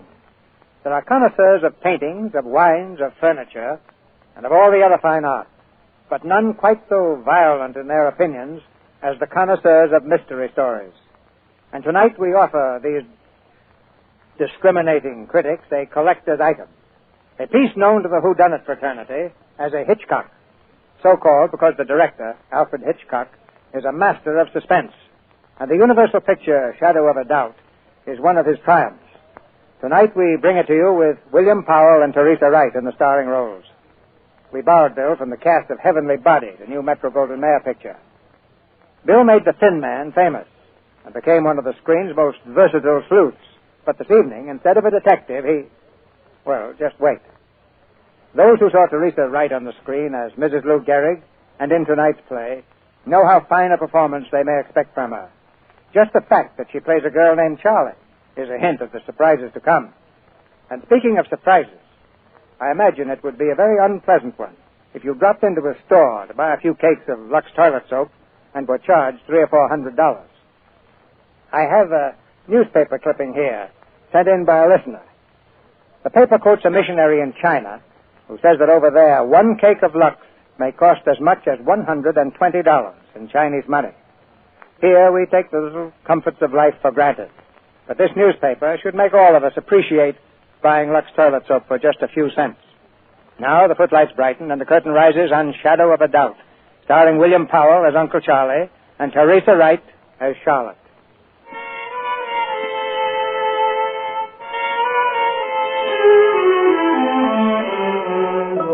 Well, did you get any dope on him? Yeah, he's living in a rooming house, 104 East Street, just outside of Newark. What name is he using? Spencer. The landlady says he's been there a week. Did you ask to see him? No, he wasn't in. Okay, we'll try it this afternoon.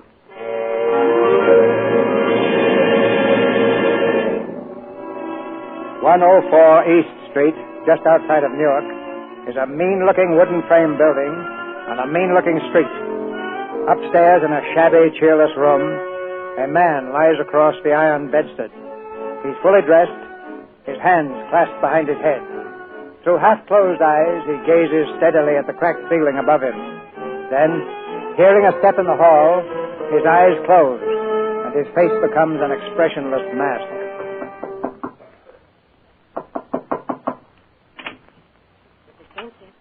Mr. Spencer. Yeah? Mr. Spencer, I hate to bother you, but I thought you'd like to know there were two men here asking for you. They were sorry you wasn't in. I said you wasn't. Did they, say they'd be back? They didn't say exactly. Maybe I should have let them in. Oh, you said not to disturb you. Yes. Thank you, Mrs. Martin.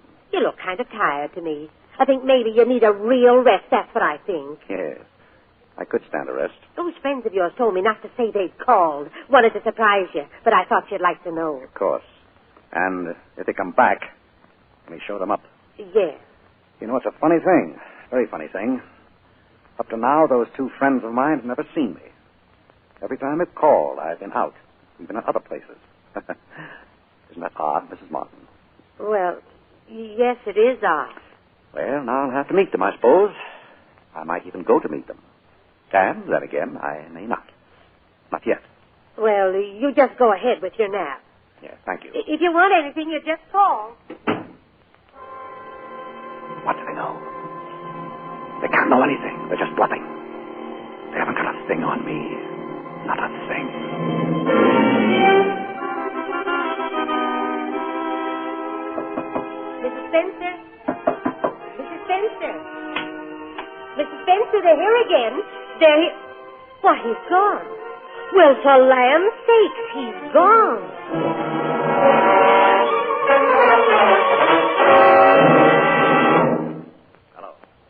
Hello, Western Union? I'm in a pay station. I want to send a telegram. Yes, I've got change. It's to Mrs. Joseph Newton, Santa Rosa, California. Here's the message. Ready? Homesick for you all. Stop. Coming to stay a while. Stop. Arrive Thursday. Love to everybody. And a kiss for little Charlie. From our Uncle Charlie. Yeah, that's the signature. Uncle Charlie.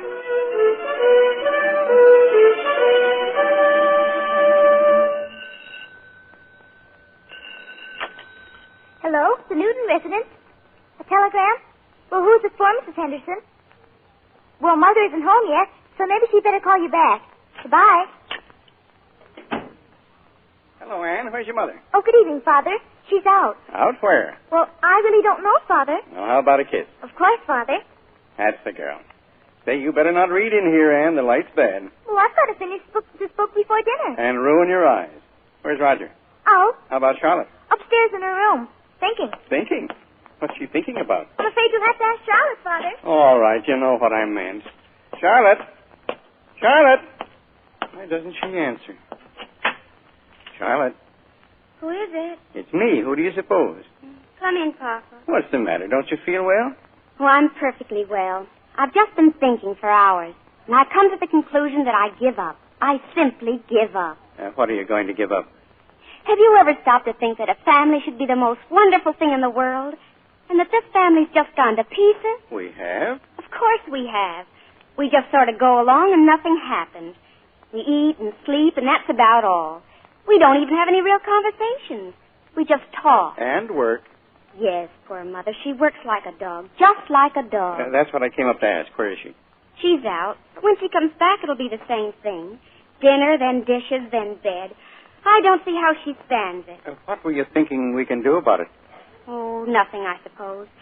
I guess we'll just have to wait for a miracle or something. No, John. Oh, here she is. I'm in Charlotte's room, Mamie. For heaven's sake, you lying down, Charlotte? What's the matter? Joe, what's the matter? Well, it Oh, seems I've like... just become a nagging old maid. And you went downtown in that awful old hat you promised me you'd throw away. Goodness, what on earth does it matter what hat I put on? Yes, Roger, I know. I don't see why you let that child yell at you like that, Mother. If you have something to say... I'll take care of him. Roger, stop yelling like that. Charlotte, dear, what is it? Mama, I'm going downtown and send a telegram. Why, Charlie, who do you know to send a telegram to? I know just the person to come and save us. A wonderful person who'll come and shake us all up. So we'll be good and dignified and intelligent again. Charlie, have you gone crazy? What do you mean, save us? All this time there's been the one real right person to save us. Mama, what's Uncle Charlie's address?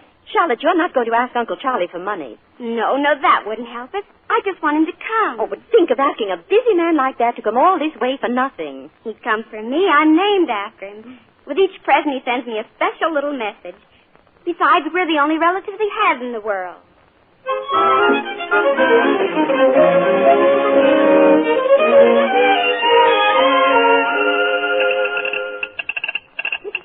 I'd like to send a telegram. Why, hello, Charlotte. I just called up your house. Telegram for your mother from your uncle, I think. My uncle? My Uncle Charlie? That's him. He's coming to visit you. Arrives Thursday. Oh, Mrs. Henderson, do you believe in telepathy? I ought to. It's my business. Oh, not telegraphy. Mental telepathy. Like, well, suppose you have a thought, and suppose the thought's about someone who's in tune with you. And then over thousands of miles, that someone knows what you're thinking, and he answers you. And it's all mental. I don't know what you're talking about. I send telegrams the normal way.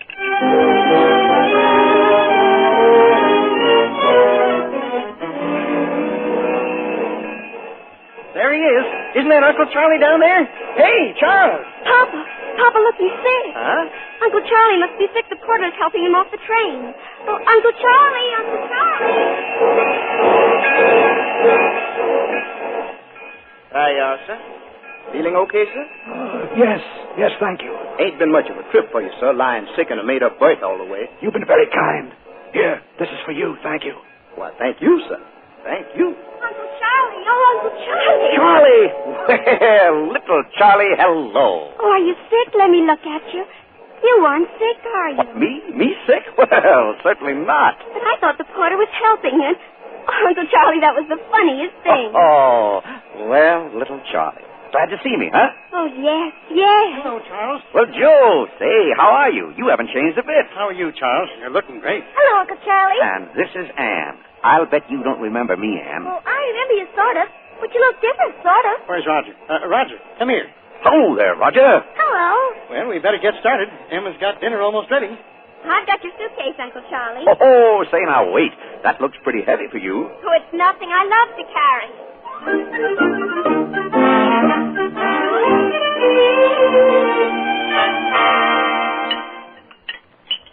You'd have some more lamb, Charles, won't you? Well, Emmy, it's pretty good. What were you saying about your boat, Charles?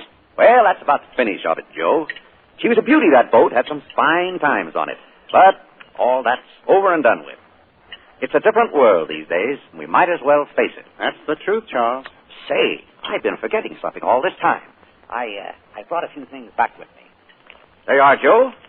This is yours. For me? I didn't know you had one, Joe. Well, you didn't have to think of me, Charles. Presents are all right for the children. Say, a wristwatch. Why, I've never had a wristwatch. The fellows at the bank will think I'm quite a sport. One for you, Emmy. Now, you just try this on. Charles, is it? Oh, no. A silver fox. Charles, I've wanted one all my life. It's what you should have. Oh, it's beautiful. And now, your little present, Charlie. Well, I don't want anything. Right now, I have enough. Before you came, I didn't think I had anything, but now I don't want another thing. I'll go get the coffee. Charlotte. She's crazy. Yes, me. I think she's putting on. She's not crazy. Smartest girl in her class at school. She's got brains. Well, she'll like this when she sees it. Now, you folks just sit here, and I'll take it to her. Tell her the sugar and cream are on the kitchen table, Charles. All right. Charlie, what's the matter? Here, now, you just put those dishes down a minute. I meant it. Please don't give me anything. Nothing? Why? I can't explain. You came here and Mother's happy, and I'm glad that she named me after you and that she thinks we're both alike. I think we are, too. I know it. It would spoil things if you should give me anything. Well, you're a strange girl, Charlie. Why would it spoil things? Because we're not just an uncle and a niece. I know you. I know that you don't tell people a lot of things. I don't either. I have a feeling that inside you somewhere there's something nobody knows. Something wonderful, and I'll find it out. It's not good to find out too much, Charlie. But we're kind of like twins, don't you see? We have to know. Here, give me your hand. Now, you wear this ring. You wear it for me. You hear? Thank you. But you haven't even looked at it. I don't have to look at it. Let me show it to you. It's a good emerald, a really good one. And good emeralds are the most beautiful things in the world. Oh, you've had something engraved on it. No, I haven't, but I will, if you'd like me to. But you have, Uncle Charlie, you have. It's very faint. I can just read it. It says, T.S. from D.M. What? They must be someone else's initials. The jeweler rooked me. He rooked me. Oh, it doesn't matter. Really, it doesn't. Second hand, he rooked me. The whole rotten world's crooked. Give it back to me. Well, but I like it this way. Someone else was probably happy with this ring. The world's rotten. Give it back to me. I'll have that taken off. No, it's perfect the way it is. I'm going to keep it, Uncle Charlie.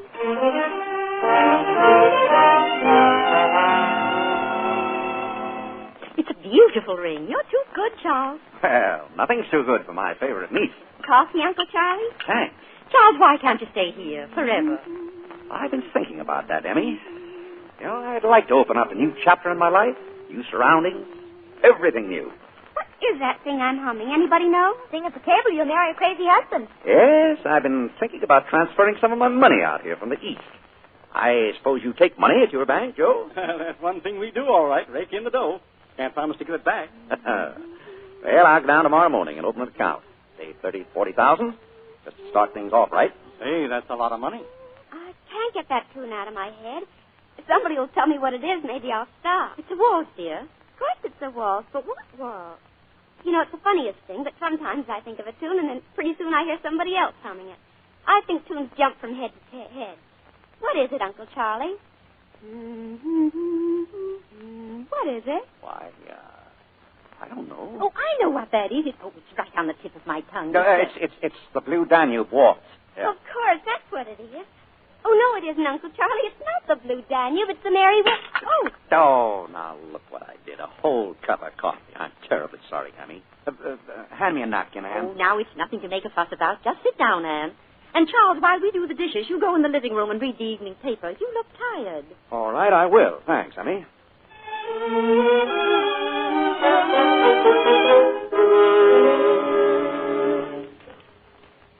Uncle Charlie, when you get finished with the paper, will you give me the funnies? Oh, you can have them now if you want. I can wait. Anytime you say.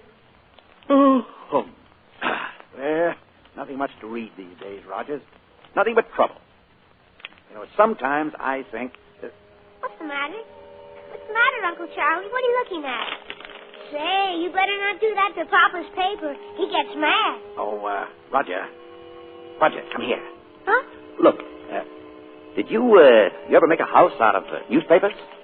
You see what I mean? Now, first you stretch them all out on the floor, see? And then you, look, you cut out a door.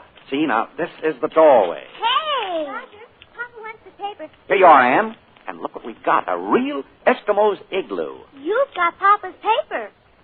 Say, I guess I should have thought of that. Well, we'll fold it up again, and your father won't know the difference. Can you make hats, Uncle Charlie? Hats? Well, let's see. No, I don't think I can make hats. You show me how, Roger. What are you all up to? Why, Anne, Roger, that's Papa's paper. It's my fault. I began it. I was showing them a game, and I never thought about the paper. Well, it's all right. Let's see. Page 1, 2, page 5. Where's page 3? Where is it? And did you go out on the porch with it somewhere? I just came in here. Yeah, that's funny. Page 3 and 4, where are they? Well, we never touched it.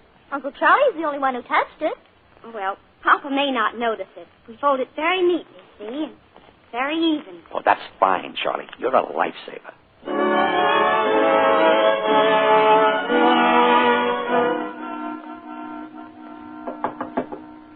Come in. Hello. Well, you still up? I remembered you'd like a pitcher of water by your bed. Here you are. Oh, thank you, dear. You're very thoughtful. And I guess I ought to thank you for giving up your room to me, too. Well, I'll be comfortable in with Anne. Well, good night.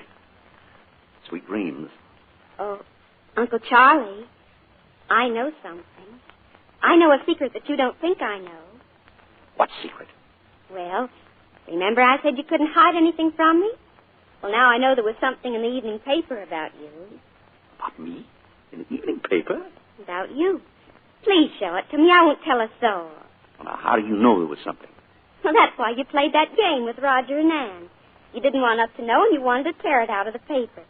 So now that I know, you've got to tell me. Well, I guess you have me. But it wasn't about me. Is that the page there on the dresser? Doyle, look now. Just don't bother your head about it. I want to see it. No. But I want to. Now, it's none of your business. Give it to me. Oh. Let go, you hear? Oh, Uncle Charlie, you're hurting me. Your hand. Oh, I'm sorry. But give me the paper, Charlie. You hurt my wrist. Oh, Charlie, I didn't mean to. I guess I must have grabbed you harder than I thought. I was just fooling about it. You know, it was some gossip. Not too pretty. But someone I met up with once. It's nothing for you to read. Forget it. Charlie, don't look at me like that. It's nothing, really. Nothing? Of course not. Now, good night. Good night, Uncle Charlie. Pleasant dreams.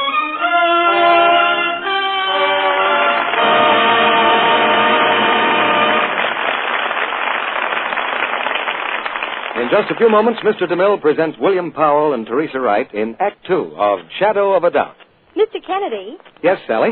isn't it nice that there's still time to make a New Year's resolution? Yes, I guess January 3rd is still under the line. Why, Sally? Have you something special in mind, may I ask? Well, I've been thinking how many women must have made up their minds that they're really going to do right by their own good looks and look their prettiest during 1944. A very fine resolution, Sally, and one that should make life brighter for everybody. But it's one thing to decide you ought to do that, and another thing to do it.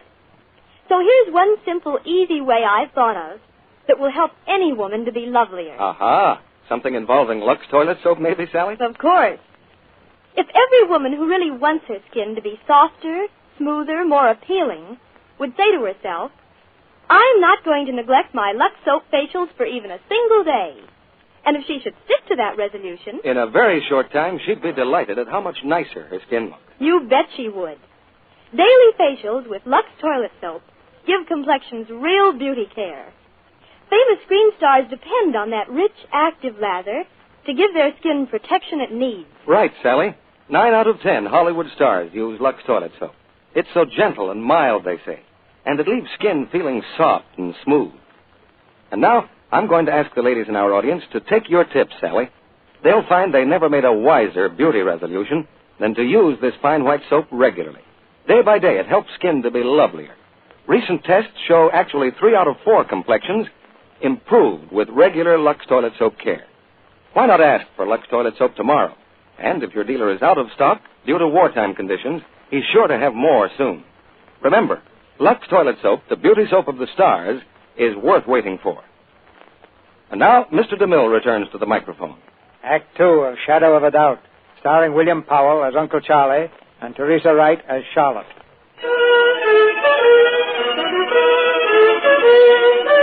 It's the following morning, and Emmy has just brought Uncle Charlie his breakfast. He sits up in bed, the tray on his knees, smiling genially at his sister. Oh, I can't face the world in the morning. I must have coffee before I can speak. Well, I don't mind cuddling you your first morning. What are you all up to today? Well, a young man came about an hour ago, said his name was Graham, and he wants to interview everybody in the house. Interview everybody? Yes, he's been sent around the country by a magazine or something, and he's to pick out representative American families and ask them questions. How do you have to pick this family? Well, he said he looked around and asked around, and he decided that we were the ones he wanted. Well, if he's going to ask a lot of questions, he can leave me out of it. Oh, why, you'd have more to tell him than any of us. He's going to take our pictures, too. Pictures? Yes, you see, there were really two young men. One takes the pictures. Oh, there were two of them. Yes, but Mr. Graham was the nicest, though. Emmy, women are fools. They fall for anything. Now, why do you let two strangers come into your house and turn the place upside down? Why expose your family to a couple of snoopers? I thought you had more sense. Oh, but Charles... Good morning, Uncle Charlie. Oh, good morning.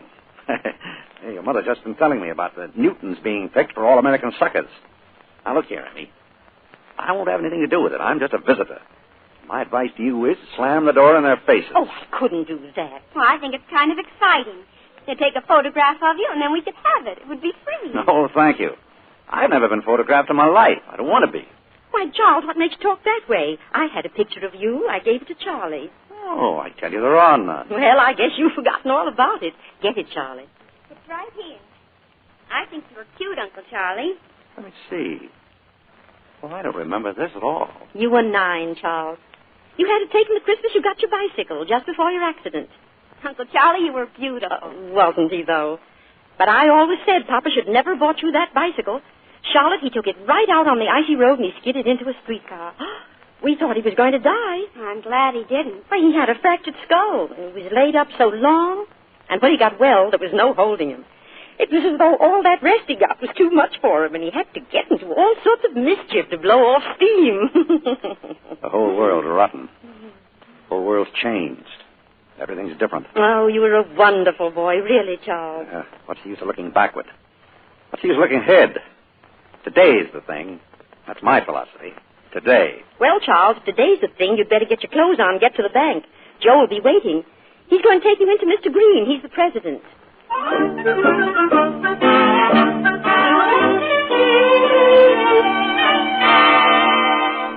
Did you say $30,000, Mr. Spencer? Yeah, 30, maybe 40, Mr. Green.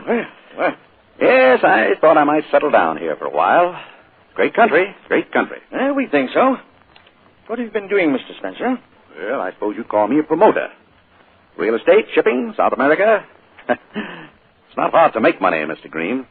The only trouble I find is that once I make it, I'm not interested in it. Not interested in money? Well. Harry, I wonder...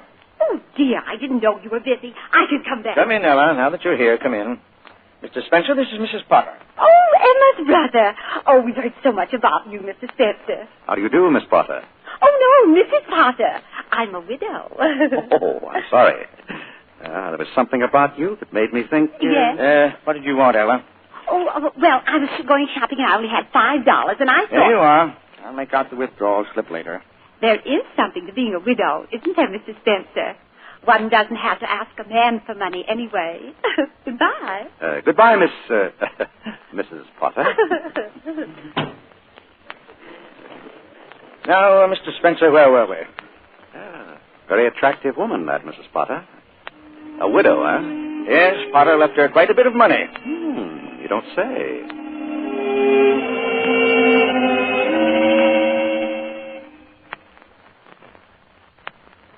Okay, Saunders, go ahead and get some pictures of the upstairs room, right? And then we'd like one of you, Miss Charlotte. All right. Should I change my dress, Mr. Graham? No, just as you are, please. Funny you happen to choose our family. Why did you? Oh, we looked around, asked some questions, thought you were just about what we wanted. And why not choose your family? You haven't got any skeletons in your closet, have you? Of course we haven't. I wish we did have a few. We're pretty prosaic. You know, your picking us out as an average family gave me kind of a funny feeling. What kind of a funny feeling? Oh, I don't know. I guess I don't like to be an average girl in an average family. Oh, average families are the best. Look at me. I'm from an average family. As average as I? Sure. Besides, I don't think you are average. Oh, that's because you're seeing me now. You should have seen me a few days ago. I was in the dumps. And then Uncle Charlie came, and he's so wonderful he's waked us all up. He makes me feel wonderful, too. But he only got here last night. You haven't seen him in a long time. Maybe you just think that... I don't think. I know. It's funny. When I try to think how I feel, I always come back to Uncle Charlie.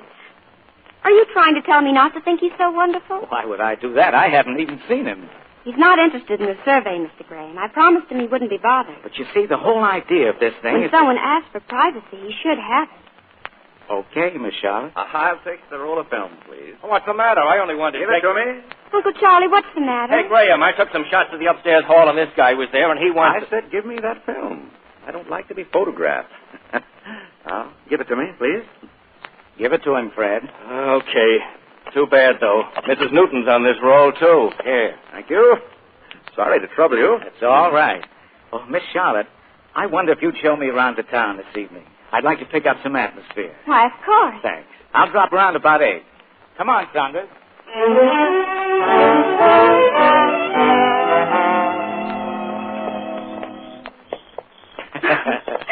I can't get over your breaking your arm when you were 10 and my breaking my arm when I was 10 in exactly the same place. My wanting to run away from home and you wanting to run away from home.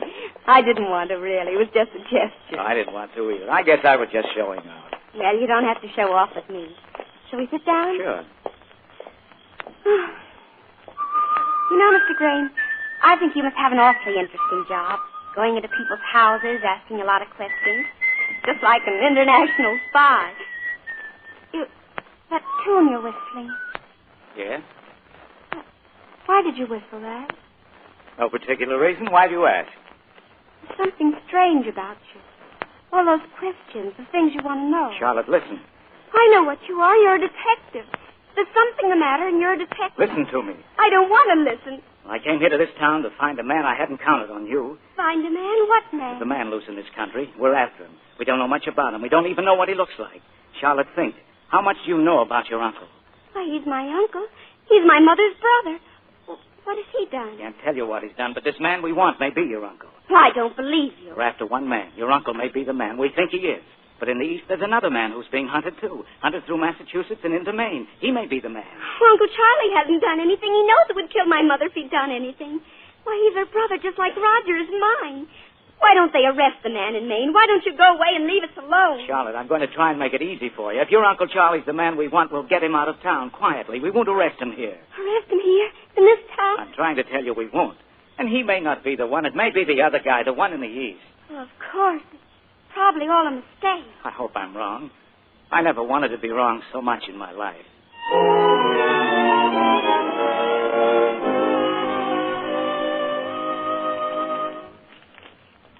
Charlotte, the library's supposed to close at 9 o'clock sharp. Yes, I know, Miss Corcoran. I just want to look at this newspaper. If I make one exception, I'll have to make 1,000. Anyway, that's yesterday's paper. It's the recipe I wanted. Someone tore it out at home. Well, hurry up. I'm closing right away. Police hunt murderer.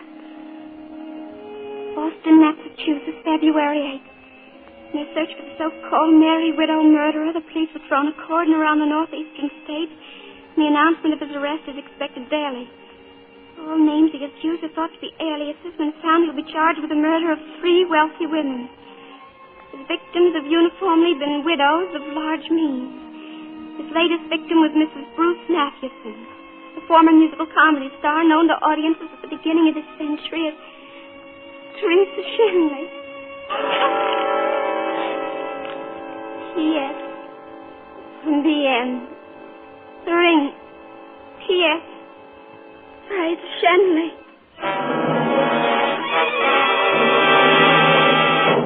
Come on now, everybody sit down. Dinner's ready. Where's Charlie? I haven't seen her all day. Been in her room. Had a headache. Oh, I'm glad she's had a good rest. She's not looking like herself at all. She was out last night with that young journalist fellow, wasn't she? Yes, I was. Well, here she is. Here's my girl. Sit right down, dear. You won't be able to sleep tonight, Charlotte. Nobody who sleeps all day can sleep all night, too. Oh, I slept all right. And I kept dreaming. Perfect nightmares. About you, Uncle Charlie. Nightmares? About me? About you. I'll tell them to you if you like. You were on a train, and I had a feeling you were running away from something.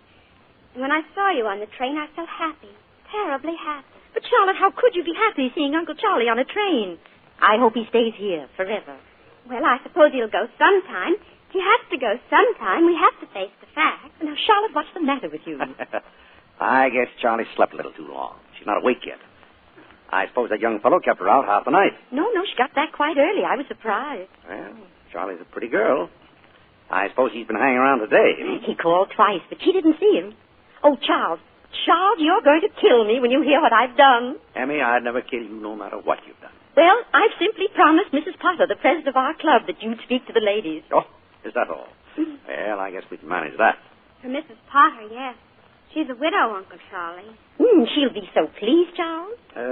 What kind of audience will it be? Oh, women like myself. Pretty busy with our homes, most of us. Yes. Yes, most women keep busy in towns like this. The cities is different. Cities are full of women, middle-aged widows. Their husbands are dead. The husbands who spent their lives making thousands, working. And then they die. Leave the money to their wives. Their silly wives. What do wives do? These useless women. You see them in hotels, best hotels, by the thousands, eating the money, drinking the money, losing the money at bridge, proud of their jewelry, proud of nothing else. Horrible, faded, fat, greedy women. But they're alive. They're human beings. Are they? Are they, Charlie? Are they human? Or are they just fat, wheezing animals? What happens to animals when they get too fat and too old? Mama, I'm going for a walk. I'll be back soon. Charlotte! Well, what in the world is she... Roger, go after her. No, I'll go. I'll catch up with her.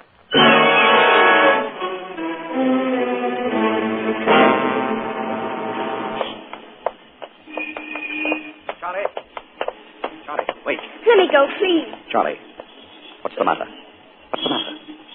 Look, we can go to this bar here. I want to talk to you. You're hurting my arm again. Then come in with me. I can't. I've never been in a place like this. It's all right. Why do you make me come in here? It's an awful place. Well, what does it matter where you are? Sit down. Yeah, what'll it be? Nothing. Bring her a ginger ale, and I'll have a double brandy. Brandy? Okay. What, Charlie? Well? You think you know something? That young fellow told you something. Jack? Why should he know anything about you? Look, Charlie, something's come between us. And I don't want that to happen. But we're old friends. More than old friends. Like twins. You said so yourself. Don't touch me, Uncle Charlie. Don't touch my hand. What did he tell you? What did that boy tell you? How could you do things like that? You're my uncle. You're my mother's brother. We thought you were the most wonderful man in the world. Charlie, what do you know? I want to give you back your ring, Uncle Charlie. T.S. from B.M. Teresa Shenley from Bruce Mathewson. I'm going home. No, sit down. Sit down. Charlie, you think you're the clever little girl who knows something, don't you? Well, what do you really know? You're just an ordinary little girl living in an ordinary little town. You go through your ordinary little day, and at night you sleep your untroubled, ordinary little sleep filled with pleasant, stupid dreams. That I brought you the nightmares? Or did I? You live in a dream. You're a sleepwalker. Blind. What do you know about the world?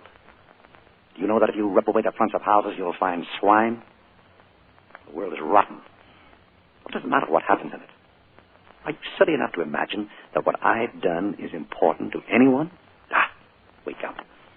Use your wits, Charlie. Learn something. Let go of my hand. Let me alone. Charlie, come back.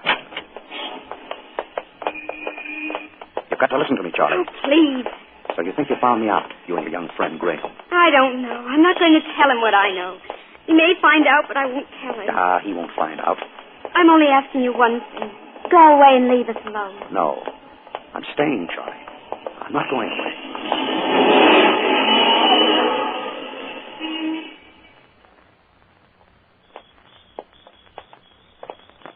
Charlie? I'm going in the house. No, but you've got to listen to me, Charlie, now.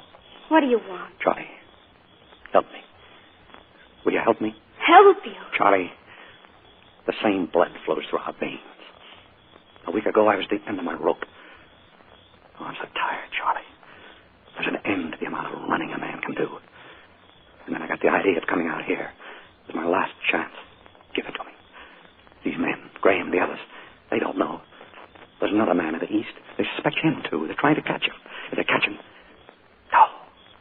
Give me this one chance, Charlie. Oh, take your chances. Go. I'll go, Charlie. If you give me a few days. Help me, Charlie. Think of your mother. It would kill your mother. Yes, it would kill my mother. It would kill you, too, wouldn't it, Uncle Charlie? Well, you can have your few days, then get away from here. Do you realize what it means if they get me? The electric chair. Huh? The count on you, Charlie. Don't forget, you said it yourself. We're not any ordinary uncle and niece. No matter what I've done, we're twins.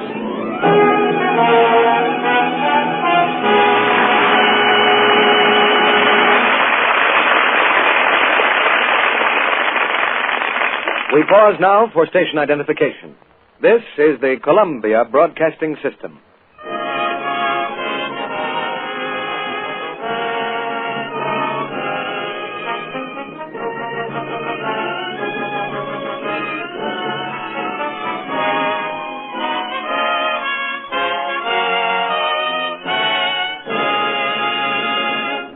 Now, before William Powell and Teresa Wright return for Act 3 of Shadow of a Doubt, Mr. DeMille presents our special guest of the evening. America is many things. A little white house on an elm-shaded street, 50,000 people yelling at an umpire, sodas at the corner drugstore, and pretty girls who'd like to be Miss America. And we have Miss America here with us now. Ladies and gentlemen, the glamour girl of the year, Miss Jean Bartell, who is Miss America of 1943.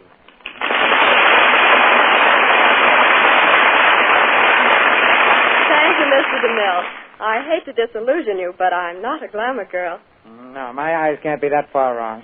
This year, Miss America was to be a typical American girl who might be able to carry out a mission for her country. In ordinary years, Miss America makes theater appearances, sings in nightclubs, haunts Hollywood for a contract, and usually makes herself quite a tidy little fortune. But this year, things are different. The fortune is $2.5 million. And it went to the United States government. Mm-hmm. Since last September, Miss America has been going up and down America selling war bonds. I'll bet that $2.5 million represents a lot of kisses. Not a single one. Well, that's unheard of. You can't sell bonds without kisses. Well, I thought the customers would rather kiss a movie star. That's what you think. I don't want to sound like the Chamber of Commerce, but I must point out that before Jean became Miss America, she was Miss California and a co-ed at the University of California in Los Angeles. How'd you get started on the road to Atlantic City, Jean? I was singing at a war bond rally, and someone suggested I try for the contest. The next thing I knew, someone was putting a crown on my head. The key to a city in your pocket. I do have quite a collection. Keys to about 40 cities, everywhere but Los Angeles. We knew you didn't need one to get home with, Jean. What were the exciting moments of your tour? Well, I saw snow for the first time. That was in Minneapolis. Then I had Thanksgiving dinner at 4 of New Orleans' wonderful restaurants. I know just what you mean. I've sampled their cooking.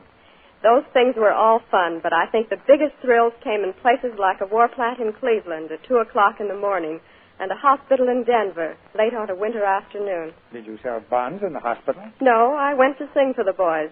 But as I was walking around the wards, one of them called me over and said, listen, baby, I'm not very well healed with dough at the moment, but I could manage a few war stamps.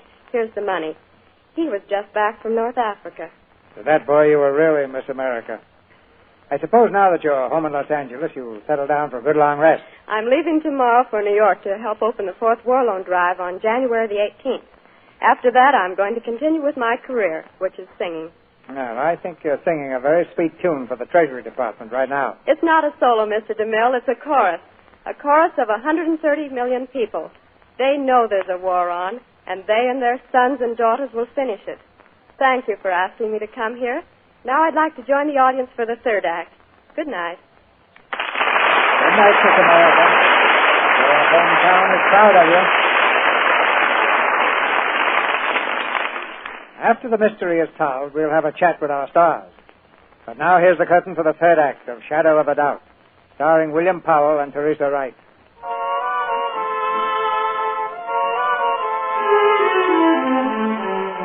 There's no longer any doubt in Charlotte's mind. She knows now that her Uncle Charlie is a criminal, a murderer. The few days' grace she gave him are almost gone, and still he hasn't left the house. Now, on a Sunday afternoon, the family is gathered in the living room, waiting for dinner. How was church, Charlie? Did you count the house? Turn anybody away? No, seats enough for everyone. Yeah, glad to hear it. Joe's had such a long run, I thought maybe attendance might be falling off. We prayed for you, Uncle Charlie. At least I did. Thanks. Say, here's an interesting thing. What's that, Joe? The paper here. Says they got that married widow murderer. They got him. Where? Up in Maine, Portland. Didn't catch him exactly. He was running from police to the airport. He ran plunk into the propeller of an airplane. Cut him to pieces. Well, what do you know? Yeah, I guess that solves that case. I guess that solves it, Charlie. Yes, Uncle Charlie. Well, think I'll wash up for dinner. I'm hungry. I don't know when I've been so hungry. Charlotte, that young reporter fellow's here. He wants to see you. Well, tell him to wait out in front. I'll be right there. See you at dinner, Charlie? Yes, of course. Fine.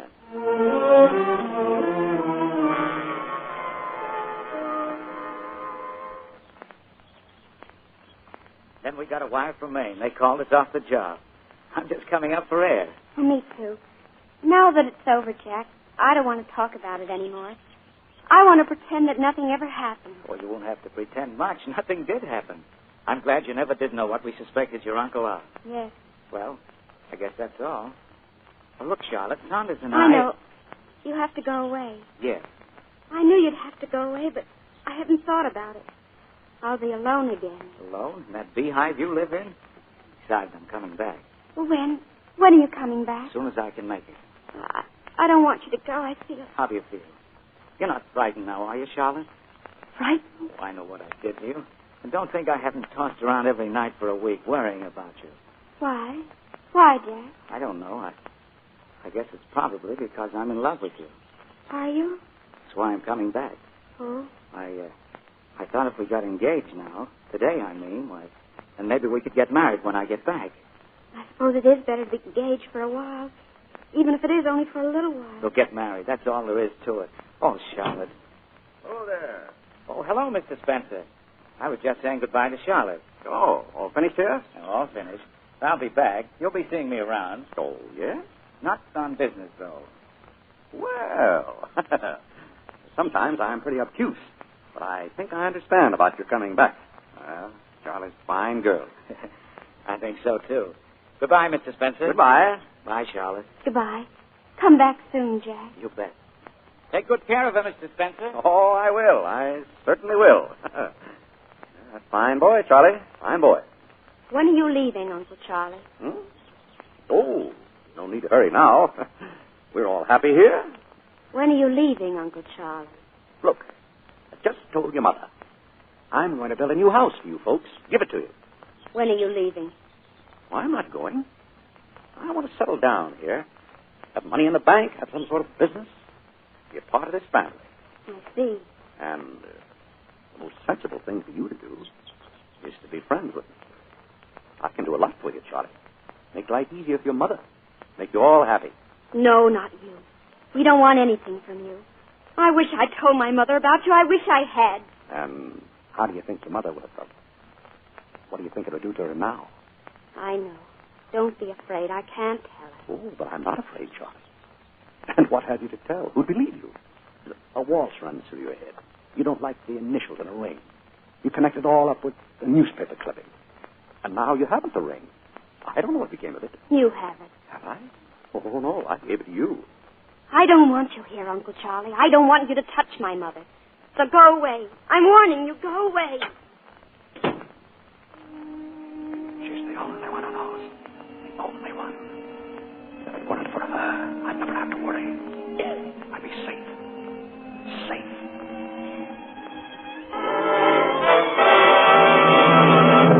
Hurry up, Joe. We'll be late for the lecture. Is Uncle Charlie going to speak, Mama? Yes, dear. Now, you get your coat. It's almost 8 o'clock. Where's Charlotte? She went out to the garage to get the car. Oh, Roger, when the lecture's over, we're having company here. They're all coming home with us. But you're not to... Something's happened to Charlotte. Anne. In the garage. Something's happened. I think she's dead. Charlotte. Charlotte, dear. Are you all right, darling? Yes. Yes. Oh, sure, she's fine. Emmy, don't worry. See? She's fine now. She was locked in the garage. I heard the car running. I opened the garage door, and she was lying there on the floor. Carbon monoxide. Very common type of accident. Charlotte, how did it happen, dear? It was so funny. When I went to get the car, the motor was running. I couldn't find the key. The key was gone, and then I heard the garage door close behind me.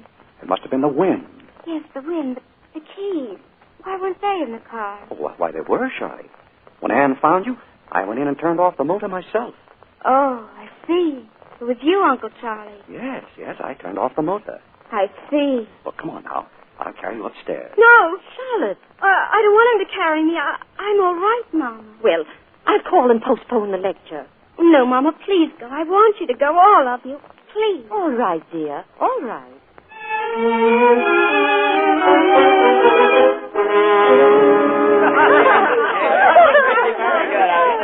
Fine speech there, Mr. Spencer. Congratulations. Thank you.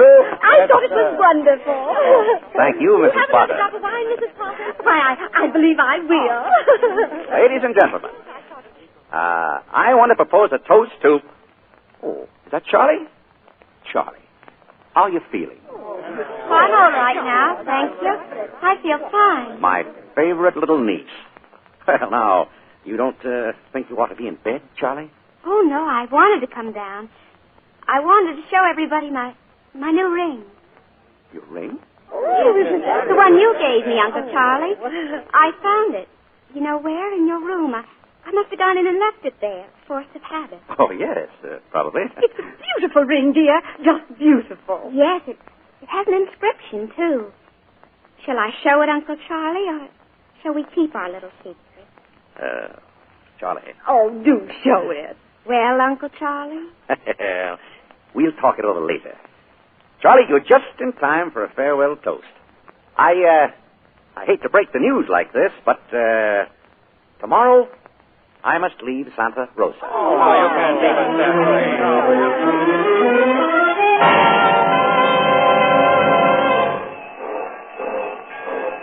You better get off or the train will stop with us. Goodbye, Tom. Goodbye, Emmy. I will. You write me. I'm coming. Oh, Charlie, wait. I'll go out the platform with you. Goodbye, Uncle Charlie. We've got a minute or two. I want to speak to you. Well, I've got to get off. Oh, but there's plenty of time. Charles, do you think Oh! What? That was Mrs. Potter. Oh, was it? The widow Potter. Is she going with you? Oh, now, don't be a little fool. You know that I know about you, don't you, Uncle Charlie? And if I ever hear or read about anything, well, you know what I'm talking about, don't you? You're being a foolish girl. I'm warning you. Charlie, listen. The train's moving. Charlie. Let me go. No, Charlie, listen. You did a fine thing for your mother. Right not to let her know. My arm, you're hurting me. You're not getting off yet, Charlie. Wait a while. You see? We can just open the door like this. What are you doing? What? Then you can get off in just a minute or two. You're mad. You're a mad. Wait, just a little faster. A little faster. I don't want you to be hurt, so just a little faster. Don't scream. No, Charlie, it's all simple, isn't it? She tried to get off while the train was moving. She was killed. Nice girl. Too bad. Now, Charlie. Now. Don't fight, Charlie. It's better for you if you don't. Get off. Miss, what is it? Charlie fell off the train.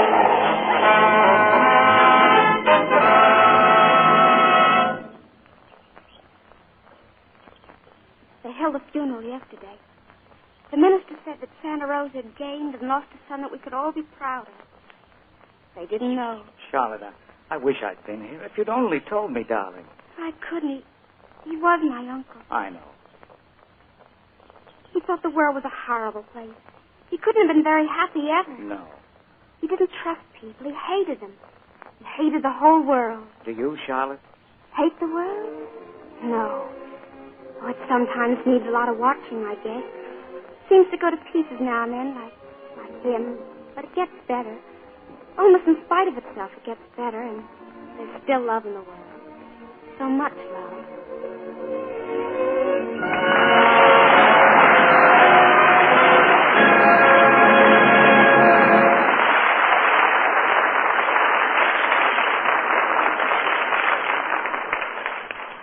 There isn't a shadow of a doubt about the kind of acting we heard tonight.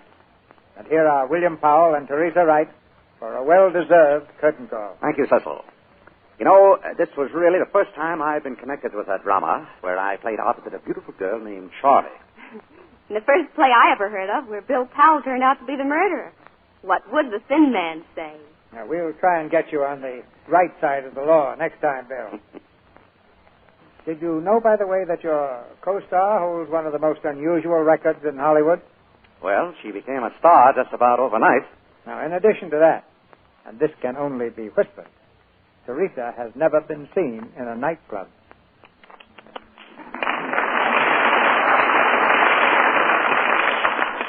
That's practically a scandal in Hollywood. I may never live it down.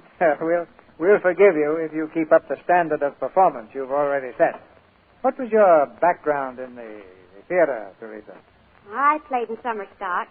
Naturally, that included building scenery, wrestling props, painting backdrops, taking tickets, and sweeping up the theater. That sounds like old home week to me. And just before Mr. Goldwyn brought me to Hollywood, I was in Life with Father in New York. From Life with Father to Life with Goldwyn.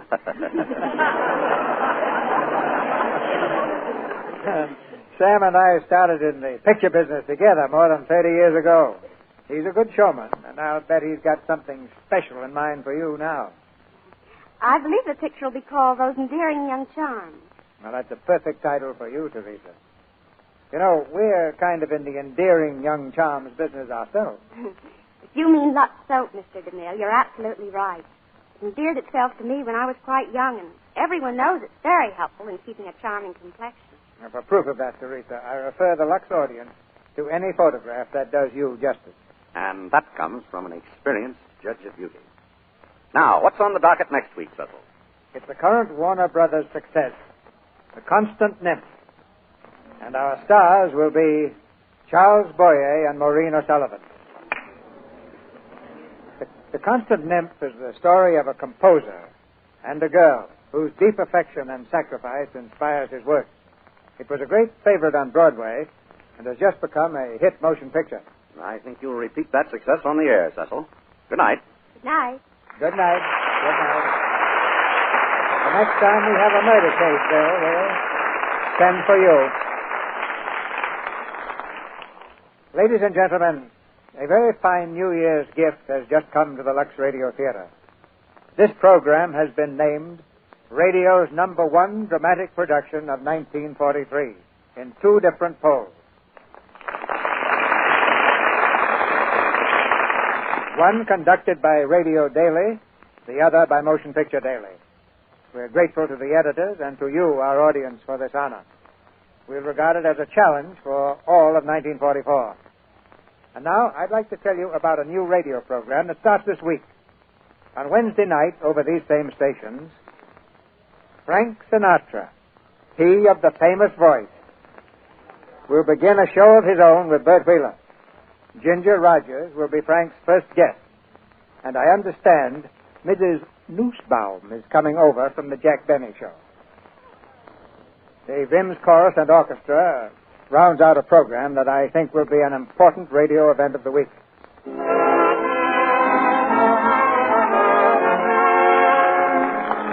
Our sponsors, the makers of Lux Toilet Soap, join me in inviting you to be with us again next Monday night when the Lux Radio Theater presents Charles Boyer and Maureen O'Sullivan in The Constant Nymph. This is Cecil B. DeMille saying good night to you from Hollywood.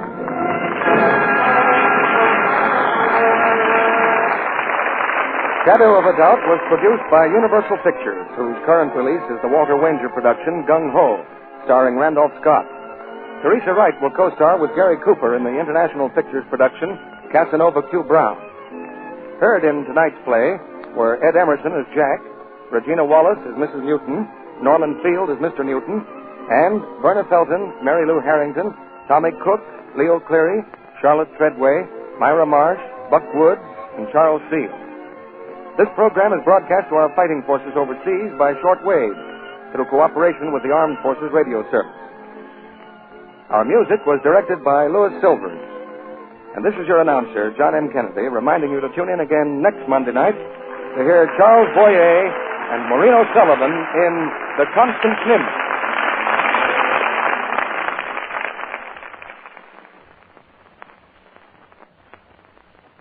Want to know a secret?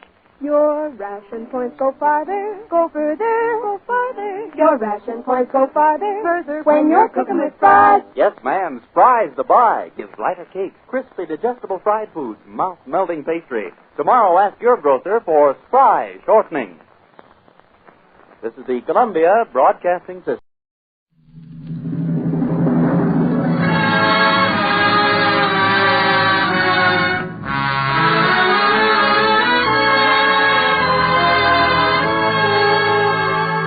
Lady Esther presents the Screen Guild Players.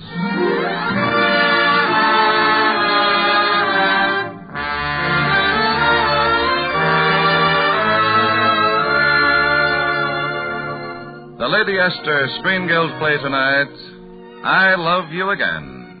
The starring players... This is William Powell. This is Paulette Goddard. And this is Charles Winninger.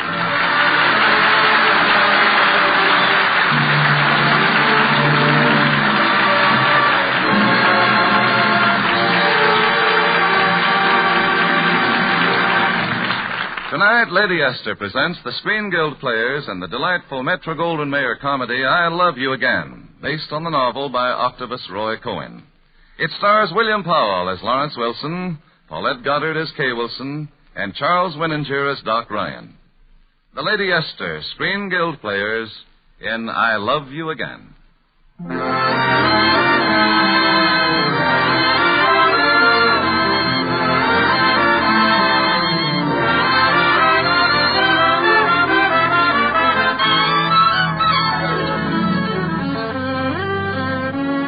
Meet all sorts of people on an ocean cruise, especially in the bar. For example, Mr. Lawrence Wilson from Habersville, PA. Yes, this watch was presented to me by L.J. Hotspur himself. I can remember every single word that he said.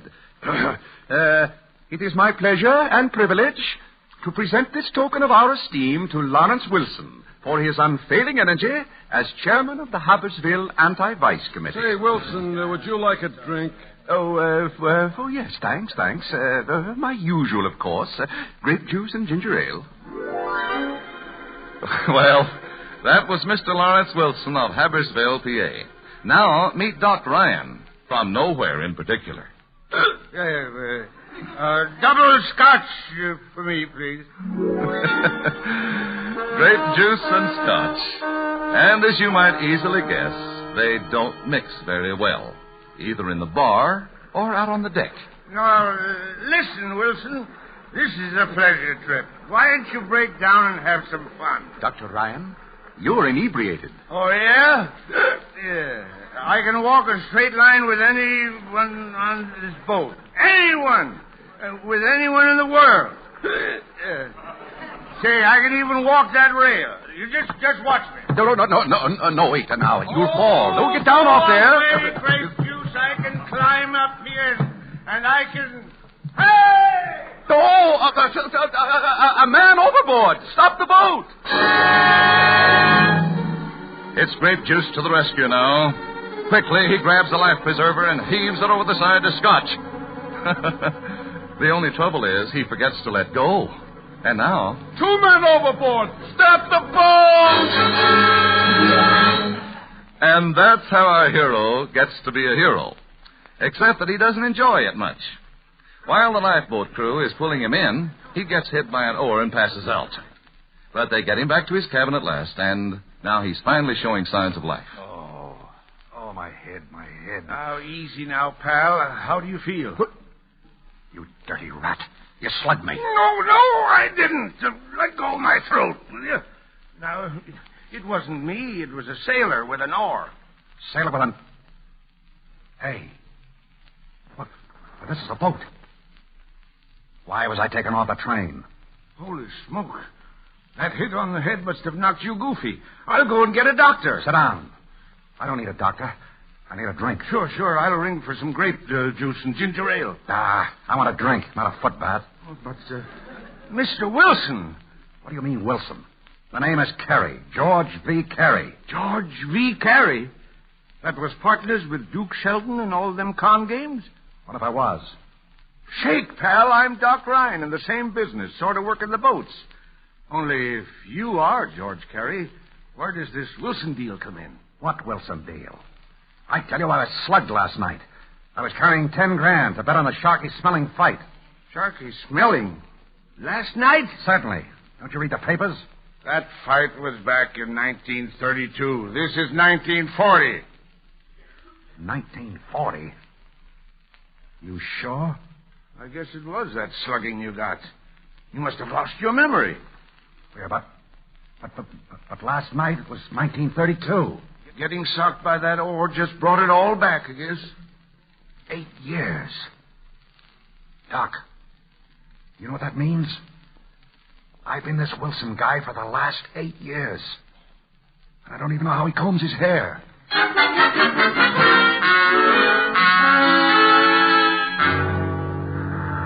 your step, please. Watch your step on the gangplank. Now, you better think it over, pal, before we step onto that dock.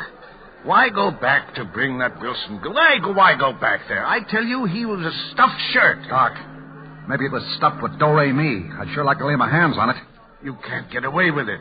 You don't know anything about this, Wilson. Why do you think I'm cutting you in? Look, you'll have to stick close. Now, if anyone starts asking questions, I'll pull a feint. Larry! Oh, Larry! Oh, get that over there. What a dish. Huh. I wonder who she's calling to. Larry? Larry, you all right?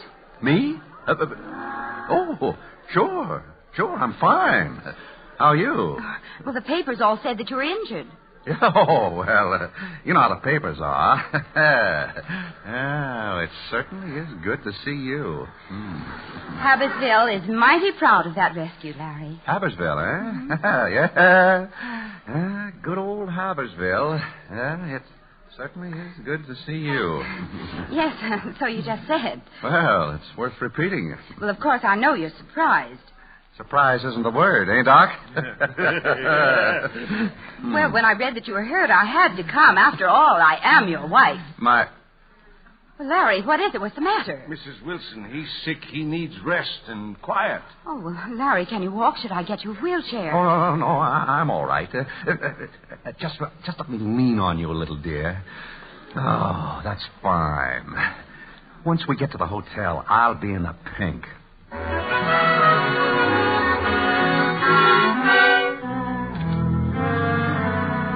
Now, look, pal, I can't leave you alone with that dame. She's going to get suspicious. She'll be more suspicious if I don't make a noise like her husband.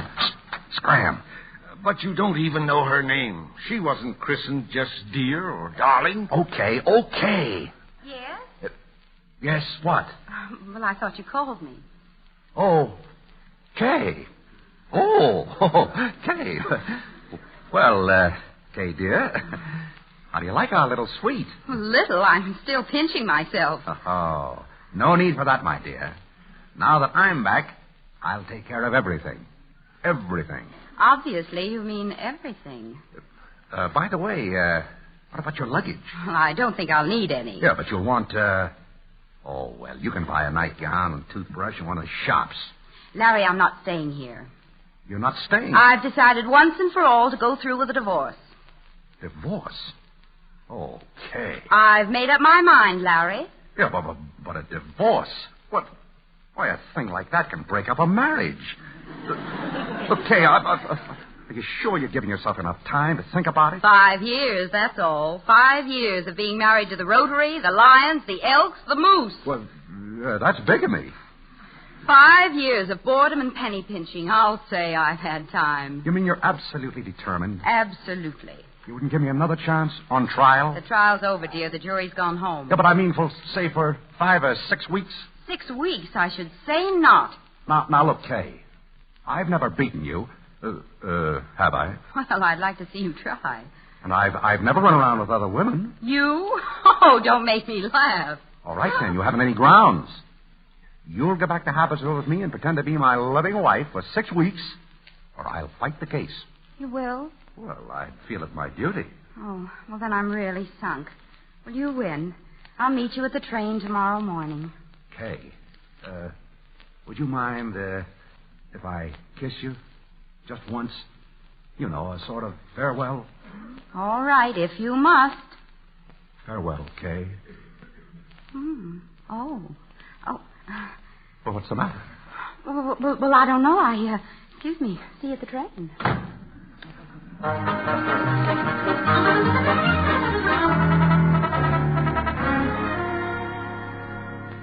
Larry, let's understand each other. I'm in this house for one purpose only, to convince the public that I'm still your wife. All right, convince me. I'm one of the public. That's a very foul thing to say about the public. Oh. Wasn't that the front door? Dr. Ryan, I guess. He can sleep in here with you. Well, there you are. How's my patient tonight? Any fever? Oh, not him. He was born cold. Good night, gentlemen. Sit down, Doc. You're sleeping in here, too. With that stuffed owl up there putting the evil eye on me? Don't he give you the creeps? Oh, not me. Kay says I've been sleeping with that owl for over a year. You mean she locked you out? Now, let's say she gave me the bird. Oh. Say, what did you find around town? What do I do? You're the manager of a big pottery works here. I make pots? Yeah, you don't have much money, but you got a lot of pots. Also, you own a little hunk of property out near the edge of the town. Ah, I'm a property owner, huh? Yeah, got a little creek running through it, too. Oh, it's pie. The town's loaded with dough, just ripe for an oil boom. And the way you stand around here, Kiwanis, Rotary, anti-vice league... Yeah, I know. I'm practically Mr. Civic Virtue. Say, did you reach Duke Sheldon in New York? He'll be here tomorrow afternoon. We'll meet him by the post office as soon as it's dark. That's swell. Now, look, Doc, we better get some sleep. I have a hunch tomorrow will be a busy day.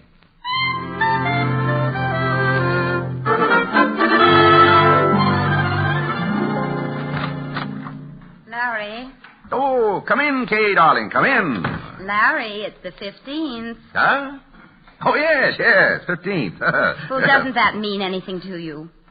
Yes, that means that tomorrow is the 16th.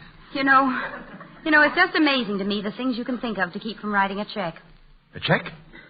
Oh, yes, the 15th. Oh, darling, I'm so sorry, but in all the excitement of getting home and everything, let me see, that's, how much? You know perfectly well how much? Oh, yes, I mean,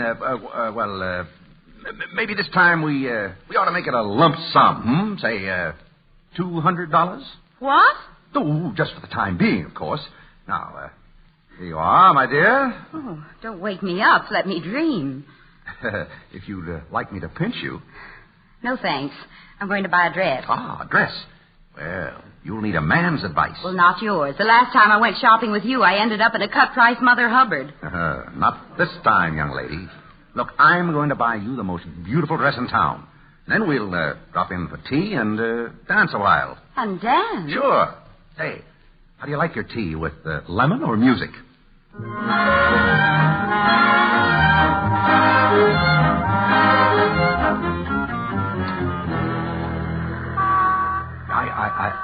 I didn't dare come to your hotel, Duke. I wouldn't want anyone to see us together. It's okay with me. Doc and I looked over the layout this afternoon. It's a cinch.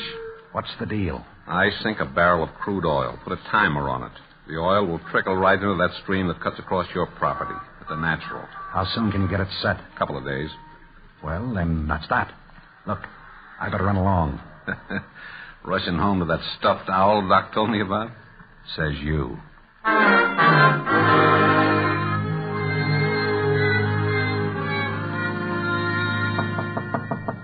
Who is it? Me, Larry. Open the door. What? Open the door. Well, it's open. I thought it was locked. Well, suppose it had been. I would have knocked it down. What for? So I could come in. Why? Why? Well, because you're so pretty. You're like a high school boy on a street corner whistling at girls. Well, it's romantic to whistle at the opposite sex. Birds do it. Lovebirds. Lovebirds don't whistle, they coo. No, they whistle. A sort of low, cooing whistle, like this.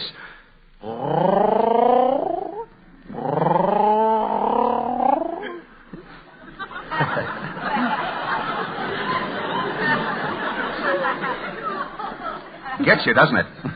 Not particularly. Once a female lovebird locked the male lovebird out of her nest, and he stood outside and whistled for hours. Please let me in.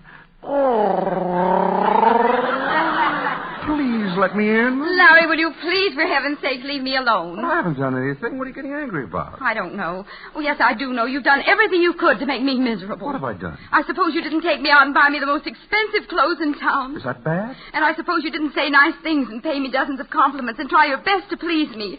You were just as nice and sweet and kind as you could be, and you know it. But, Kay. I just want you to stop getting me all mixed up. I just want you to be yourself, your own owl-stuffing, penny-pinching, pompous old self. I don't want any more of this Jekyll and Hyde. I don't. Yeah, but, Kay, darling, why, that's nothing to cry about. Go away, please. Gosh.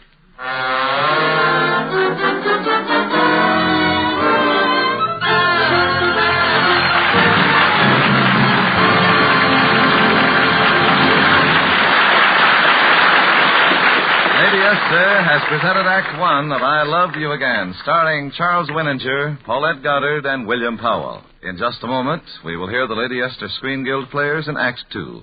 But first, a word from our hostess, Lady Esther.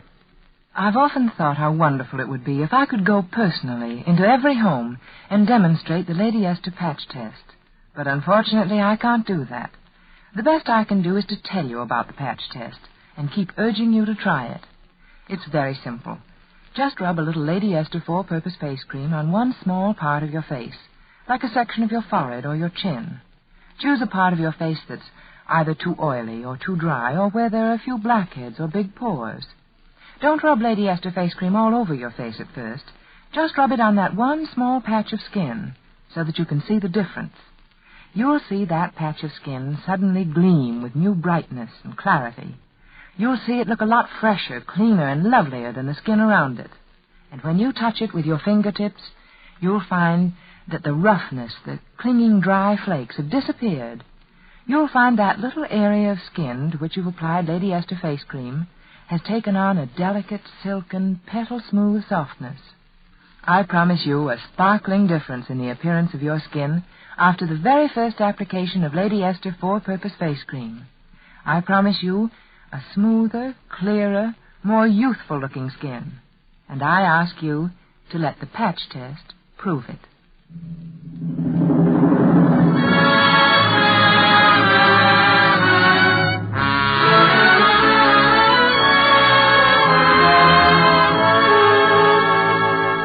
Lady Esther presents the second act of I Love You Again, starring William Powell as Larry Wilson, Paulette Goddard as his wife, Kay, and Charles Winninger as Doc Ryan.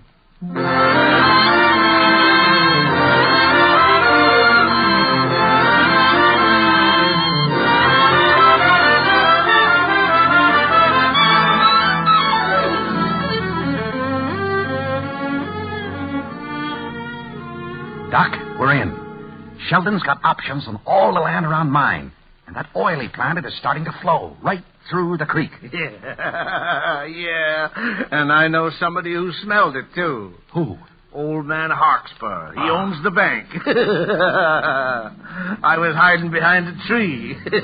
I saw him take a sample. Think he'll fight? Two will get you 5. Hey, take a look out the window. Well, Brother Hawkspur. Uh-oh. He's on a hook, all right. Is Sheldon all set? I can have him here in 2 minutes. Go get him, Doc. Tell him we're serving fillet of poor fish.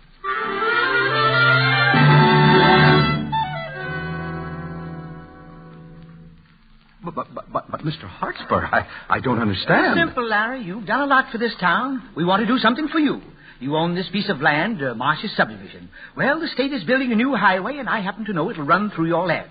I can take it off your hands at a very good profit. Oh, I say, that's very decent of you. You know, I only paid $2,500 for that piece. What would you say to a check for $10,000?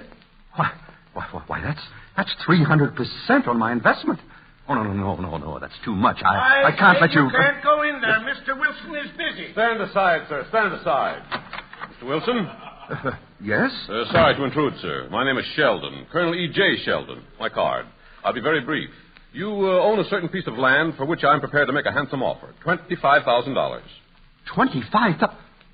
Oh, You must have heard about the new road. I know of no road. I am in the gravel business, sir. There are rich deposits on your land. Yes, but Mr. Hawkesbury here was Larry, just... you want to keep a new industry right here in town. I'm willing to match Colonel Sheldon's offer.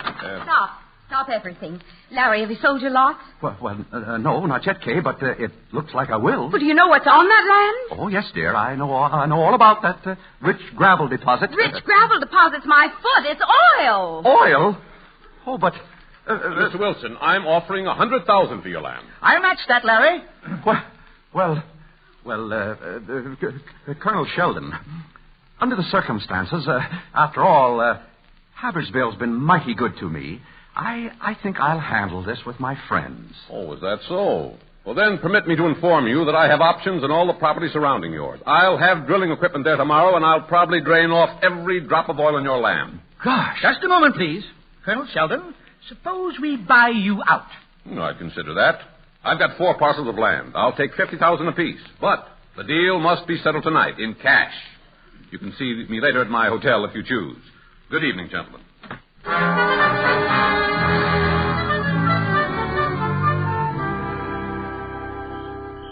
So you see, Larry, when Mrs. Hawkesbury told me how excited Mr. Hawkesbury was, I just knew that something was up.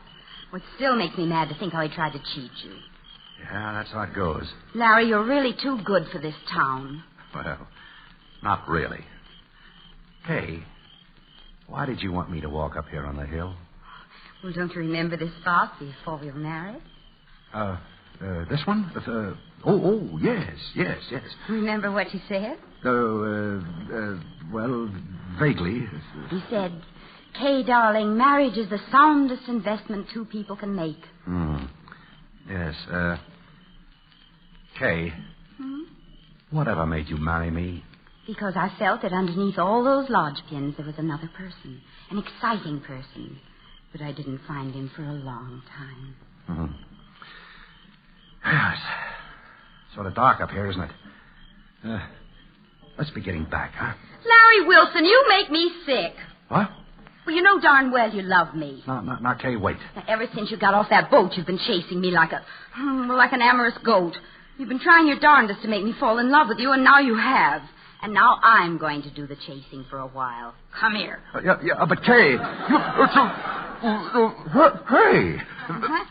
how'd you like that? Excuse me. I've got to see a man about a lot of things.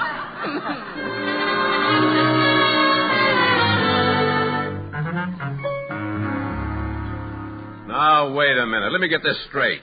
You trying to say the deal is off? That's right, Duke. We'll have to ring up a no sale. Not on my cash register. What kind of a double cross is this? No double cross. I'm staying here in Harborsville. Not 2. We talked it over. You see, I just found out that I'm in love with my wife. That moonlight and roses hooey don't fool me. You and that dame are up to something. You're wrong. She doesn't know a thing about it. Larry. Kay, what are you doing here?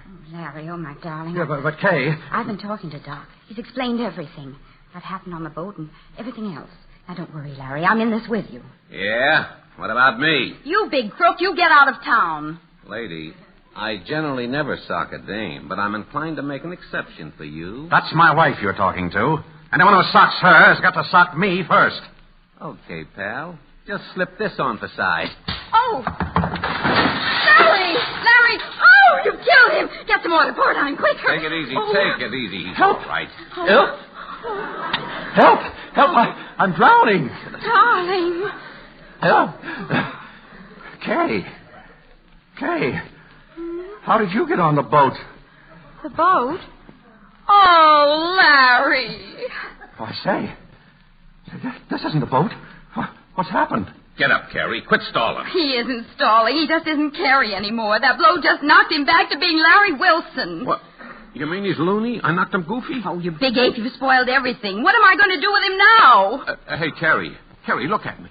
Don't you know me? Duke Sheldon. I never saw you before in my life. Oh. Well, here I am. What's going on here? Mr. Hawkesbury, Larry's had a lapse of memory. He doesn't remember anything. He doesn't? Does he remember the oil deal? What oil deal? Oh, that's too bad.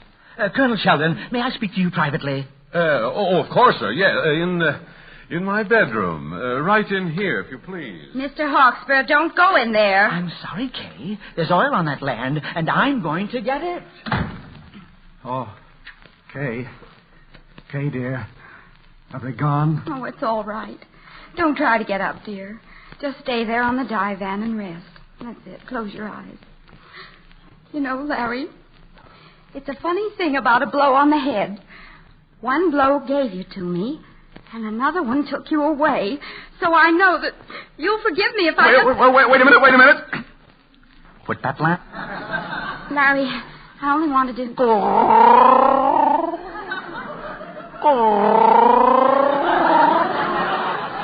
The lovebird. Oh, Larry Wilson never knew about that.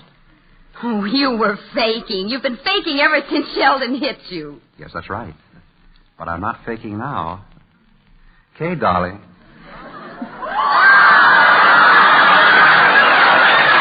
Mr. Terry. Come on, I'll chase you home.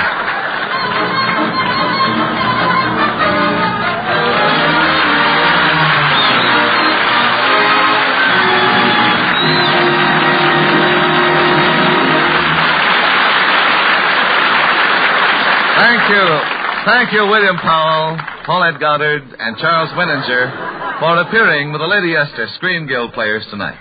Well, that was our pleasure, Mr. Bradley. You see, the Motion Picture Relief Fund, which benefits from these programs, is very important to all of us in the industry.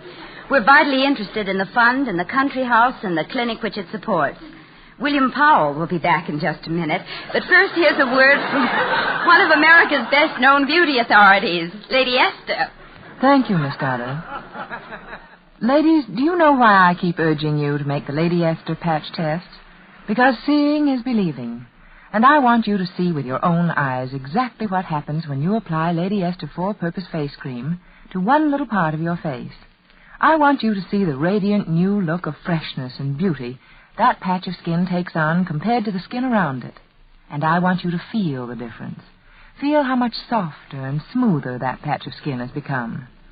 So if you haven't made the patch test, try it tonight.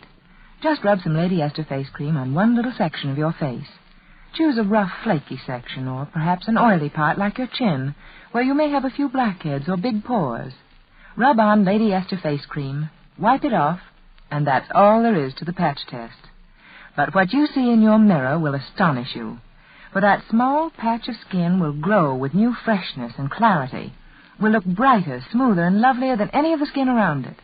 And when you touch it with your fingertips, you'll discover that it's taken on a silky, petal-smooth softness, that all the roughness and dryness are gone. You see, Lady Esther face cream does the four things your skin needs most for beauty. And what you see happen to that one little patch of skin will happen to your whole face when you apply Lady Esther face cream. If you want to look really enchanting, just try this. First apply Lady Esther four-purpose face cream. Then apply glamorous Lady Esther face powder to the smooth, new freshness of your skin. Your friends will say, "You never looked lovelier." And here, ladies and gentlemen, is Mr. William Powell. America needs nurses, and needs them badly. If you are 17 to 35 years of age, a high school graduate, and in good health, you are eligible for a scholarship in the United States Cadet Nurse Corps. You will receive a complete nursing education, books, fees, board, room, uniforms, and even a monthly spending allowance. If you're eligible, apply at once to the United States Cadet Nurse Corps, Box 88, New York.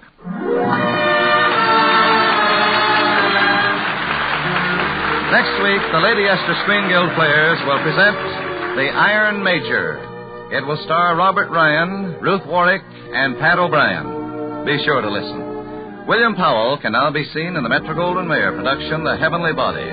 Paulette Goddard is soon to be seen in the Paramount picture, Standing Room Only. Charles Winninger is currently working in the MGM picture, Broadway Rhythm. Music on tonight's program was arranged and conducted by Wilbur Hatch. To try Lady Esther four-purpose face cream, just get the smallest size jar. Later, you can get the economical large jar and keep refilling the small one for convenience. This is Truman Bradley, speaking for Lady Esther, saying thank you. Good night, everyone. This is the Columbia Broadcasting System.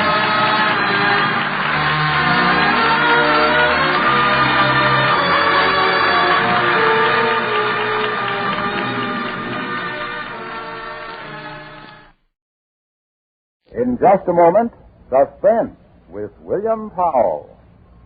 Oh, Hap, here comes Harlow Wilcox. No, Betty forgets I already have 2 sets of autolite resistor spark plugs and tries to high-pressure me into buying another one. Well, hello there, friend. Mr. Wilcox. Hello. Hey, Hap, you look a little worried. Car not running right, maybe? Why... Spark plug trouble? Well, none at all. Listen, pal. What you need is a set of those sensational new ignition-engineered autolite resistor spark plugs. But, Harlow, Why, the get-up-and-go a spark-weary engine gets from autolite resistor spark plugs will turn your gloom to glee. Look, Harlow, I already have... Why, when you replace your old narrow-gap spark plugs with wide-gap autolite resistor spark plugs, by Cornelius, you can actually tell the difference in your car. Your engine idles smoother. Harlow, wait a minute. I'll listen to you and my engine later, but... Yes, but right now, let's listen to Suspense.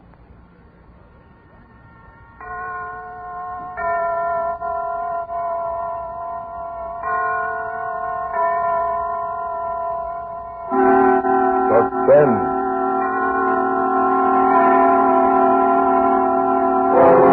Autolite and its 60,000 dealers and service stations bring you radio's outstanding theater of thrills.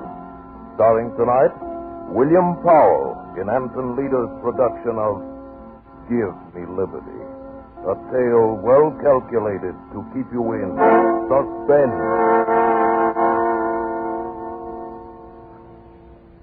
I embezzled $250,000. I want you to know that needed brains, planning, patience. I devoted 3 years of my life to the trick, and I got away with it. $250,000. Of course, they caught me very easily, but they couldn't find the money. So they handcuffed me, brought me back to stand trial. The judge was as big a fool as the others. 7 years is a long time, Mr. French. The insurance company will agree to a much lighter sentence if you will reveal where you've hidden that money. But I only smiled. So my right wrist was handcuffed to the left wrist of a detective, and they put me aboard a train bound for the penitentiary. I could see that the detective had instructions to soften me up.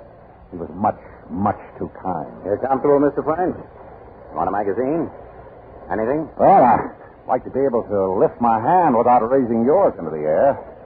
Can't you guard me without being quite so attached to me? Sure, I guess we can work that out. Tell you what, you sit next to the window. I'll kind of box you in. And that way you can wear the cuffs all by yourself and nobody loses. Thank you. Let me get my key. There. On for me, on to you. Wonder if I've made a good change. Feels clumsy. Oh, you get the hang of it in no time at all. The biggest trouble is when you read a paper. 5 inches of chain don't give you much room to turn a page. And then I better leave the newspaper for a less constricting occasion. I'll have 7 years for reading. 7 years. And $250,000. Say, how smart does a guy have to be to get his hooks on so much lettuce? Would you like some of it? Now, you kidding. Well, let's make a deal. You drop the key to those things on the floor, and go have yourself a nice lunch. Sure. And when do I see Mr. French again? When I meet you to pay off. Uh-huh. I wouldn't be taking kind of a chance there, would I? Stupid conversation, and I was only making words. I looked out at the fields and brooks and houses rushing past. I wouldn't see these things for 7 years, not counting time off for good behavior. But then I'd be free again. And I'd have my $250,000. Not a bad salary, huh? I'd use my brains for myself this time. Suddenly... Everybody hold on! There's another train on the track!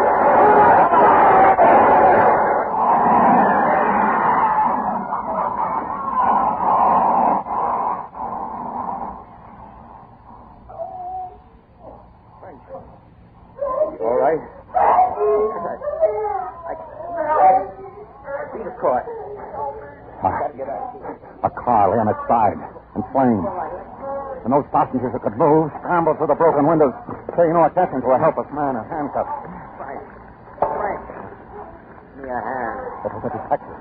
His legs pinned by the wreckage. Move, will you? You want to see me roasted? What can I do with my hands like this? What do you carry the key? What do you want with a key? You can pull me up by an arm, can't you? You can grab me by the head. You thick-headed fool. We'll both die here if I can't use my hands. You can use them good enough. Where's the key? I can't find it. Frank, it ain't in my pocket. Look on the floor. You're a liar. Frank, my shoes are on fire. Please. The only weapon was a suitcase. Yeah. I kicked him in the face. I bashed the suitcase on his head. And he didn't have the key. I emptied his pocket down to the last crumb of tobacco. But the fire crept closer. He hadn't the key to the handcuff. And I wanted it. Because this wouldn't be an escape. This would be a disappearance. Oh, what a chance. What a chance. I'd have my liberty. And I'd have my money. I threw away his pistol. I wouldn't need a gun. I used my head. Squeezed my college ring on his finger. Switched wallet. Is there anybody in that car? He's this way. Over here. There was a conductor out there. Crowd of passengers. I got to the opposite side of the car. No one. Not a soul. And there wasn't a splinter of glass left in the window. Slid down the side of the car, cleared the wheels, and struck the ground running. A few moments, a few hundred steps, and I was safe in the dark. I was free. They think I was dead. And I had $250,000.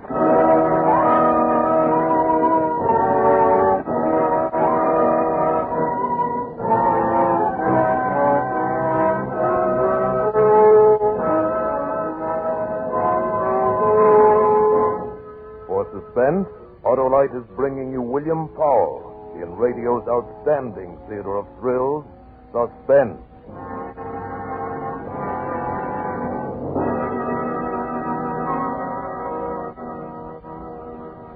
Hap, my friend, have you ever heard a conversation between two cars? Two cars? Hello, Wilcox, are you crazy? Crazy like a fox. Listen, a sorrowful-looking sedan came up to me on the street the other day and said, "Pardon me, pal, but have you got a potent pill for a sput-puttering engine that keeps popping along on poor firing spark plugs?" Well, this car had sure come to the right man, old ALRSP Wilcox. ALRSP? ALRSP for Autolite Resistor Spark Plugs, of course. Oh. Well, before I could answer this fumbling four-door, up glides a cute coupe with a mellow murmur and says, "Say, chum, if you want to hum and hustle on the highway, if you want to idle smooth as a satin slipper, if you want better luck with lean gas mixtures, actually save gas, why, switch your narrow gap plugs for a set of those wonderful, sensational wide gap Autolite Resistor Spark Plugs. What's more," continues this chatty convertible, "Autolite Resistor Spark Plugs cut down spark plug interference with radio and television reception. Really, the spark plug of the future.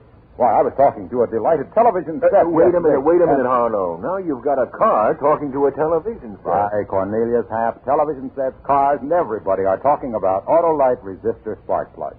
And no wonder, because new Autolite Resistor Spark Plugs have a 10,000 ohm resistor, ignition engineered right into the spark plug, and a wider spark gap setting that means smoother idling and gas dollars saved. Autolite Resistor Spark Plugs fit any make and size of car, and don't forget, Autolite Resistor Spark Plugs are backed by the reputation of Autolite and the over 400 automotive, marine, and aviation parts made by the Autolite people. Pipe that. Okay, but right now, let's pipe Suspense. And now, Autolite brings back to our Hollywood soundstage William Powell as Earl French in Give Me Liberty. A tale well calculated to keep you in suspense.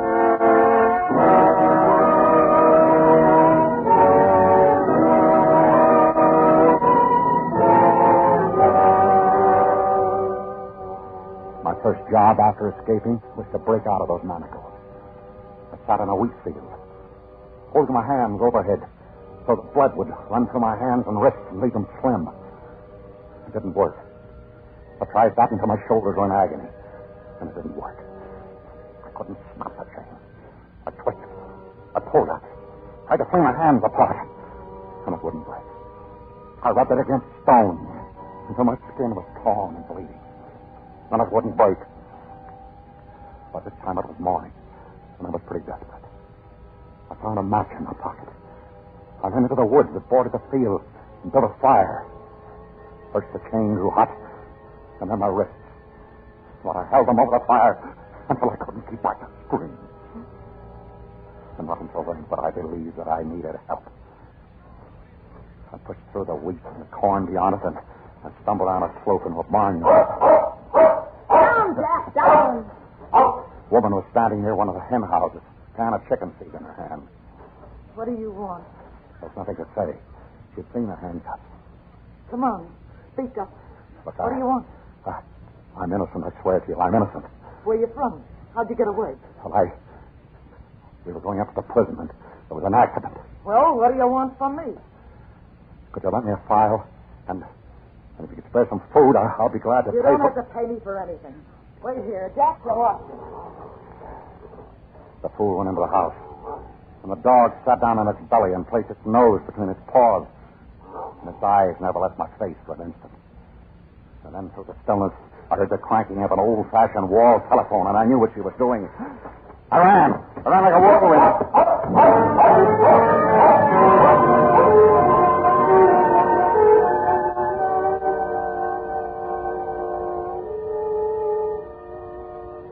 I couldn't get them off. I couldn't get the handcuffs off. I couldn't get anything to eat. I couldn't show myself. You know what it means to see food all about you and not be able to buy it? Don't tell me I could have eaten corn and fruit and roots. I can tell you the nature of every dog in that area, and the feel of every barbed wire fence, and the spang and roar of every rifle and shotgun.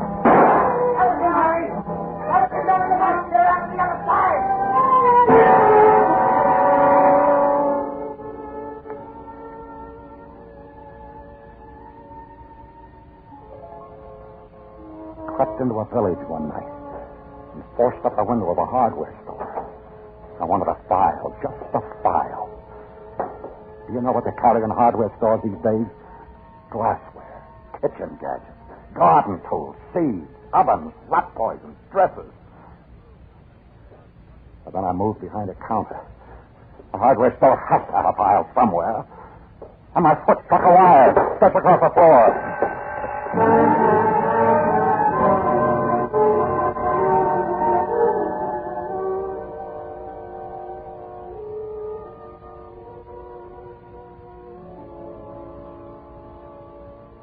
How tired have you been? Have you ever been so tired that your eyes felt like stones in your head?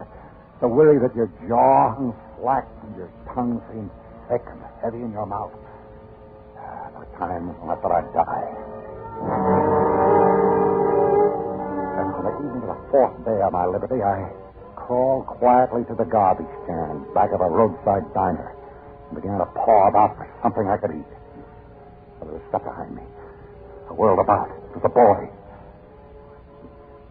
We looked at each other for a long moment. He was waiting for me to speak. I said, "Hello, Sonny. Hello. You live in this neighborhood?" Yeah. I don't. I'm traveling. With handcuffs on? Oh, these? Yeah, a friend put them on it for a joke. Hey, that gives me an idea, Sonny. Would you do me a big favor? Depends upon how big. Well, big to me, anyway. Sonny, it's worth $10 to be able to have these handcuffs off before my friend shows up. Look, can you get me a file or chop them off with an axe, something like that, so I can have a laugh on him? No. Look, I'll let you keep them. They're fun. Nope. Oh. Well, then, would you do something else for me? Depends. I'm a little embarrassed about going into the lunch wagon like this. Look, would you step in there and buy a few hamburgers for me? How much? Same $10. For a couple of hamburgers? Why not? Then maybe you'd change your mind about the file. Let's see the money. I got it right here in my pocket, ready to jump into your hand. There's lots of things that a boy can buy with $10. Ah, there we are. How do I know it's good? Don't you trust me? Drop it on the ground. Drop it? Why? You drop it and back away. Then I'll pick it up. Oh, hey, that's very smart. How's that? Far enough? I guess. He picked it up and began to walk around the diner. But when he was out of reach, he broke into a run.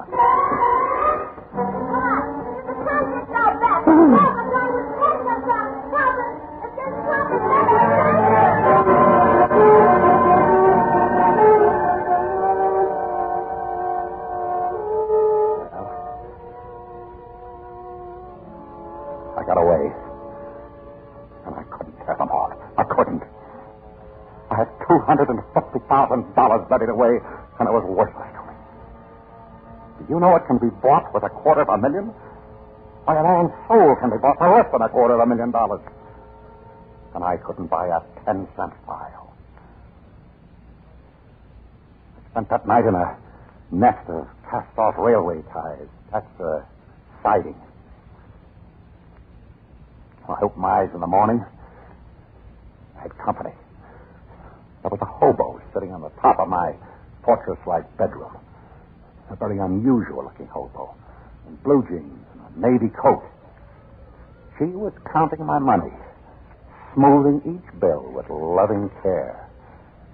She grinned when she saw I was awake. Good morning, chum. You sleep like an honest man. What's the matter, chum? Never speak till they bring you your oranges? Listen, I'm in trouble. I want you to help me. To get the bracelets off? Yeah. Oh, chum, wouldn't that be kind of silly? I might lose all this hard-earned dough. Look, there's more where that came from. A lot more. I'll make you rich. Yeah, I heard that one before. So long, chum. Listen to me. I got $250,000. Yeah, I get feelings like that, too. Come back, will you? It's true. Don't you read the papers? I'm Earl Flint. I never heard of you. And where would you get that much dough? Look, go into town and buy one of the newspapers of 6 days ago. That'll tell you. Tell me what? Don't people read anymore? Earl Flint, the embezzler. I stole $250,000. And you're wearing those things so you won't pick your own pocket. Don't try to be clever. I died in the train wreck near Scottsville. Hey, you're so sure about that, chum. You croaked only a few days ago. No, you fool. They only think I did. Now, you get those newspapers. You come back here with a file and some food. No, don't order me around, chum. If you're a corpse, I won't take it from you. And if you're not a corpse, I'll poke you in the eye. Just play it easy, huh? Yeah, maybe I'll be back. Could happen. I waited for her all through that long, blistering day. Crouching within those four walls of railway ties. I lay there like a trapped animal. And yet I knew she'd be back. She couldn't resist it. Cheap little thing like that. I knew she'd be back. Chum, it seems you were a very important guy in your time. You saw the paper? Yeah, and I got good news for you. Mr. French, you're now burnt to a crisp. That's the way they found you in the train. Recognized me by the ring on my finger? Yeah. Well, you did all right. You and $250,000. Well, we'll come to that later. You get to work with the file. No. You're giving orders again, and I told you I don't like it. Give me that file. It's right here in my dream. And that's where it stays until you lead me to my share of that dough. Oh, you'll get it. You'll get it. Come listen to Mama. I can pick up 500 fish by turning in an escaped prisoner, or you can dig up that treasure chest and buy this file for half the plunder. That's 400 miles away. It's a fair distance. But I can't ride a train or a bus with these on my wrist. It's okay, chum. We'll walk. 400 miles? Yes. I've done it before. We'll be seen. Not at night. How'll I eat? Where will we sleep? You'll sleep in the woods, and I'll bring the grub to you. Me, I'll sleep in town, where I'll be snug and safe. You don't take this file from me, chum. Not till I see my half of that dough.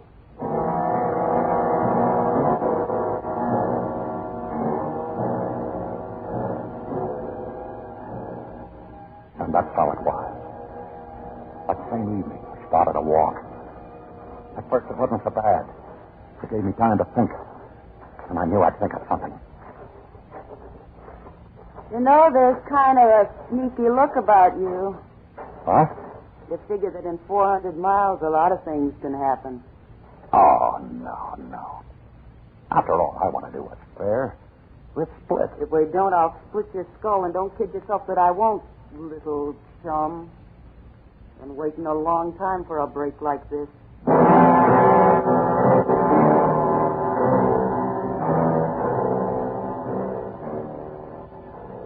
We walked, with the handcuffs digging so deep into my flesh that I began to believe they were a part of me. Yeah, she brought me food, but she wouldn't come close enough to hand it to me. And every time I reached for anything, it was torture. My hands and wrists were a mass of misery, as though her pet animals on a leash. My friend always walked 6 paces behind me. She was too smart. And I realized that I had to get away from her, and soon. And the morning I decided to do it, she found me a shack to hole up in. I could hardly wait for her to leave and go back into town. Yeah, this shack looks good. I'll meet you back here tonight. All right. See you tonight. That's the way I like you, chum. Nice and agreeable. Why not? Why shouldn't I be? See you tonight, as usual. Sure there isn't anything special you'd like me to bring you to eat? No, nothing special. Uh-huh. Say, chum, I think you better turn around. Why? Hey!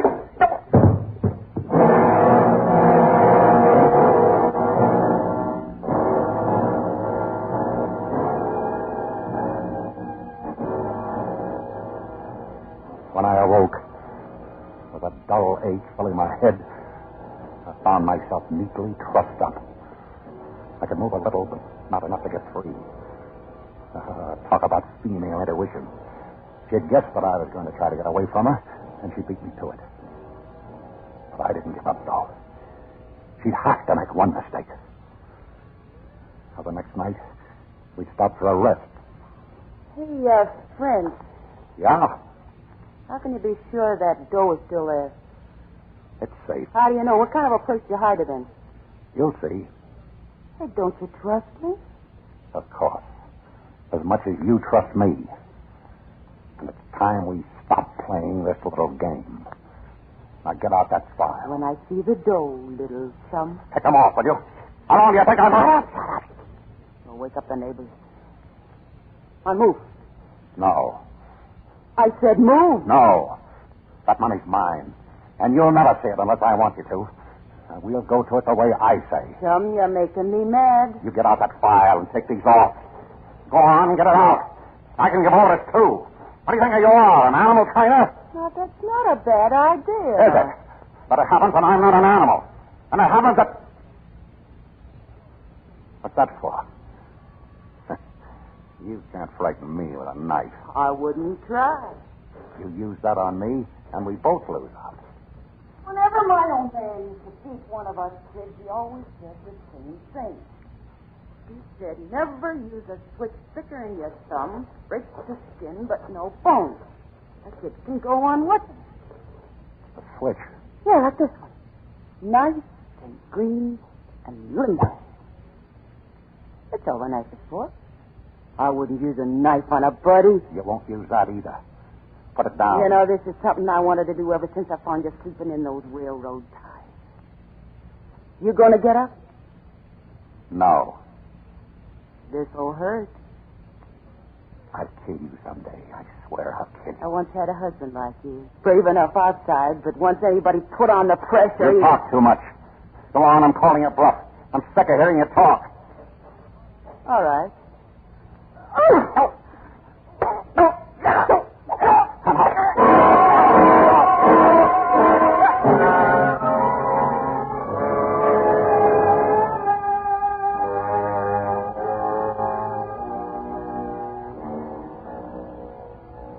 We walked. God, how I hated her. And she? Well, she was sure she'd beat me down altogether because she didn't even bother now to taunt me anymore. She was very quiet after that. And a little careless. I'd stop now and then, and she'd bump into me in the darkness.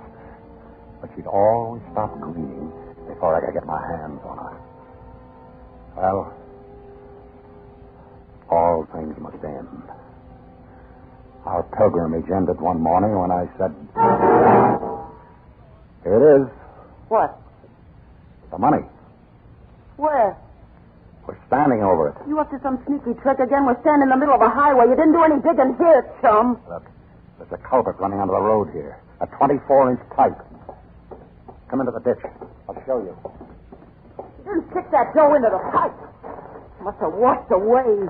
Not in the pipe. It's in a deep crevice between the pipe and the concrete. Pull out some of those stones. You pull them out. What, with these hands? Why, I can't touch anything without screaming. Pull them out. French, help me if this is a gag. She believed me. She had to. She saw the truth in my eyes. The money was there, my $250,000. She bent over to tug at a stone. She turned it back to me for the first time. And that was it. That was the mistake I was waiting for. A fine fall on a cross. Down on her head. The violin. Her head. Ah, the pain. The pain I hit. Ah, but I didn't care. I didn't care.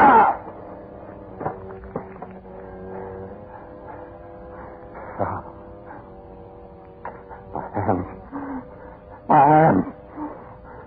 Covered with blood. Her blood. Mine. She was dead. But I couldn't move. My hands.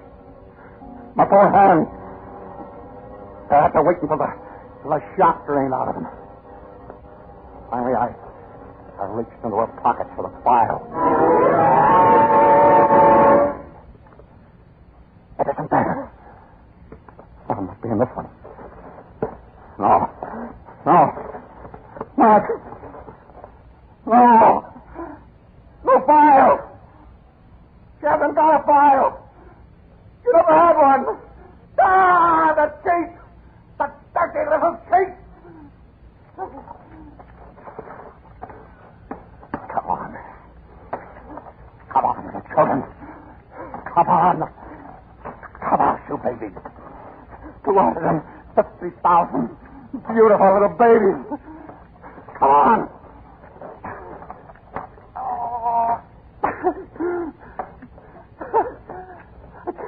I can't get hold on.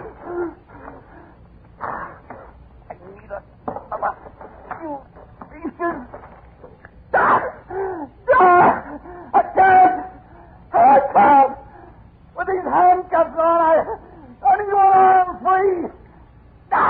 You handcuff you. I'll break this chain if I have to rip my hands off. I'll get that money. I must have the money. I want the money.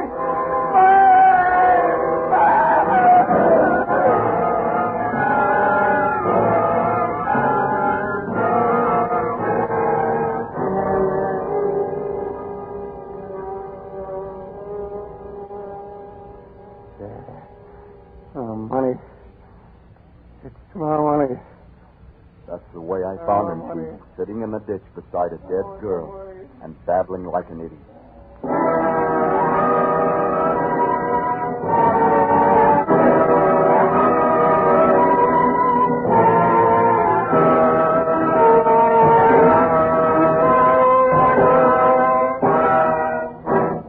Thank you, William Powell, for a splendid performance. Mr. Powell returns in just a moment.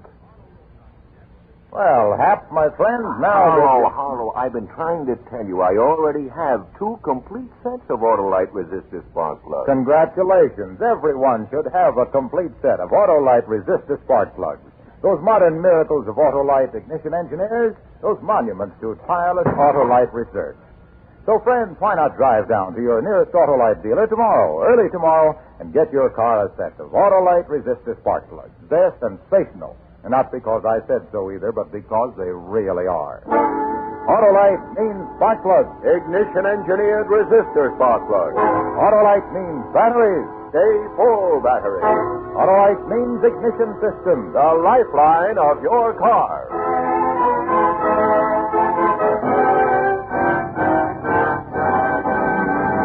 And now here again is William Powell. My thanks to the fine cast of Suspense actors who helped to make my appearance here so pleasant an experience. I'm a regular listener to radio's outstanding theater of thrills, and I'll be tuned in next time to hear John Garfield in Death Sentence. Another gripping study in Suspense. William Powell appeared by arrangement with Metro-Goldwyn-Mayer Studios, producers of the Technicolor production The Three Musketeers, starring Lana Turner, Gene Kelly, June Allison, and Van Heflin. Tonight's suspense play was written by Herb Meadow, with music composed by Lucien Morawek and conducted by Lux Luxkin. Ann Morrison played the part of the hobo. The entire production was under the direction of Anton M. Leader. This is the Autolite Suspense Show. Subscribe to your local community chest. Everybody benefits. Everybody gives. Good night. This is CBS, the Columbia Broadcasting System.